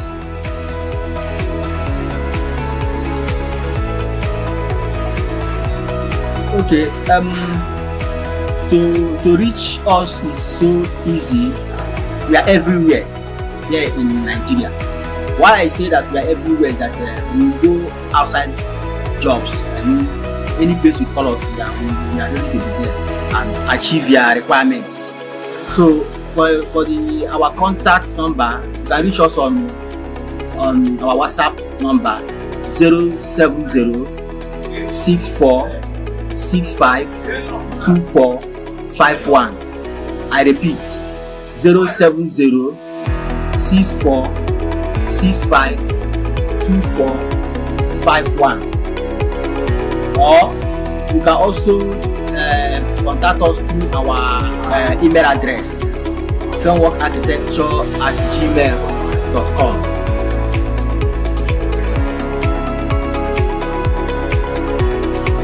Thank you so much. I appreciate it. It's my pleasure to be here. Thank you.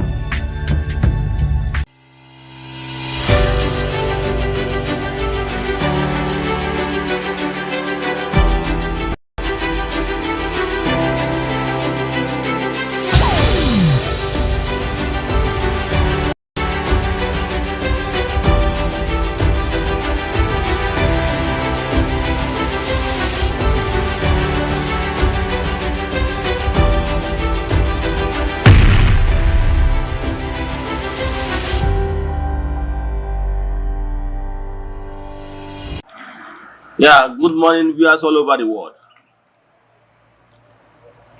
My names are Ogbuefi Eze-Ana Ugochi. I'm here this morning to react on trending topic concerning reforms going on in Igbo spirituality. One of my followers chatted me.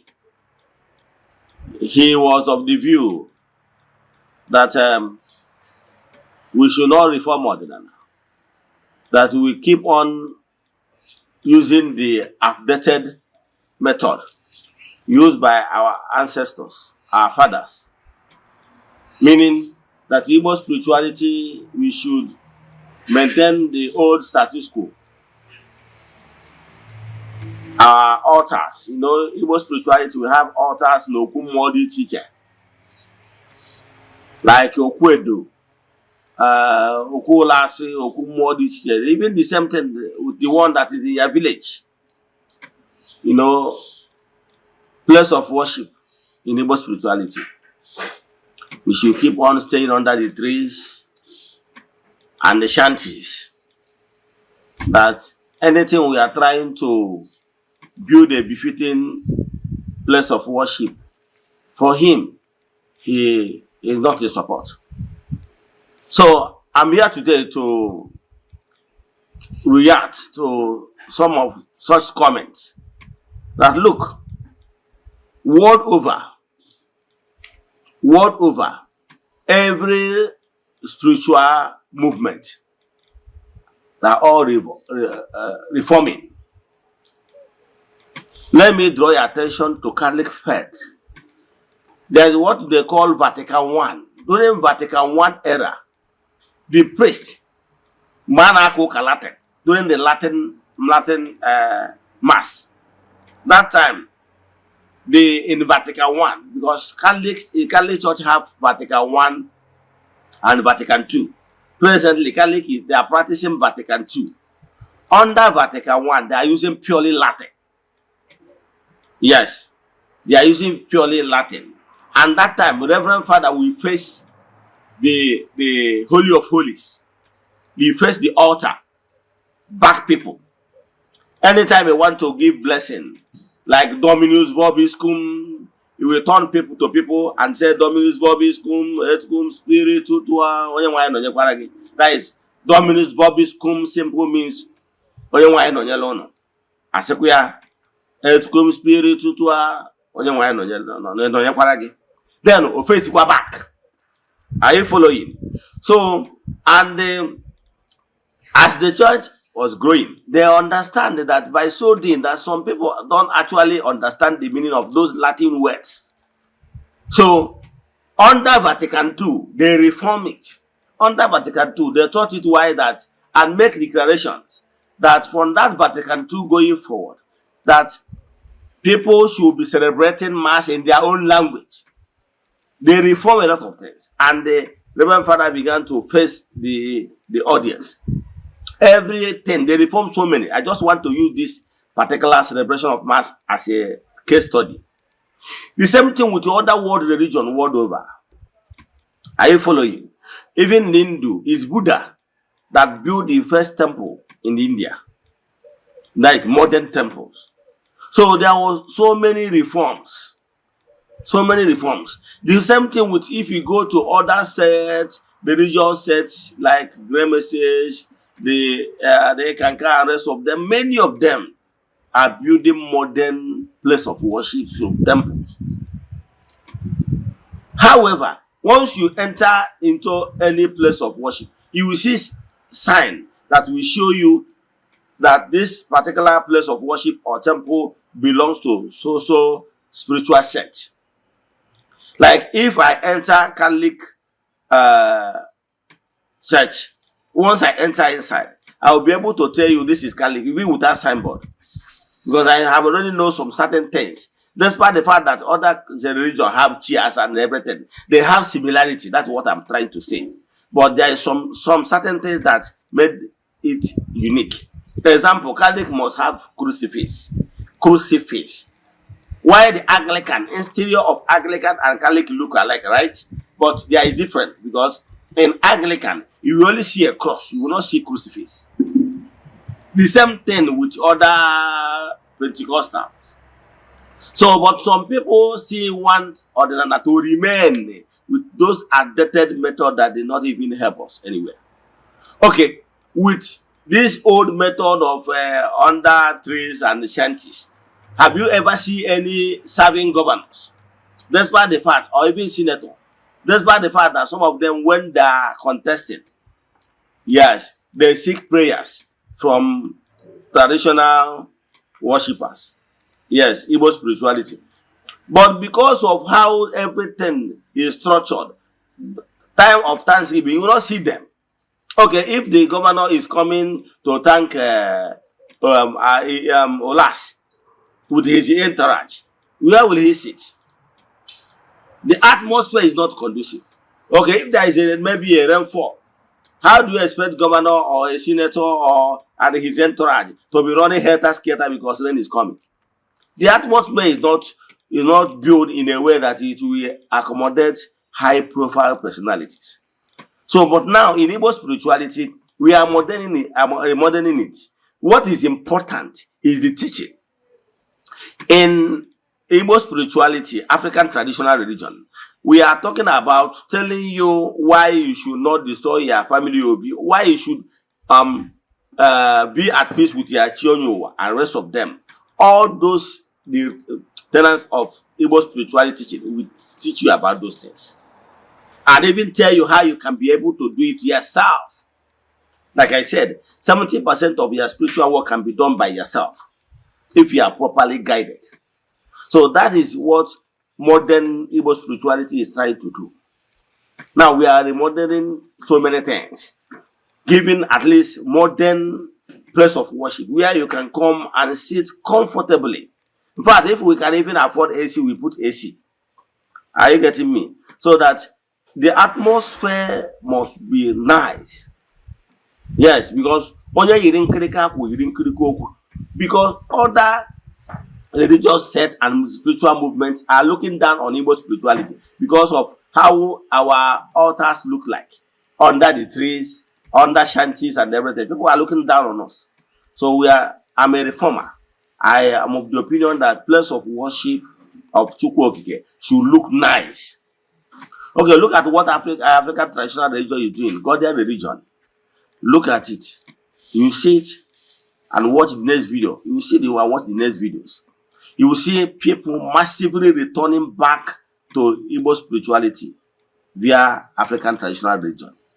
You will see the atmosphere, you will see the interior, you will see everything. The environment is nice and very conducive, so that everybody will be conducive for all walks of life. So watch this video and see the reformation we are bringing in Igbo spirituality, because we believe that place of worship of Chukwu should be nice, and it should follow the reality on ground of 21st century.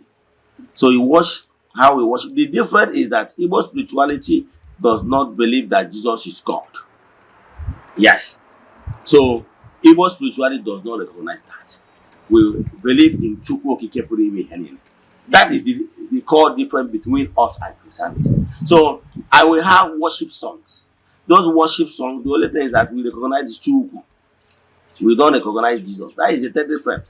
So, and if you look inside our interior of place of worship, you will see our Nzu is there.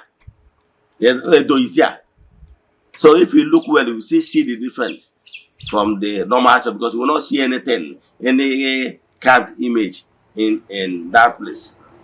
However, outside the place of worship, we still have other symbols in the environment for you to know that you are in African traditional religion arena. Let me stop here. Watch this video and tell me what you have to say. Thank you. Enjoy the rest of your day. You know your match of you actually only joy.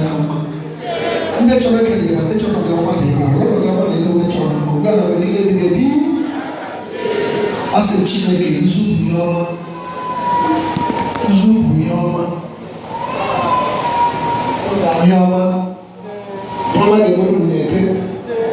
Yama the moon glory. Yama the moon nafo. Yama the moon nafo. Yama the moon of the naked. This is the way about the Yama the Garden. Yama the Garden. Chineke mene Yama. Chineke wala loso. Yama be na cho Chineke gozila ga. Chineke gozili. Chineke maguzu. Usu bi Yama the Garden. Usu bu people of the Garden. Yama be na cho ko ma Chineke bezulege. Chineke gozili.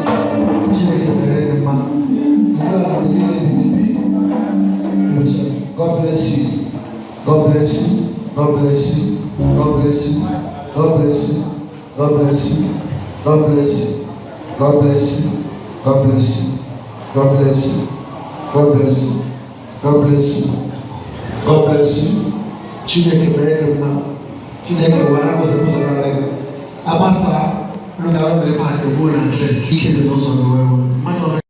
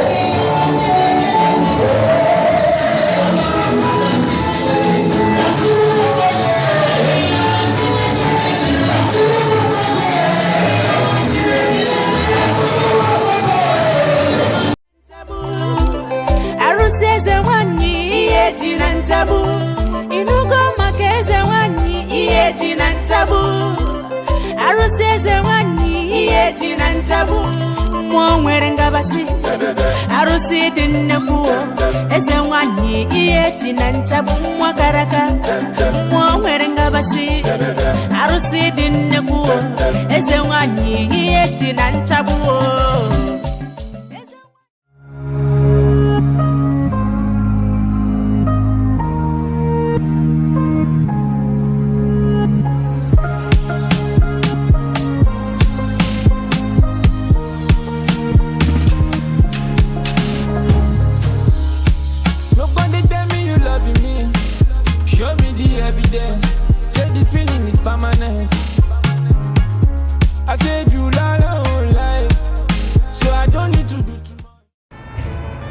Viewers all over the world, as you all know, my name is Eze-Ana.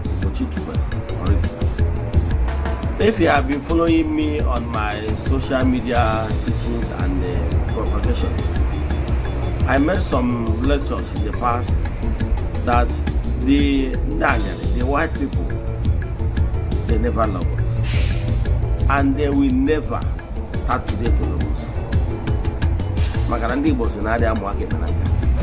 Even in the religious houses, you will see them treating us like garbage to show us that their claim love they are showing us is fake. What they are interested in us is what they will take from us. But genuine love, without fear of modern camera, knowing fully well that the international cameras are there taking them, they don't really care. How do you think that they will love us? I want you to watch this video and tell me what you think. That even in the religious house, they are treating us like this. Remember our own brother, Cardinal Eze, that's supposed to be at the seat of papacy. They push me away. Watch this video.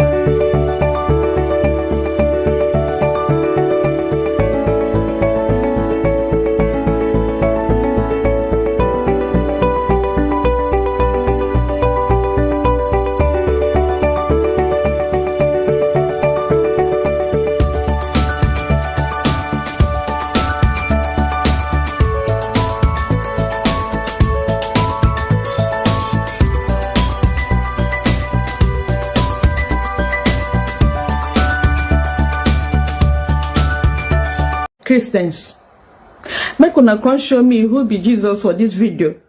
I see a lot of Jesus today. Viewers all over the world, as you all see, like we used to tell you many times, yes, I have said it times without number, that we Africans should wise up.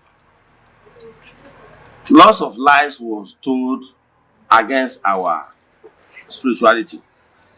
Now let's use this case of Jesus, pictures of Jesus. We have many of them, more than 10. But I can tell you, have you ever asked yourself these questions? We should stop this blind faith of a thing. Have you ever asked yourself, who took this picture of Jesus? Okay, have you asked yourself, we are told that Jesus existed for over 2,000 years ago. Have you ever asked you, who is the photographer? Who snapped the pictures?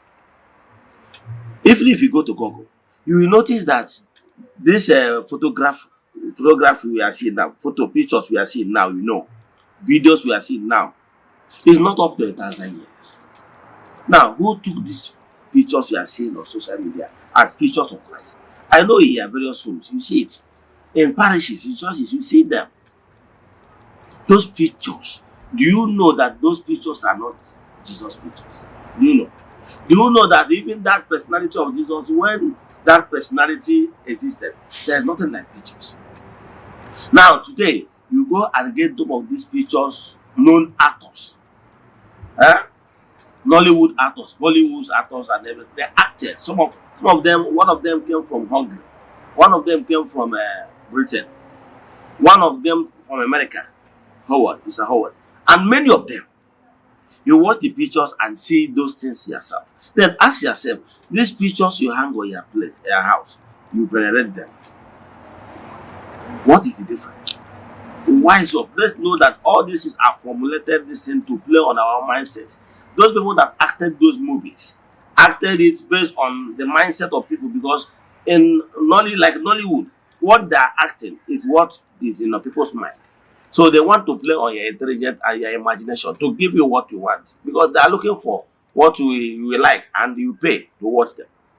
Watch this video and tell me your mind, as in what you have to say after watching this movie. Thank you. Christians, make una come show me who be Jesus for this video. I see a lot of Jesus today. In fact, I don't know who be the original Jesus. Watch this video and you tell me who be original Jesus. Thank you. 10 actors who have played Jesus Christ in movies. Number 1. Robert Powell. Played Jesus in the TV miniseries Jesus of Nazareth 1977. Number 2. Jim Caviezel played Jesus in The Passion of the Christ 2004. Number 3. Diogo Morgado played Jesus in Son of God 2014. Number 4. Ted Neely played Jesus in Jesus Christ Superstar 1973. Number 5.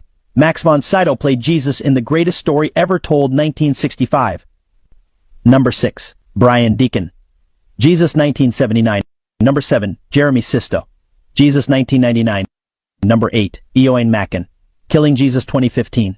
Number 9. Michael York. Jesus of Nazareth 1977. Number 10. Donald Sutherland. The Last Temptation of Christ 1988. As you don't watch this video finish, do me a favor. You see that picture of Jesus where you hang for your house, where they pray to, where they kiss, where they go bow, where they go kneel to, say na your Jesus. Whether that picture where you hang for your house, whether you go see the actor here. It's just like when somebody go carry, or a white man go carry picture of Peter Doche, go hang for a house, say na Jesus. Now what do una do? Una don't say all these people na actors. Eh? Why you not go hang your papa, your mama, your brother's picture for your house and they pray to that your to your father, your mother? We don't buy. Eh? Now actors, where they their country, some of them don't even buy. Those actors, some of the actors don't buy. But their pictures they your house. You they worship you. You they call them, they pray to them, to the actor, make you answer you. Africans who do us like this, make una open una head, open una brain, open una eyes. Open them. Shebi you don't see say all these people are actors. But my fellow African don't carry their picture, hang for house. They pray to the picture, to the actors. Why not carry Peter Doche picture, hang them there, they pray to that man. As far at least that one gets your blood, that one gets your language, that one resemble you. Now another actor, where they in village, where they in country, now you they pray to. I hope say you see your Jesus here. I hope say your Jesus day here. Erigogi, Erigogi.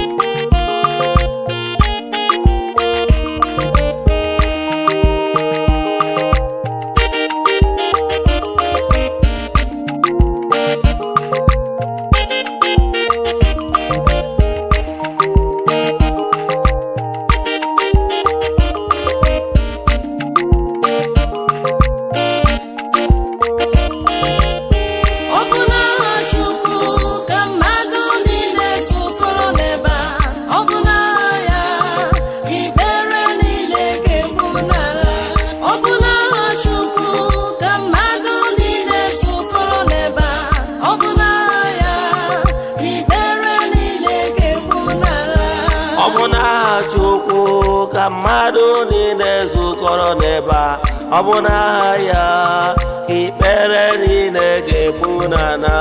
Ọ bụ n'aha Chukwu ka mmadụ niile zukọrọ n'ebe a, ọ bụ n'aha ya ka ikpere niile ga-egbu n'ala. Ọ bụ n'aha Chukwu ka mmadụ niile zukọrọ n'ebe a, ọ bụ n'aha ya ka ikpere niile ga-egbu n'ala. Anyị na-anabata ndị ajeli nke Chukwu, all the angelic forces, ndị na-agagharị na-eme mma n'ụbọchị taa, all the entities of powers, ndị na-agagharị na-eme mma. Anyị na-anabata ụmụ mmụọ dị iche iche, ndị na-alụ ezigbo ọlụ n'ọgbakọ nke ụbọchị taa. Ọ bụ n'aha Chineke ka usu niile nke ndị agha, ọ bụ n'aha ya bụ Chukwu okike pụrụ ime ihe niile ka anyị niile ji wee zukọ n'ebe a.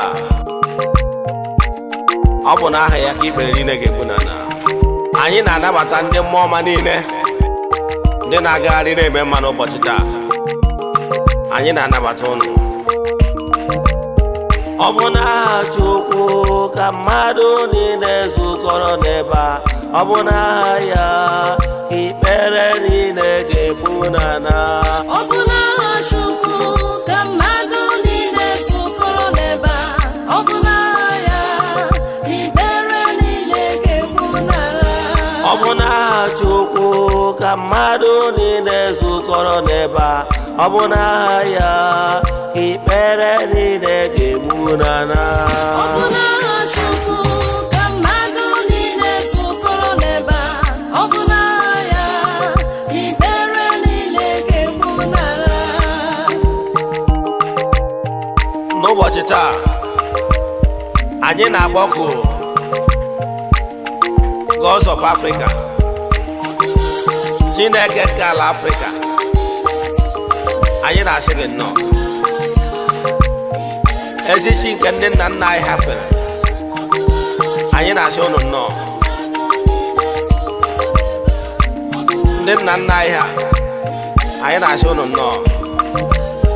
Ọ bụ n'aha Chukwu ka mmadụ niile gbakọrọ n'ebe a, ọ bụ n'aha ya ka ikpere niile na-egbu n'ala. Ọ bụ n'aha Chukwu ka mmadụ niile zukọrọ n'ebe a, ọ bụ n'aha ya ka ikpere niile ga-egbu n'ala. Ọ bụ n'aha Chukwu ka mmadụ niile gbakọrọ n'ebe a, ọ bụ n'aha ya ka ikpere niile na-egbu n'ala. Ọ bụ n'aha Chukwu ka ikpere niile ga-egbu n'ala. Ọ bụ n'aha ya ka ikpere niile ga-egbu n'ala. Ọ bụ n'aha Chukwu ka mmadụ niile zukọrọ n'ebe a, ọ bụ n'aha ya ka ikpere niile ga-egbu n'ala. Ọ bụ n'aha Chukwu ka ikpere niile ga-egbu n'ala. Ọ bụ n'aha ya ka ikpere niile ga-egbu n'ala. Ọ bụ n'aha Chukwu ka mmadụ niile zukọrọ n'ebe a, ọ bụ n'aha ya ka ikpere niile ga-egbu n'ala.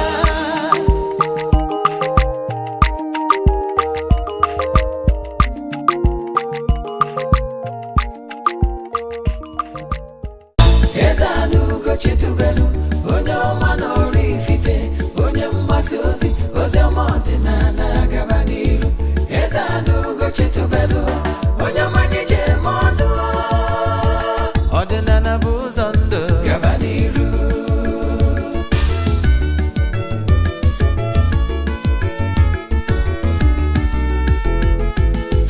Eze-Ana Ugochitubelu, onye ọma n'ọrụ ifite, onye mgbasa ozi, ozi ọma ọdịnala gaba n'iru. Eze-Ana Ugochitubelu, onye ọma anyị ji eme ọnụ, ọdịnala bụ ụzọ ndụ gaba n'iru. Eze-Ana ga-adị, Ugochitubelu ga-adị, Ugochitubelu temple ọ ya adị, maka na eziokwu anwa chacha.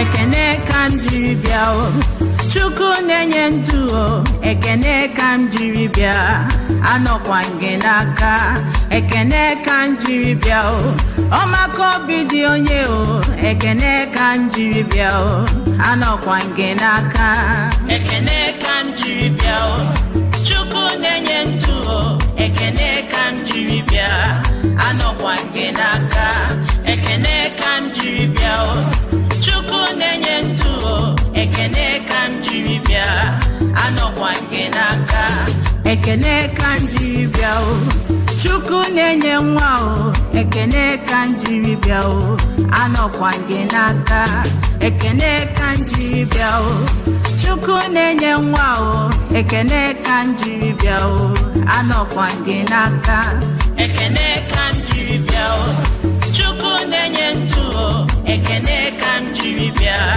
anọkwa gị n'aka ekene ka m jiri bịa o Chukwu na-enye ndụ o ekene ka m jiri bịa anọkwa gị n'aka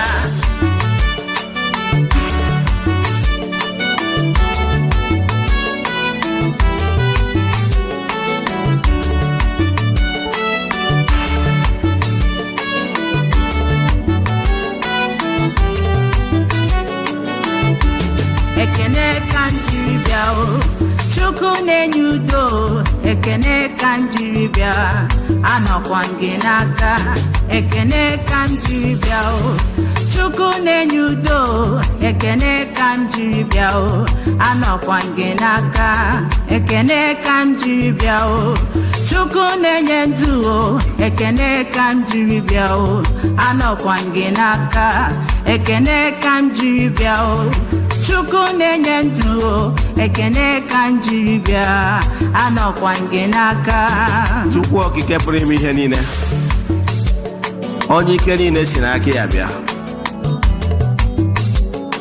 anyị bụ ụmụ gị na-ekene gị ukpe ekene ka anyị bụ wee bịa n'iru gị n'ụbọchị taa ka anyị kene gị maka ihe ọma niile ị na-eme n'ime ndụ anyị na-ekene gị maka nwa nke ị nyere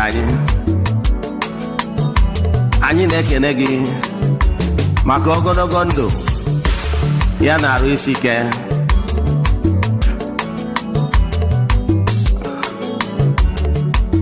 anyị na-ekene gị maka nchekwa na arụ ịdị mma Chukwu nara ekene izuru keme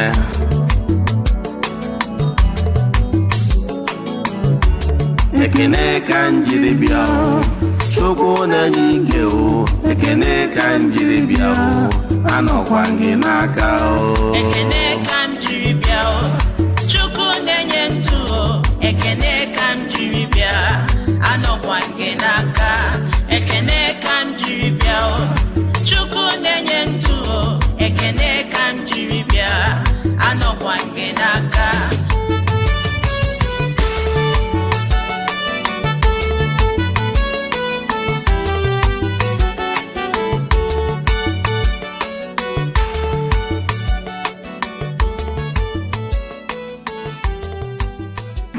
ọtụtụ ọmanụ ụmụ ọdịnala Igbo abịakwa m n'oge awa nke eziokwu egwu ị nụrụ kịta bụ egwu ngalaba na-afụ gbasara mgbasa ozi ọdịnala Igbo na Ugochi Tubelu ọdịnala temple.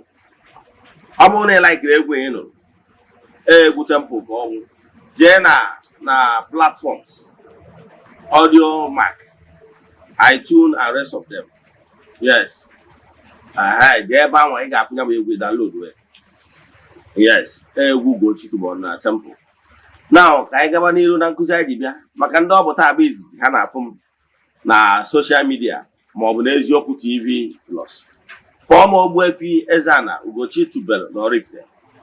Abụ m onye isi nchụaja Ugochi Tubelu na temple. Anyị na-agba afa miri emi lụkwazi ọrụ mmụọ dị iche iche. Abụkwazi m onye isi nchụaja na ọdịnala Restoration Evangelical Mission. Bụrụkwazi onye mgbasa ozi ọdịnala Igbo. So you can call me an ọdịnala evangelist. I will answer. My mission is to help people live better life N'ụbọchị tata n'oge awa nke eziokwu isiokwu anyị bụ benefit of sacrifice part 2. Yes, o nwere ihe nkụzi anyị ama eto ogologo nnukwu mana o nwere ihe anyị chọrọ ka anyị kọwara gị maka na onye amara ebe a nọ wee nie ozu na agba ọcha ịbọn osi n'ụkwụ. Ya bụ na asụgharị ya n'onu Igbo bụrụ uru ọ bara na mmadụ ga na-achụ àjà maka na ịchụ àjà bụ inye ekele. Yes, so onye nwa bụ isiokwu anyị mana bifo anyị gaba n'iru ọkwa ndị ọzọ dị mkpa na-esonyere anyị ka ị na-esonyere anyị. Ana m ekele ndị niile na-esonyere anyị na our live shows ma ndị nọ na TikTok ma ndị Facebook ma ndị ọbụla, yes, ma ndị YouTube ka ị na-esonyere anyị na-emetụ aka na share button.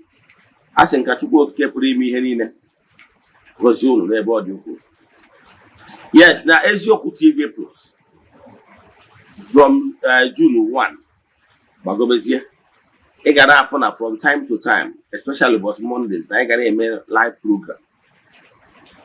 programs ndị abụọ programs ị nwere ike ịkpọ ọnwa ajụjụ ị nwere na mgbe anyị na-eme live programs. Yes, mana bifo anyị gaba n'iru ọkwa dị mkpa echefuna na aja anyị na-achụ n'igwe a na-achụ na temple bụ aja mbuli elu. Ị nwere ike isonye na ya bụ aja mbuli elu, aja ipụta ihe, aja esigoro na ya bunye ọtụtụ ndị mmadụ elu. Mana you know why one thing that is very unique concerning the temple, anyị anaghị eshow ihe ọrụ na social media ma even testimonies. Ọ bụrụ na anyị nyebe testimonies, gosiwa testimonies ma ọ bụ gosiwa videos ma ọ bụ gbanyebere voice note testimonies ndị mmadụ na-enye, ị ga-adị surprise. Mana ọ bụrụ maka ihe ndị a ka anyị ji bịa, ọrụ anyị wee gbasa ozi a ka ndị niile emelụ ka ha si n'ozi a wee nwee nzọpụta nwee ọnya anyị ji maka ebe. So ọ bụrụ na ị chọrọ isonye na aja a na-achụ n'igwe, ị nwere ike isonye n'ebe ọ bụla ị nọ na nsọtụ ụwa dum maka na ike Chukwu juru mba dum. Ihe ị ga-eme bụ ịchatịa m na WhatsApp, forward ya token donation, forward ya 3 prayer request, edebe na ọta na-achụ aja na-aga ọfọ na-ekwubi okwu n'isi. Yes, ọ kwesịrị ịma. Then ọ bụrụ na ime nke ọ ga-abalị gị. Here's some results from a search. Ime nke ọ ga-abalị gị. So ọ bụrụ na ị chọrọ isonyere anyị na ya bụ aja, ihe ị ga-eme bụ ị na-esonyere anyị n'isi ụtụtụ ejegori na temple chụọ aja tọọ ọfọ kwubi okwu n'isi ndị niile sonyere anyị all over the world. Nke ọzọzi bụ na anyị chụgide aja till month ending, ụbọchị ikpeazụ anyị jee na mmiri jee chụọrọ ndị mmiri aja mee saraka, bịa na temple chụọ aja to 8 pieces of flowers, jezie n'ebe nchụ aja gbuo ebu mee saraka n'afọ mmadụ dum. Anyị malitere ịchụ aja ihe karịgoro 2 years. Yes, o nwere ndị na-esonyere anyị na aja since anyị bidoro ya wee ruo taa. 2024 nwere ndị na-awa every year, imirikite ndị mmadụ every year ha kwụ donate for the crowd throughout the year. Ha ga skip do 1 month. Nwanne chụba aja maka na ike dị na aja bụ the center of Igbo spirituality. Yes, so ị nwere ike iso na aja a na-achụ n'igwe na ọ bụrụ na ị nwere ike ịchụwu nke aka mkpa gị ka ọkwa dị mkpa. Nke ọzọzi ọ bụrụ na nwere ajụjụ inwe na nkụzi a ma ọ bụ na ịchọ ka isonye na aja a na-achụ, then chat m na WhatsApp 0805 78 37 672. I repeat 0805 78 37 672 ma ọkwa 0813 82 43 871. I repeat 0813 82 43 871. Then ka anyị gabazie n'ihu na nkụzi anyị maka ewe bịa. Ihe m na-achọ ka nkọwa alụ gị tata bụ isiokwu anyị ji maka ya wee bịa. Ka ị na-esonyere anyị na administration na-agwa ndị mmadụ gbasara Eziokwu TV Plus. N'ebe anyị ga-amụta ihe niile ị kwesịrị. Ihe a bụ channel exclusively designed for ordinary lovers. Ndị niile na-eso anyị, very soon ị ga na-watch the contents na our YouTube channel. Meaning that our YouTube channel ga na-eme 247. Ị nwere ike watch ihe na-eme na Eziokwu TV Plus ya. Ka anyị gaba n'ihu. Agwa nga na nkụzi ama eto ogologo, mana ige ntị ị ga-amụta something ya change your life for good. Anyị kwụ nọ uru ọ bara mmadụ ịda achụ aja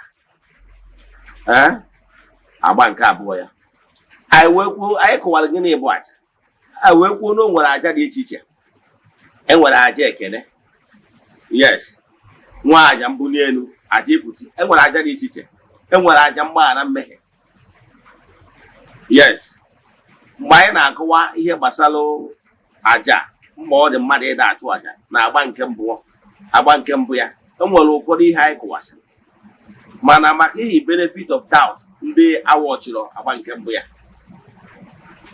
anyị kwuru gịnị bụ ịchụ aja anyị kwuru na mgbe ịchụ aja bụ mgbe mmadụ tinyelụ mee ụfọdụ ihe selfless service yes mgbe mmadụ tụpụrụ aja anyị da ka o wee kene mmụọ na nke o mere eme ma ọ bụkwanụ ka o wee yọọ ihe n'aka mmụọ maka na anyị kwuru na o nwere ihe bụ free on earth.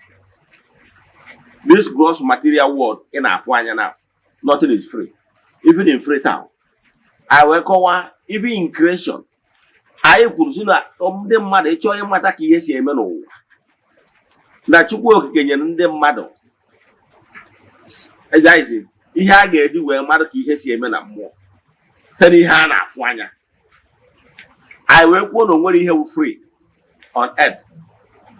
Now, what is all about garbage in, garbage out? Whatever you give is what you receive. I put up we quote to Galatians 6:7. Now, God can never be mocked. Whatever you sow is what you reap. Let me give you an example. Let me give you an example. You will sow corn. Yes, now after he sowed corn, he will again a biggie. Na-eme fasting that is 60 days and 60 nights. Father, don't wake again. When of fasting you make it. Can you have corn? Call germinate ya? Blue orange of the opposite. You know why? No, all the against the natural laws. Oh, now this gross material from this world now. To work create a manual. Nye order. Other one of the entities of powers to ensure that no one gara against natural order. That is, abnormalities. Tis again, men.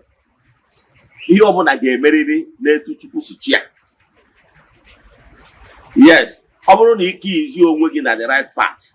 It all benefit for you. He creates your working. Now the other side of the natural laws, you receive Obudala. So I will go to Chuko example. I want it from machine and our walker. On a move forward, or please you. The only thing he can make he will maintain or peace with that moving machine.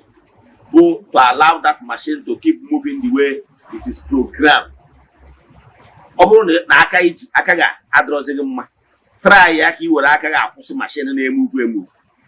Caught on anti-clockwise against the 2-way program here or I machine here besegaka. The 2 condemnation. So not a program give to here is well. So for you to enjoy this earth, you have to flow along that mundane laws. So here na check while again we go to where they be na whatever you sow is reap. If you like. Also, on a make a bastion, also we go to abido shaker abi. So you have plant your oka. Name is abido shaker. Na kabash every day. Kadao corn, or you also or drop us. Because now the law of homogeneous species. Then we would not even allow it. You know that? On our money to work get all near the orders to program more to entities or powers and then they charging had in charge or balance dinner truly. What idea? So then I check while again now I what I do I head in as I walk. In we get a shock it's your way at the wrong hand of law. Natural law can make matter. So Echuaja the natural. Ega mata na etu aja part of man. In creation, yeah, in creation, what you know about creation is that in creation, you give, you receive, you give, you receive. Once you stop giving, you stop receiving. You know, even for you to exist in this gross material, that is in this life of the living, have you tried to breathe in, breathe out? I can tell you what you need, because we need endeavor. That is natural laws. All the living things need each other, whether you are seeing them or not. They are part of creation. Those are the mystic beings, those animals, those ones you are seeing, they are part of creation. So, and we are all in this creation to help each other. All but on a plant. Upon I could oxygen. The plants get oxygen. They bring out oxygen for we human beings to take. Breathe in oxygen. Then once you breathe in, for you to be able to receive again, you must give. It's only when you give, your hands will be open to receive another one. So as you stand now, if you do now breathe in, you have taken oxygen. And out of your own ignorance, you decide to be stingy, not to give out. If you are not giving out, the trees will not receive carbon dioxide. And in other words, they will not give you oxygen, which you need. And the career you will buy. You know that, yeah? So natural worker breathe in and breathe out to show you that we need each other. All the living beings need each other. You know that, yeah? Mm-hmm. So in creation, for you to remain in this life, you must learn how to show gratitude. You must show how to give. But giving, a giver. Givers never lack. You know, yes. In giving, you show love. In giving, you show open hands in order to receive. Man is stingy, I can get to it. Nothing will enter again. Can depend solely today about the act of giving, showing gratitude, showing thanksgiving. Mamalo is to the teacher. Nankuzi agwa no mo eto ogologo ma ị ga-ntị ga amụta something. Ọtụtụ ndị mmadụ na-adịgido stingy, dịkwuo stingy n'ebe ụmụ mmụọ nọ. Ụmụ mmụọ adị anụ wait. Ụmụ mmụọ ha dupụta n'obi ọma na obi ebere.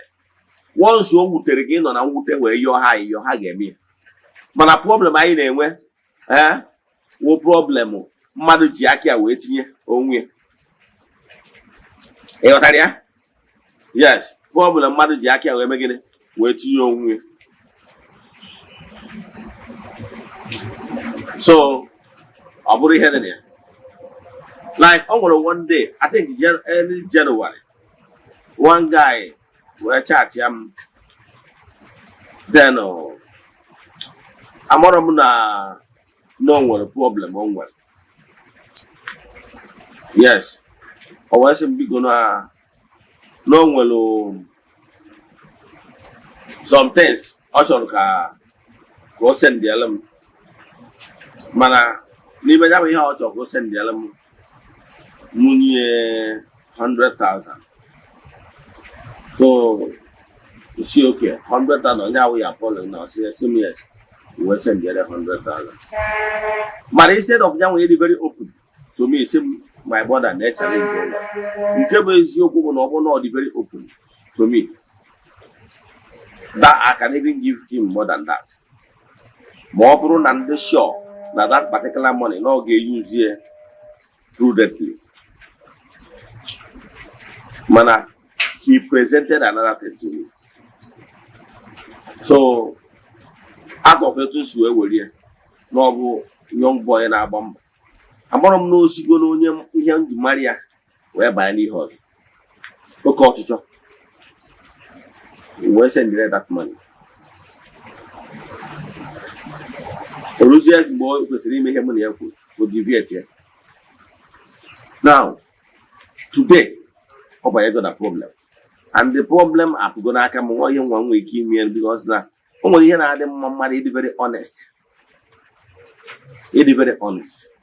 Be very honest with onye ọbụla gị na ya na-emekọ ihe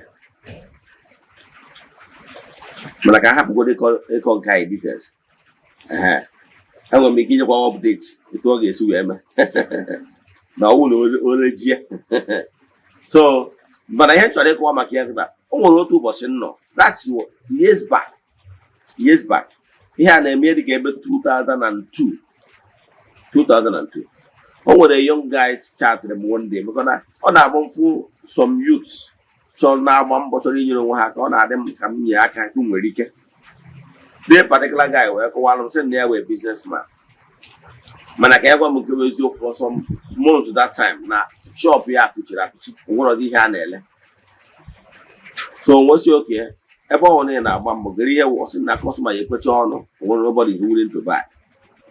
Sometimes the ebewe ego n'ihe ahịa na-ele ka ewe na-ele ịna nwesi oke ịgbaga afọ mmadụ exactly ebe the problem isi mmanụ na o nwere mmụọ imejọrọ ma ọ bụ mmadụ mara ihe bụ nsogbu na ya ọ sị m na nke bụ eziokwu bụ na ya gbabara afọ of which na nwebara ọdụ ọrụ mmụọ atọ ọrụ and to make the matter worse na all the very broke that ọ kọrọ ya ka onye ọya ebite ọnọdụ ya metụrụ n'obi too much mgbe abụ na ya na-akpa nkata mmụọ wee sị m mụgwụ ya je eme simple egg ritual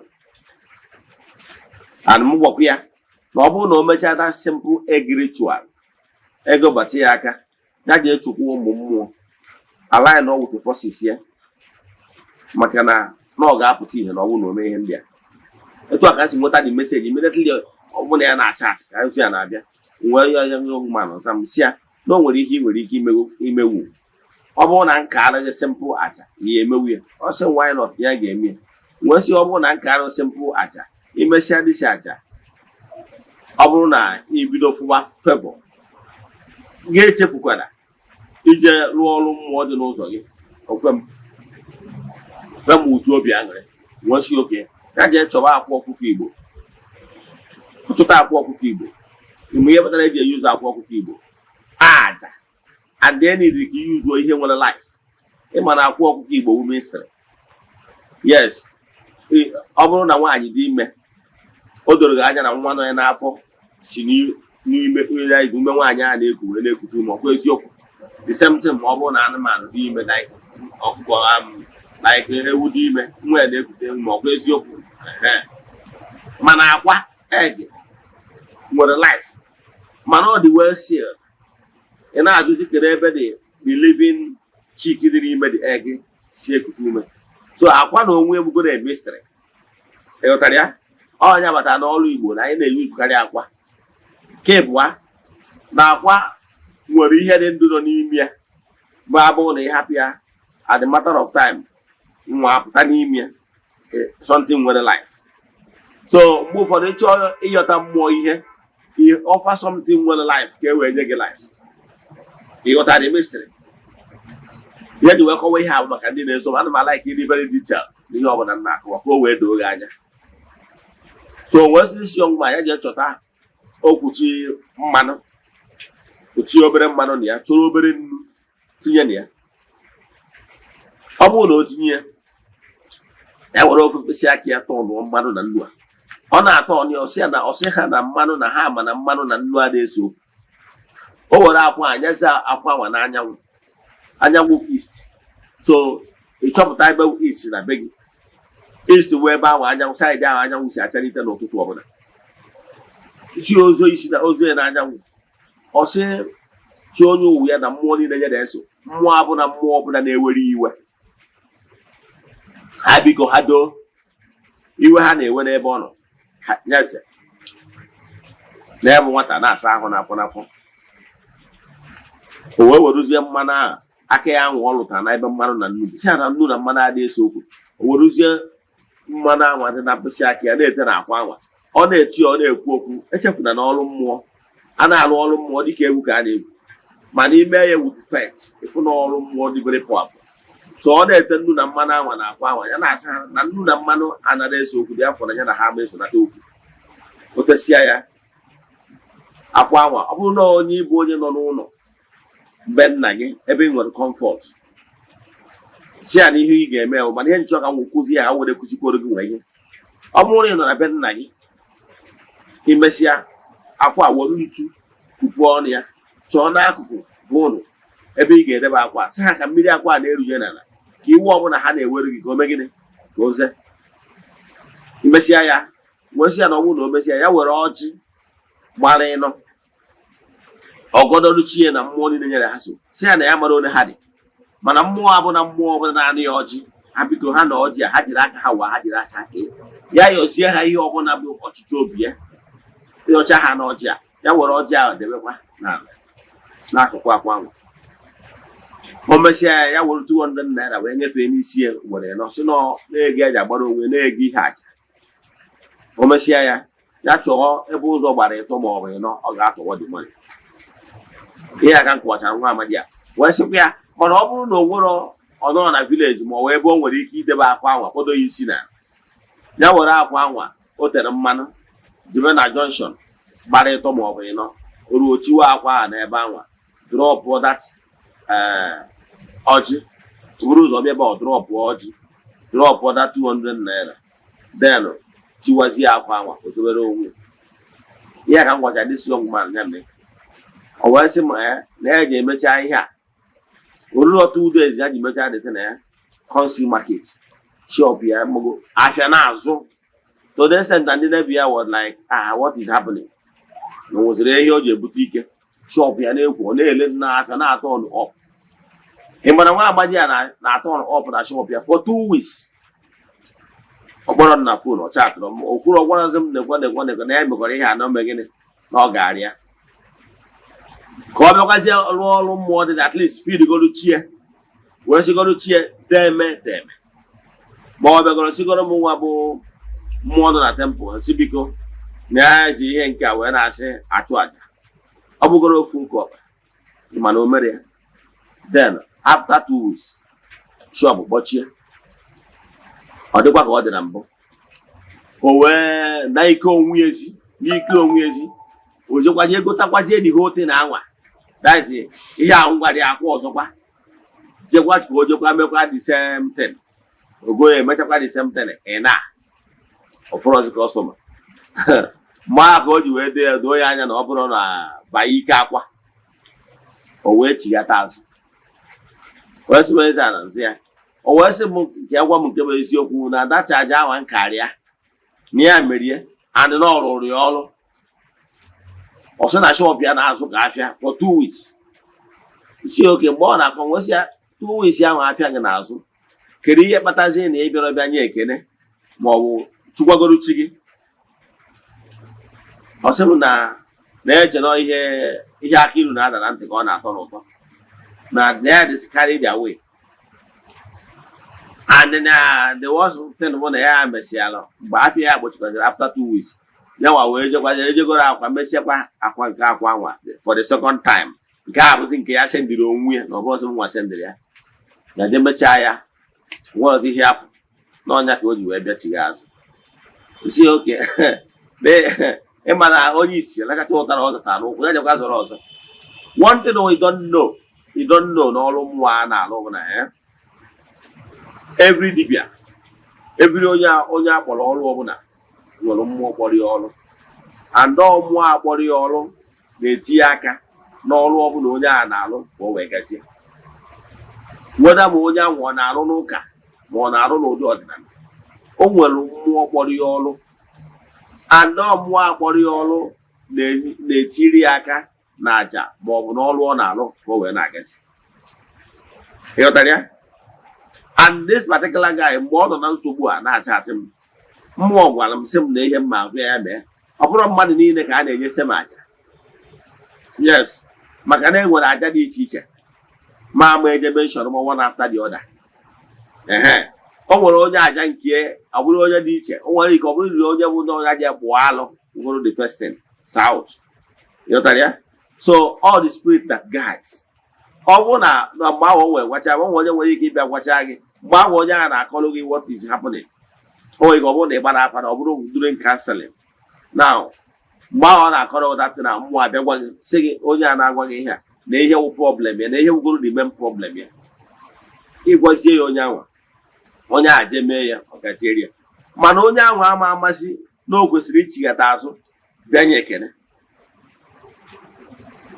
Ya bụ ịchụ aja important, ọ dị very important ka mmakwara ofu a. O nwere akụkọ Jizọs kọọrọ anyị na Baịbụl. Ihe ndị ala nke ikwu otu Baịbụl ka siri ihe ịma. O wee sị na o nwere mmadụ 10 bịakwutere ya nwere mkpa. O kwubicha okwu n'ebe ha nọ wee sị ha jezie ka ha je gosi ụkọchukwu onwe ha. Mgbe ha na-agazi n'ụzọ ofu onye n'ime ha wee chọpụta na ya adịghị ike wee gbachigha azụ wee bịazi ya nna anyị ukwu na ya na-agazikwa n'ụzọ ikwupụtara ha okwu wee fụ na ya adịghị ike. O wee sị ya ọ bụ na ọ bụrụ mmadụ 10 ka ya gwọ kere ebe mmadụ 9 naanị ndị ọzọ. O nwere ihe ịghọta ihe mmụta maka na ị na-agụ akwụkwọ ị na-amụta ihe dị na ya. Ihe mmụta dị na ya bụ na mmụọ ma ọ bụ ebiri mmadụ na-atụ anya ekele n'aka mgbe ọbụla ha mere gị ọgọ. Ịghọtara ya? Chụba aja. Ịghọtara ya? Very important. Ka m kọkwara ofu akụkọ ihe mere eme live before mechie. Akụkọ a bụ yesterday, this last night till this morning ka mmadụ send this message. O nwere ofu nwa okorobịa afụnụbọrọ m ya anya, mana dịka isi wee mara na temple na anyị na-arụ ọrụ na-ekwubi okwu n'ike Chukwu ebe ọ soro onye nọrọ na nsọtụ ụwa dum akara aka idibi ụwa. Ọrụ anyị na-arụ na temple enwere baria. Ọsọ ya bụrụ na n'ịnọ mba dị anya mana ya akpa afa gị na temple wee rụọ ọrụ kwubi okwu n'afa gị, I can tell you n'ihi ya n'ebe a nweta testimony. O nwere ndị anyị na-arụrụ ọrụ for years. O nwere ndị na-arụ ndụ gbara ọrụ over 3-4 years now. Ha bịadụbọ na temple mana ha na-eje testimony steady na-ese ndị ego saraka ma ego gratitude and everything. I can tell you enwere ọtụtụ n'ime ụfọdụ n'ime ha nwere ike na Abuja si ya bịa ka anyị mara ọsọ mmanya na mba don't worry just bebe ọ na-aga ịta na-ekwu almost 4 years ndị wee lụbara ya ọrụ bịadụbọ na temple. Enwere so many of them. Enwere ndị n'obodo Igbo, nwere nke n'obodo Igbo bụsị abatakwa dị sef bịa chi ọzọ mesịa mmemme na dakwara onwe ya obodo Igbo ọnụ maka na ọ ma na ọrụ a na-alụ dị ya n'aka. Every 4 months you send the ego to temple. Ịghọtara ya? As gratitude. Ihe na-achịkọwala gị bụ this particular guy alụrụ m ya ọrụ at 2021 echefugodo m ya because ndị a na-alụ ọrụ dị too much. Echefugo m ya 2021 onye ma wee na-agwa m deten ọ sị na 2021 na ya ka nọ Imo steeti ma agba afịa mana m na-agwa true life story ọbụkwa go cup. O wee sị m na 2021 ahụ na ọ chatịrị m nwụtara m from YouTube. anyị mesịa gbara ya afa gbasịara ya afa wee sị ya mgbe m na-agbasị afa mmụọ wee na-agwa m na enwere few things with the basic thing o kwesịrị ime ọ na-emebu before mana emeri ọfụma and not those things ọ dị emere ọfụma abụgoro ihe bụ the key of ihe ji ngozi ya na o nwere great destiny na ọ ya apụta o wee sị m na o nwere onye na-alụburu ya ọrụ for some time before that 2021 mana since onye a na-alụrụ ya ọrụ na nwere ihe ya na-afụ wee sị don't worry about the person na mmadụ ekwu maka the person mana ihe dị mkpa bụ na based on ihe afọ m kwuru kịta ya mee 1 or 2 a na ọnya ihe dịgoro mkpa bụ the basic na ọ bụrụ na o mee ya na ọ ga-afụ nnukwute ihe n'ihe ọma dị n'ụzọ ya ngwacha ihe out of excitement ọsị m na ihe a m kwuru na ọ bụrụ na o mee ọ bụrụ ọmụnwa lụta echefuna na mụ na ya ọ bịa na temple for the first time nọ na WhatsApp ka anyị na-ekwu ọsị m Eze-Ana out of excitement sị na ọ bụrụ na ihe a mee na ị ga-abịanye nnukwu ekele na temple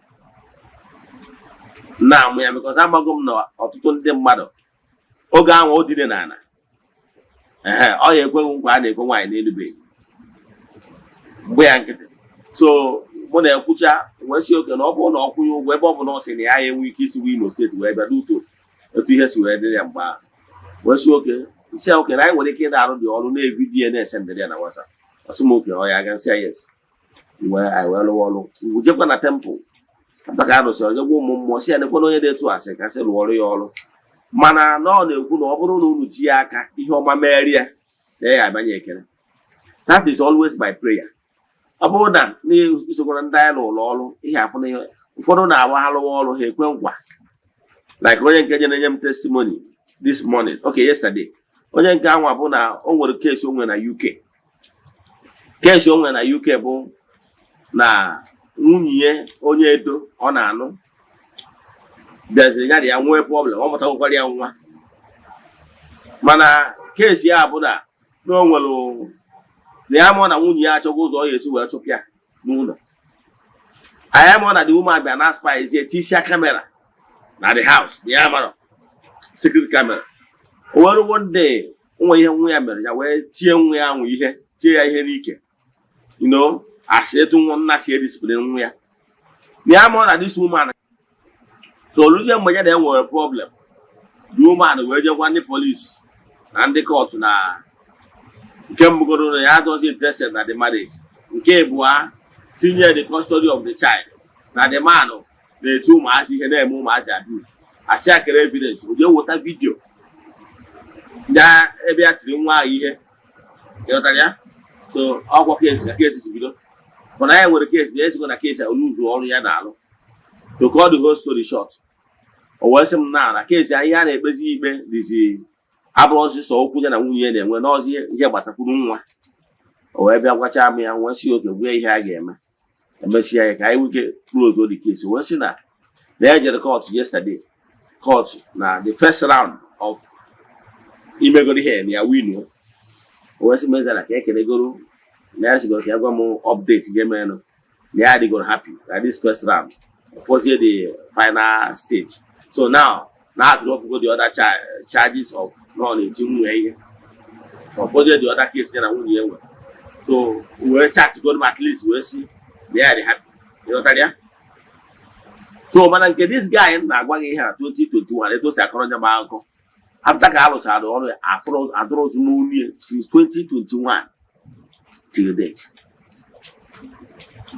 since 2021 ya chefuna na o nwere nwaanyị na-alụburu ya ọrụ mesịa ọnwa ofiro n'onwe ihe a na-enweta na ihe ọrụ nwaanyị a na-alị na ọrịa aka kpatara o ji wee decide ya ka ya chọta mụnwa so wee sị ya na ihe mere bụ na na-enwere uki ọrụ dị mkpa na kwesịrị ịlụ ji ngozi ya ataga wee were obi aṅụrị wee sị na ya ekene mmụọ na ọ bụ na ịma na arụsịara this guy ọrụ si 2021 till date afrozi m realize ya and the one thing about me ọ bụrụ na m alụgolo na temple no this one thing about me na ana m enwe ọrụ steady in fact ọ na-awụ dịkata ma ọ na-adị m ka nje vacation mana the thing bụ na time the thing bụ na ije vacation bụ na onwe dị ka m esi wee pụọ na temple for 1 week because of na the workload mana mbatara workload ya dị too much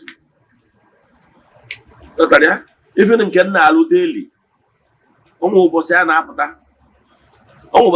eto onwe ọ bụrụ na ụbọchị anyị egbu ebulutu ma ivi mmụọ enwere ike ọrụ ọkụ ya dị na ya nwere ike ọ bụrụ ụbọchị anyị egbu like ọgọ 20 oge ha were yesterday about ebulu na ọgọ 20 echefuna na strength ka eji alụ isi ọrụ and of also physical strength even the spiritual strength so o nwere the number of ihe abụ ime you overstress yourself and ọ bụrụ na ihe ọ ya imesi ya izu ike nọ next day continue next day daily something so adị m ekwuzi messages hundreds of messages daily adị m ekwuzi afa dị na ya ma ndị ga-abịa physical ma ndị a ga-agbara online so if na workload adị too much so eto one thing ga-ama ọ bụrụ na m alụgolo ọrụ na temple note enwere m ike ịnọgide one day chat ya gị onwe onye chatịrị gị mụnwa chat ya gị a man or wrong person, a man or wrong.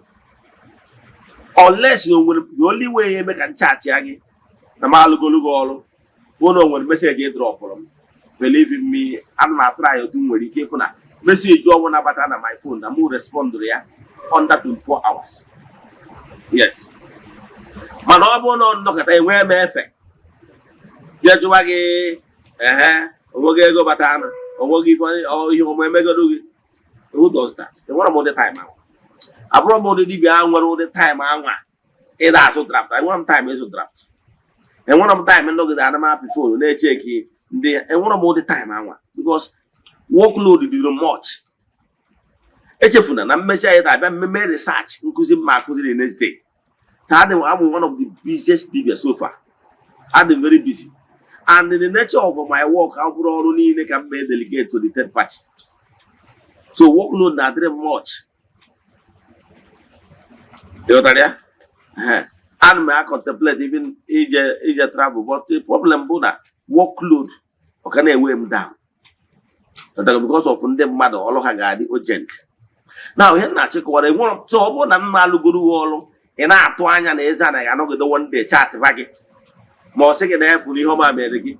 Ma o na track gi. Ego bata. Who does that? I don't do that. Obo ni dey check Eze-Ana ba chat bagi. Se ke ni ho ma mere. Also ya bugo na mmụọ bia gwam. I will not chat you. Also ya bugo na mmụọ bia gwam. Like o ya rusala olu one day. Mmụọ gwam na olu alu lo nya. No meru 6 days. No nya ga-enwe testimony. Mana till today I chat from ya. I want to sweep you by calling. And one of time maybe an agent even if go na temple when kwa. They never go na temple ya man on a move for anime agwasia. No company couldn't kwa oberi here. Can be home mesier you would more than that. No company couldn't walk. I will go me out on them mad severally. And then the other guy went at temple. One small boy. Or was in the Yoma Mary, the Aggie with you. I said no. It is surely a no here. Not the one money you can look over or some, but no one the hair at your Mary. No, yeah, with Davy. You came with your 1 month. That guy sent the gave you. I think last year, send the gave you. I think God gave go send them about 600,000. Bo gave you the cheap. I made Thanksgiving. That's all. And what Bromo only be at temple since years. I know good see ya borum one at temple if a Gibramon one year the 1 million there. A Gibramon year there. Where's a mother? Put them to the temple. For men come on, a Gibramon will be. And they want to make him here to wow. One make a look at the city about one at temple if you want to make him here. Yeah, choice is your choice. Ojo na mongo ojo na gasi ne malu gori oru jiro na sia ngwani ye bute moto ngwani ye bute efi e me libro nya ibi na ebu na me mia o nwere umunne na abu nwere problem n'obodo oyibo the one of their brother we take case ha na mmụọ I net ya case ha na monthly ritual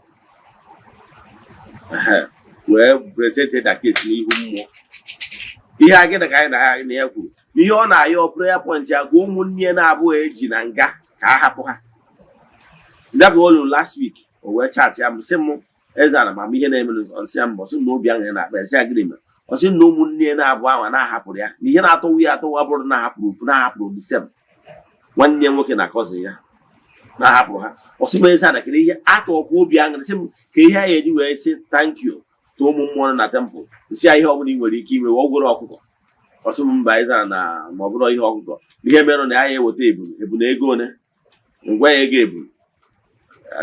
ebulu o wesị m oke na ya eweta ebulu for the two of them that n'isi onye awa na ebulu n'obi ọchị ya ka o ji bịa mana ọ nwere onye ihe eje na bịa ọsị ụlọ efi ọsị ụlọ ego I did not even mention money asị m ya weta ego ebulu na-akọ wụta ka anyị ji go ebulu wee mee saraka o nwebụrụ onye bịa na temple ya sị na m nwee ejigo ọnụ mesị ya weta m ego na emebere ya ọ bụrụ ihe nji maka ya bịa before mbido oluwa dibịa abụrụgo m emilionia afụgo m ego alụgo m lụọ houses from video dibia. So I put on dibia can be here. So look at this guy to Ebia.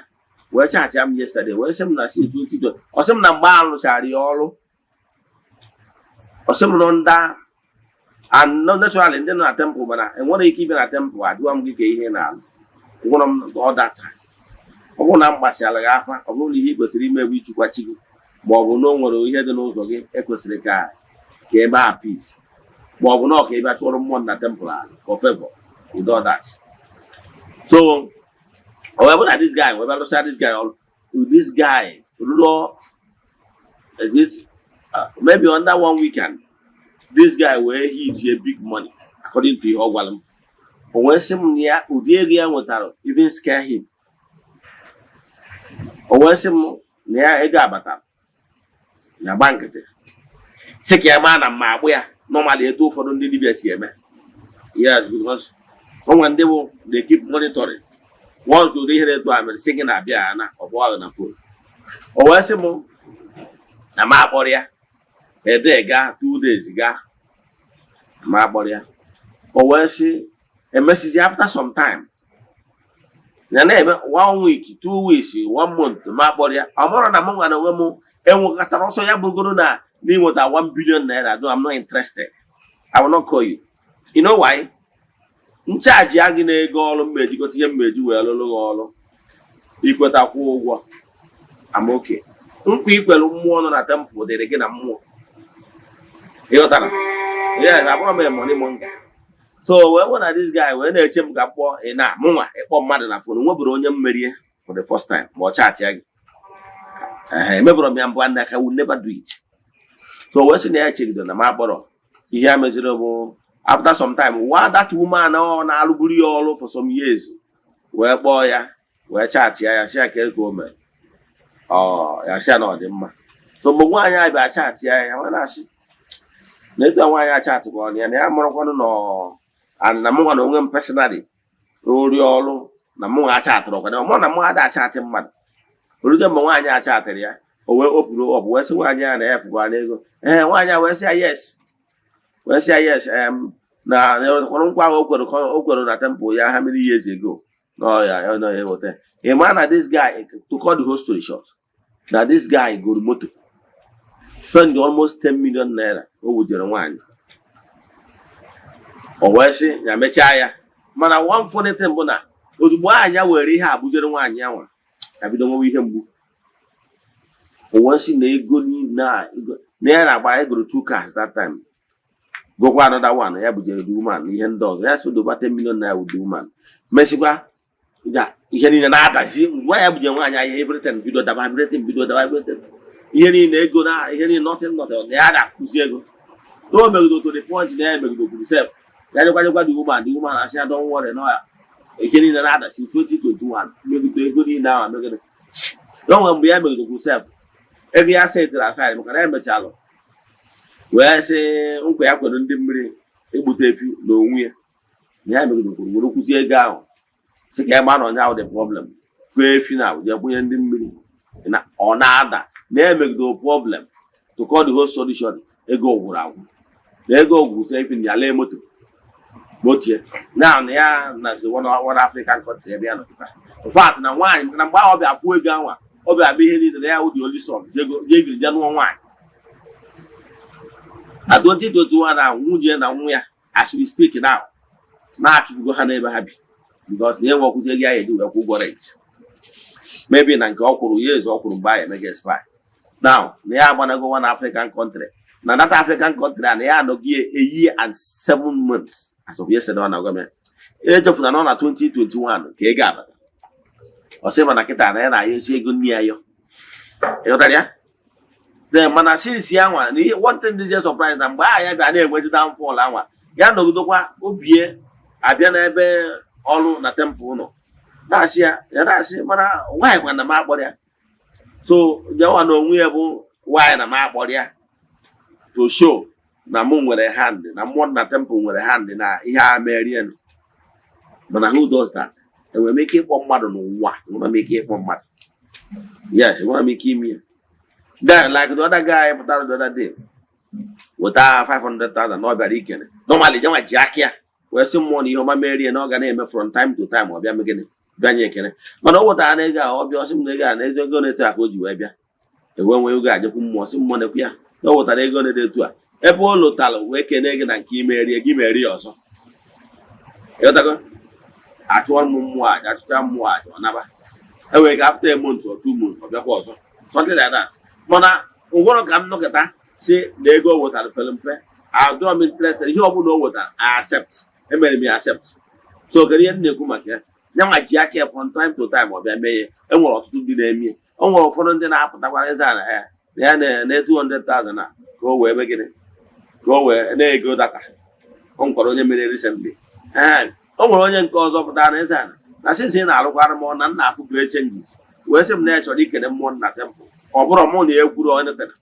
na mmadụ adịghị ekwuru ihe a o wee sị m na chọrọ ikene mmụọ na temple na ya na ụmụnne na ha chọrọ ka anyị gbuoro mmụọ na temple efi wee si oke na onwe ike ihe dị ga-eme 700,000 wee kpọọ onye na-ele efi wee sị m mba sị m na efi na onwe ya egolu na 700,000 at na stand ebe a na-elegoro efi so wee chacha dị ka si ya mba na onye efi si na 700,000 nya ka ugoro stand ego efi so and the table expensive ma ibu na tia ma slot ya ma ime everything wee sị m oke Eze-Ana ime na ya eti wee sị oke suggest ya si ọ bụrụ na ebu yọtago ka o wee mee ya na eburu dị cheaper at least eburu anyị nweta eburu 1 something 150 si oke ebe ọ na ya na ụmụnne mmadụ ịtọ ndị ọzọ ugoro eburu ịtọ maybe 450 ọsọ mba Eze-Ana ime na ya esend 1 million naira like the same day nweta ala 1 million naira na obi ọchị ya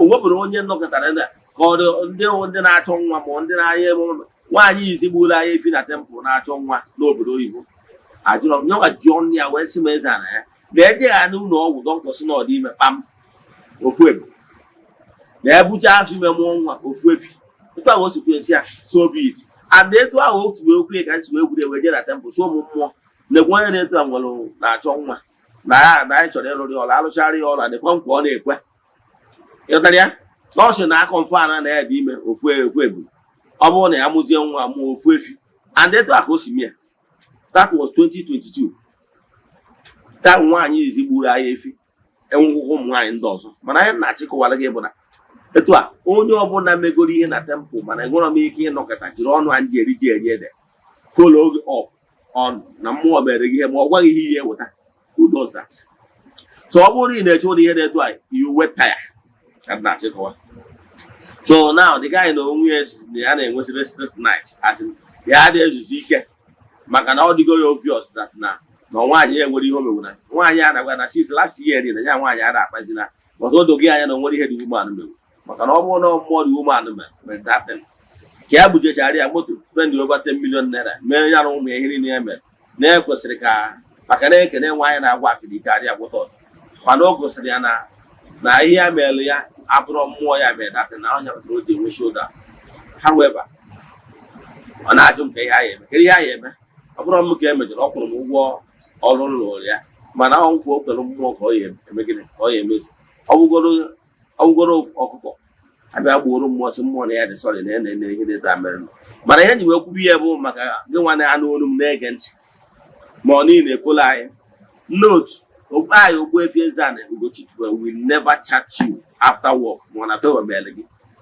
ịghọtara ya onye gburu anyị efi ụbọchị a last 2 weeks wetara gwakwere 1 million naira before mmadụ eweta 1 million naira wee nye ingratitude ihe amara ego na onye ahụta mana adịrọ m interested ịjụ onye a ego one ma ọ whatever ọ bụla inyere ahụ eze afọ ju adịm m ime bifo ngaba n'oke mana ihe na-achịkọwa bụ na ọ bụrụ na ikwere mmụọ nkwa kaba anụ mezuo nkwa ikwere mmụọ ọ ga-eme ihe emekwala ọzọ nke abụọ ọ bụrụ na igbo onye na-ahụ ikwecha nkwa ịdị eme people ama take you serious mmụọ ama take you serious ka m kwụsị ebe a dị oleten bụ na ọ bụrụ na andị nke ọzọ kpatara na ọ bụrụ na dibịa lụọ ọrụ ma ọ pasọ lụọ ọrụ ma ọ onye akpọrọ ọrụ ọbụla lụọ ọrụ mgbe ọ na-alụrụ ọrụ na-akpọkọ ezumezu mmụọ onye na-eso biko tinye na aka ka ọrụ aga make sure na ọ bụrụ na ọrụ aga ọ bụgoro ofu ọkụkọ ọ bụgoro 1 naira in gratitude ime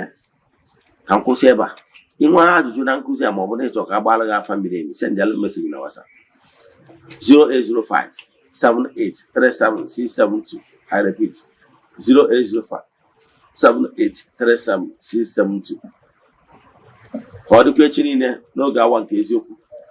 A sịrị m na ọ bụrụ na ọnwa egburu oji eji wee chụ aja, emechaa na ọya ebu ome. Udo dịrị ụnụ.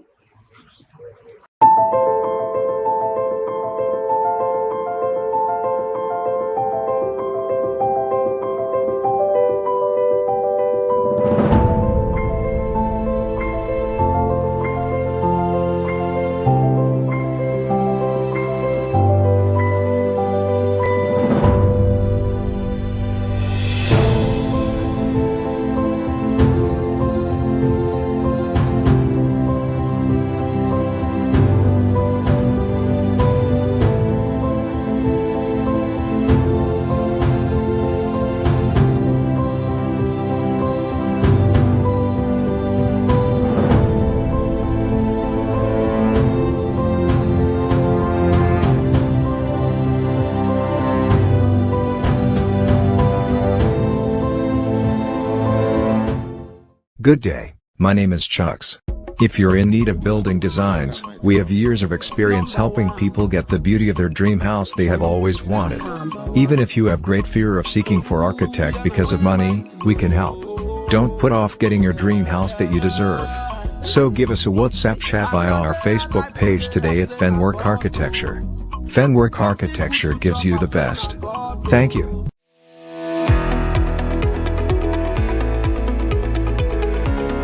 Morning. Okay, my name is Machuku Francis Chukwuemeke. I'm from Anambra State, Nibo, precisely.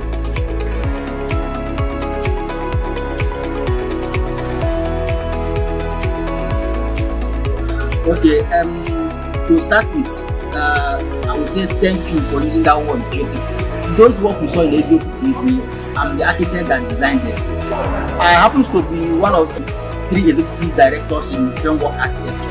Framework Architecture is a multidisciplinary integrated company that offers specialized and expert contracts and consultancy in area of architecture, civil engineering, project planning, interior designing. Okay. Framework Architecture was founded and began operating in 2010. The company is led by management team of 3 executive directors, and have assembled a group of experienced and professional technicians in both traditional and high technology.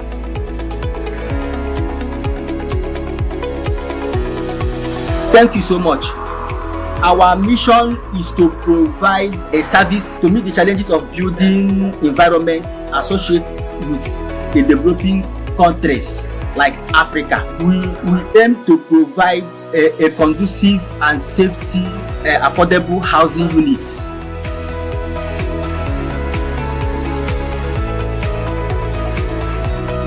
Okay, to reach us is so easy.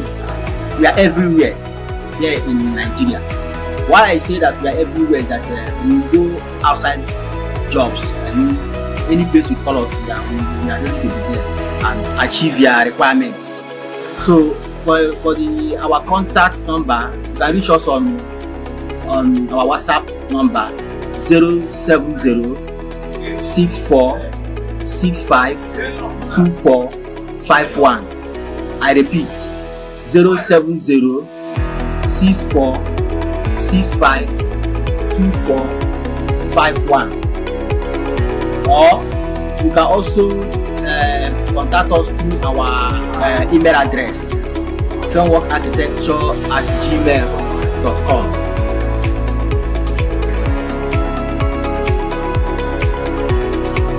Thank you so much. I appreciate it. My pleasure to be here. Thank you.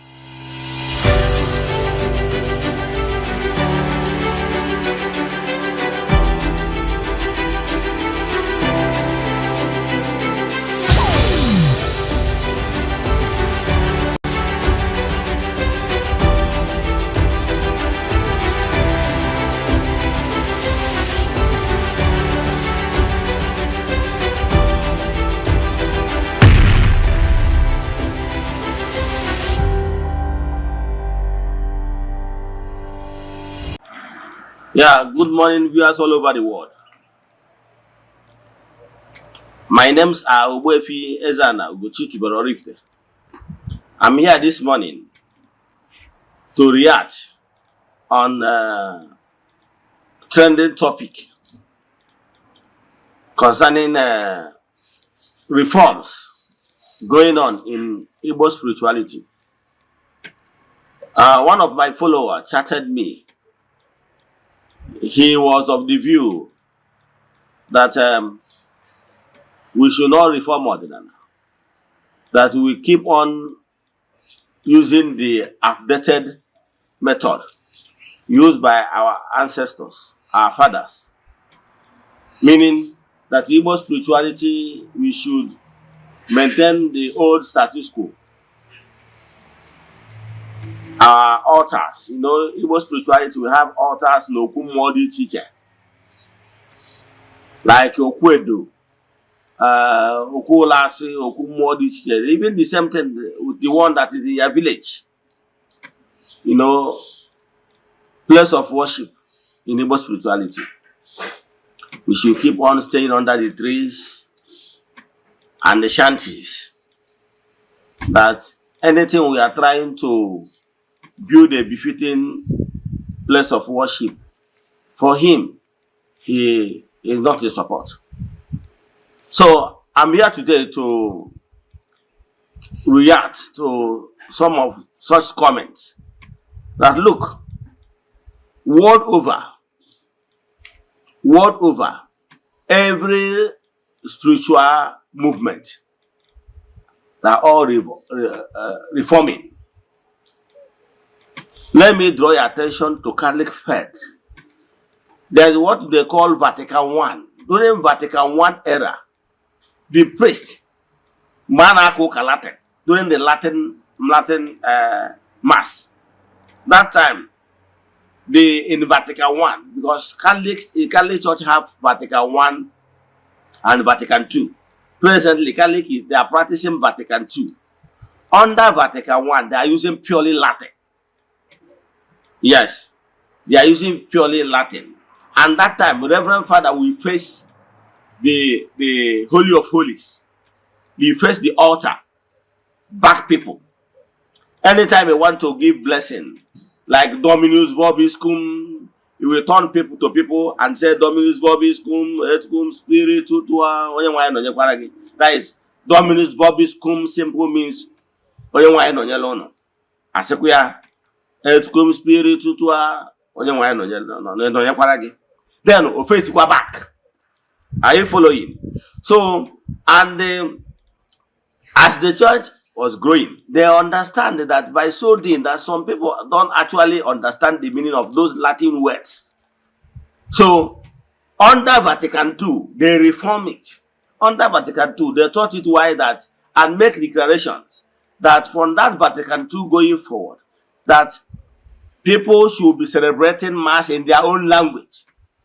They reform a lot of things, and the Reverend Father began to face the audience. Everything, they reform so many. I just want to use this particular celebration of Mass as a case study. The same thing with the other world religion world over. Are you following?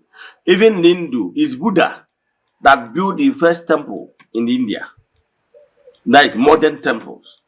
So there was so many reforms. So many reforms. The same thing with if you go to other sects, religious sects like Gremesage, the Kanka and rest of them, many of them are building modern place of worship, so temples. However, once you enter into any place of worship, you will see sign that will show you that this particular place of worship or temple belongs to so spiritual sect. Like if I enter Catholic church, once I enter inside, I will be able to tell you this is Catholic, even without signboard. Because I have already know some certain things. Despite the fact that other religions have chairs and everything, they have similarity. That's what I'm trying to say. But there is some certain things that made it unique. For example, Catholic must have crucifix. Why the Anglican, exterior of Anglican and Catholic look alike, right? But there is different because in Anglican, you will only see a cross, you will not see crucifix. The same thing with other Pentecostals. So, but some people still want Ordinana to remain with those outdated methods that did not even help us anywhere. Okay, with this old method of under trees and shanties, have you ever seen any serving governors? Despite the fact, or even senator, despite the fact that some of them, when they are contesting, yes, they seek prayers from traditional worshippers. Yes, Igbo spirituality. But because of how everything is structured, time of Thanksgiving, you will not see them. Okay, if the governor is coming to thank Olas with his entourage, where will he sit? The atmosphere is not conducive. Okay, if there is maybe a rainfall, how do you expect governor or a senator or and his entourage to be running helter-skelter because rain is coming? The atmosphere is not built in a way that it will accommodate high-profile personalities. So, but now in Igbo spirituality, we are moderning it. What is important is the teaching. In Igbo spirituality, African traditional religion, we are talking about telling you why you should not destroy your family, why you should be at peace with your children and rest of them. All those the tenets of Igbo spirituality teaching will teach you about those things. And even tell you how you can be able to do it yourself. Like I said, 70% of your spiritual work can be done by yourself if you are properly guided. So that is what modern Igbo spirituality is trying to do. Now we are remodeling so many things, giving at least modern place of worship where you can come and sit comfortably. In fact, if we can even afford AC, we put AC. Are you getting me? So that the atmosphere must be nice. Yes, because other religious sect and spiritual movements are looking down on Igbo spirituality because of how our altars look like under the trees, under shanties and everything. People are looking down on us. So I'm a reformer. I am of the opinion that place of worship of Chukwu Okike should look nice. Okay, look at what African traditional religion is doing, Ghanaian religion. Look at it. You see it and watch the next video. You will see watch the next videos. You will see people massively returning back to Igbo spirituality via African traditional religion. You will see the atmosphere, you will see the interior, you will see everything. The environment is nice and very conducive, so that everybody will be conducive for all walks of life. So watch this video and see the reformation we are bringing in Igbo spirituality, because we believe that place of worship of Chukwu should be nice and it should follow the reality on ground of 21st century. So you watch how we worship. The difference is that Igbo spirituality does not believe that Jesus is God. Yes. So Igbo spirituality does not recognize that. We believe in Chukwu Okike Pụrụ Ime Ihe Niile. That is the core difference between us and Christianity. So I will have worship songs. Those worship songs, the only thing is that we recognize Chukwu. We don't recognize Jesus. That is the third difference. So, and if you look inside our interior of place of worship, you will see our Nzu is there. Edo is there. So if you look well, you will see the difference from the normal church, because you will not see anything, any carved image in that place. However, outside the place of worship, you still have other symbols in the environment for you to know that you are in African traditional religion arena. Let me stop here. Watch this video and tell me what you have to say. Thank you. Enjoy the rest of your day.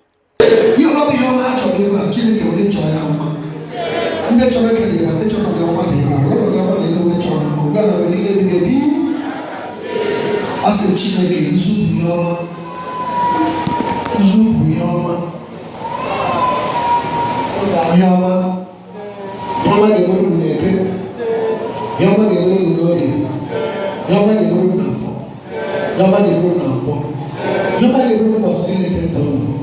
This is the way about Yama de Garane, Yama de Moon, Chineke Mene Yama, Chineke Wala Rosso, Yama Hina, Chineke Gozilla, Chineke Gozili, Chineke Maguzu, Usu Yama de Garane. Usu people of the Drake. You are coming in a trouble of Chineke Bezuke, Chineke Gossi, Chineke Beredema. God bless you. God bless you. God bless you. God bless you. God bless you. God bless you. God bless you. God bless you. God bless you. God bless you. God bless you. God bless you. God bless you. Chineke Beredema. Chineke Wala was a Muslim. Abasa, look out the park, the woman says, he can also know.